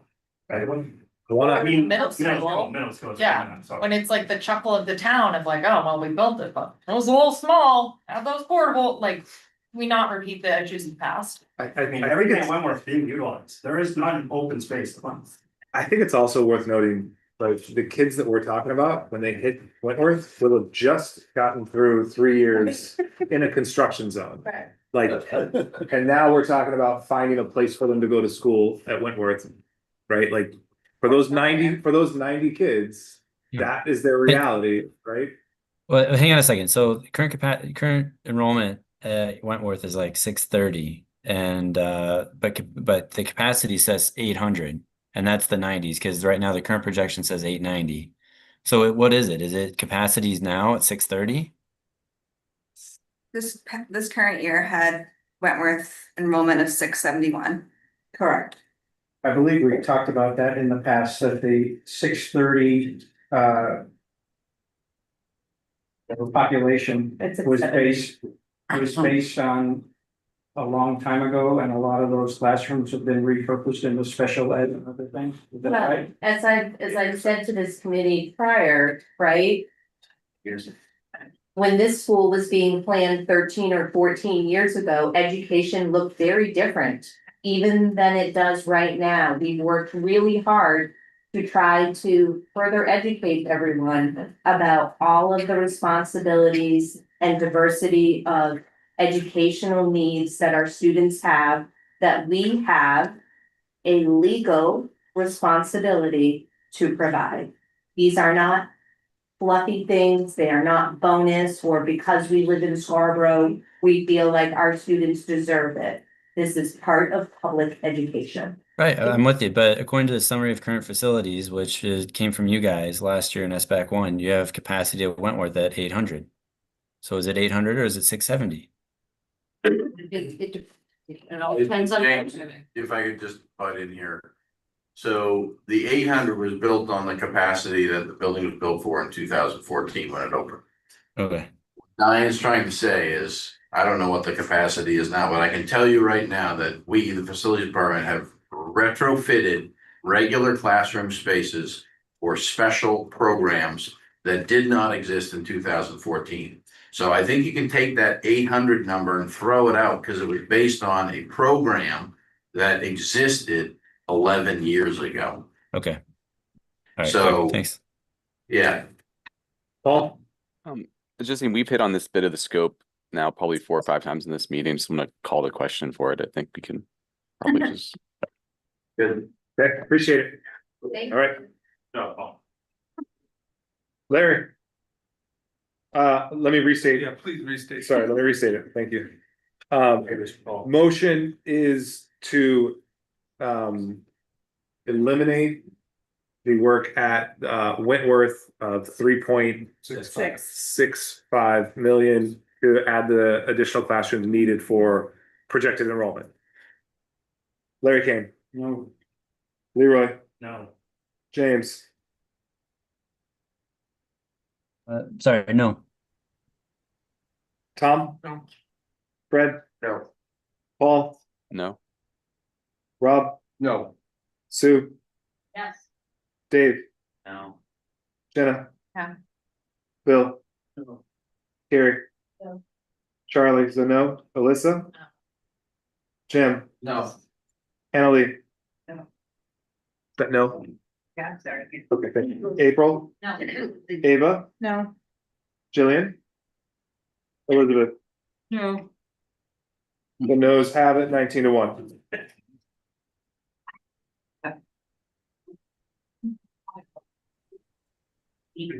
All right, in the spirit of further diligence, I still think we're super heavy on parking spots. 15 parking spots seems like a lot. I don't know if there's ever 15 visitors at a particular time during the day. And at Blue Point, they're going for 22. 15 parking spots would be a whole new playground. Is there any interest? Yeah, that's. Well, Make a motion. Hold on. I don't wanna just completely derail James. Is there any interest in supporting a motion to de-scope to have 5 visitor parking spots per school instead of 15 or 22? The reaction in the room would be no, James. Is not Okay, interested all in right, that. I'll pause. All right, I'll stop. That's a Thank you. straw poll, I'm sorry. At least he can laugh himself. Yeah, if, all right, I'm trying to take a bite, but I don't know. Dave. yeah, Dave, go ahead. Motion to reject alternate 3A and alternate 5. Are we talking about the middle school? Yes. The motion is to reject alternate 3A, which is concrete in lieu of granite curbs, and 5, which is PLAM in lieu of solid surface counters. Savory. To reject so keep those in scope. I don't think you need a motion, they're in scope. They're in scope. They're in the, Oh, okay. They're in scope. they're in the project right now. Don't get motion. Oh, gotcha. Then Here's the one. flip it, whatever. I all or whatever.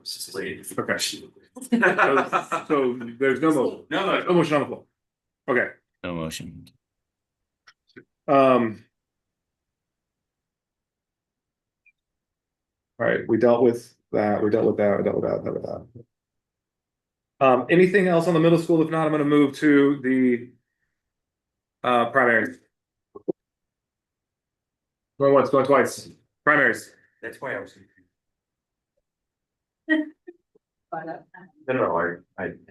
So I got it. the primary schools have, so we're only really talking about Blue Point and Pleasant Hill as a reminder, because Eight Corners is gonna get a new school. Well, the first item.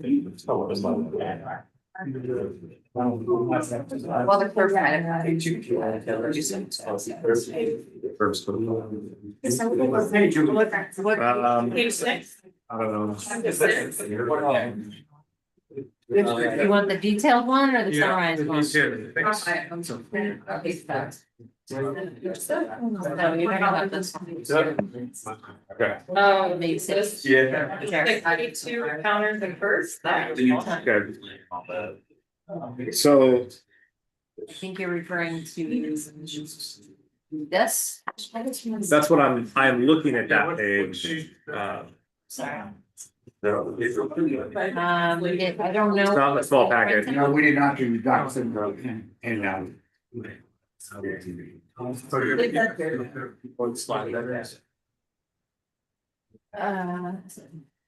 don't. I apologize. So there is, so the alternates that are on this list that's on the screen is deduct windows, deduct installation, deduct use PLAM in lieu of solid surface counters, granite, concrete in lieu of granite curbing, and then full air conditioning in the buildings. Deduct the full air conditioning. So the AC and insulation are currently in scope. This would be to remove them from the scope. These are alternates all to remove from the scope. Charlie, is that to eliminate all AC for the whole building, or is that AC for just the old section of the building? The scope now is to put air conditioning in the through the entire building. So That's what's in the project right now. This deduct would essentially just cool the library and admin. And just to be clear, the new bill for Eight Corners includes air, so. Yes, at this time. Might I suggest for ease that you package insulation? Yeah, so I was gonna do that, and then as you just corrected Dave, that they're already in scope, so they don't need a motion to be removed, so I was. To the extent someone wants to offer promotion, Yeah. I think it'd be helpful to package them by type rather than. Yeah, agreed. You have really two ACs and then you have, two. Oh, well, yeah, you have AC and insulation in both schools, and then you have, a CIP deferment and then some material replacements. There's, So everything is in, if you need to remove, a motion is in order. Wait, sorry, say that again, so. Everything is in the budget you've already approved. If you were to remove anything, you could offer a motion to do so.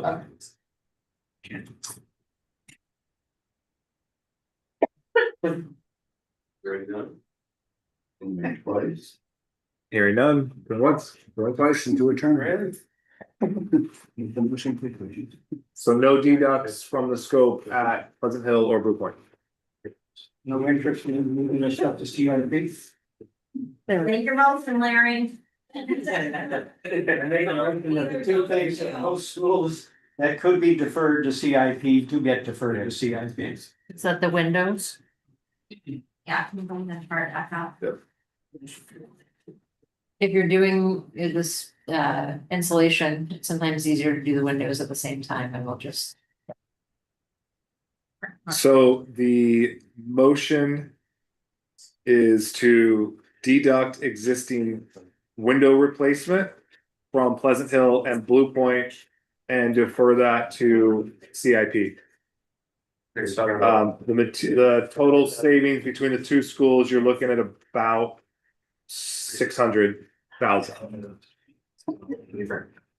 Ballpark. Is there a second? I make it clear. You're on. So where do you get the?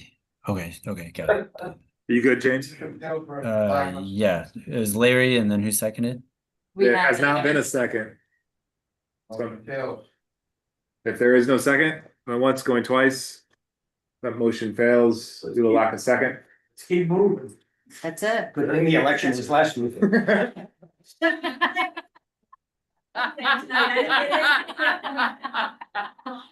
right. All Final number. Final number is 129.85. All right, so really quick before we adjourn. We have a meeting for next week. I don't know that we need it. On the schedule. Is there a reason to meet next week other than? Essentially, next steps, so I think we need determination on what the next steps are for this group, and we need to talk about communication going forward. Yeah. And prepping for the, who's presenting at the meeting with the school board, and just advocating that as many people at this committee be at this board meeting. To show support. Yeah, so we'll hold a meeting. It will be brief, more than likely. It won't take, certainly not this long. So we will meet next week for one last hurrah. I just want to close tonight and say thank you, everybody, for thoroughness, professionals. I know what you're gonna say. It's on my list. All right. Thoroughness, professionalness, healthy debate, and really dedicating to this to get us here, the long road. And I think getting to an option and a recommendation is no small feat. So thank you very much. Harriman team, thank you so much. I know we threw a ton of random stuff at you and you handled it with grace and kept coming back for more. So thank you very much for that. Pleasure. Finally, what Leroy's trying to hit me on the head about is communications over the summer. We have not yet disbanded as a committee. We are still under our charge. We'll see an updated charge soon, but please, if you are able to help throughout the summer with communications and get out the vote, kind of work. It's needed and will be needed all the way up till November. So please, if you can stay engaged as much as you can through the summer, please do so. Yeah, because we only have 5 people in communications. We need like 15. at least. So we're gonna need all of your help. We've already had some people from SDAC want to say that they would step forward and help us also. But we need as many hands on deck now. Can you talk about the kinds of things that you want people to be able to help you with? Yes, want to get things out to the community, want to see if people hold get together in their communities, if we can talk to people in the neighborhoods, if you could hold like meetings at homes or anything like that, if anybody's willing to do that. Go out to different locations, go to different events, Summerfest, obviously, summer concert series, any place the farmers market over here. There's an events calendar that Project Grace and the town does. Any of those things, anything that is happening, we need all of you to help us get out to those people. Because we just simply cannot do it. We work too hard for the 5 of us to not be able to get that message out there. So we need all of you to help us get that message out there. Well said. Thank you, Leroy. With that, there's no objection. Motion to adjourn, all in favor? All right. Good night. Thank you very much.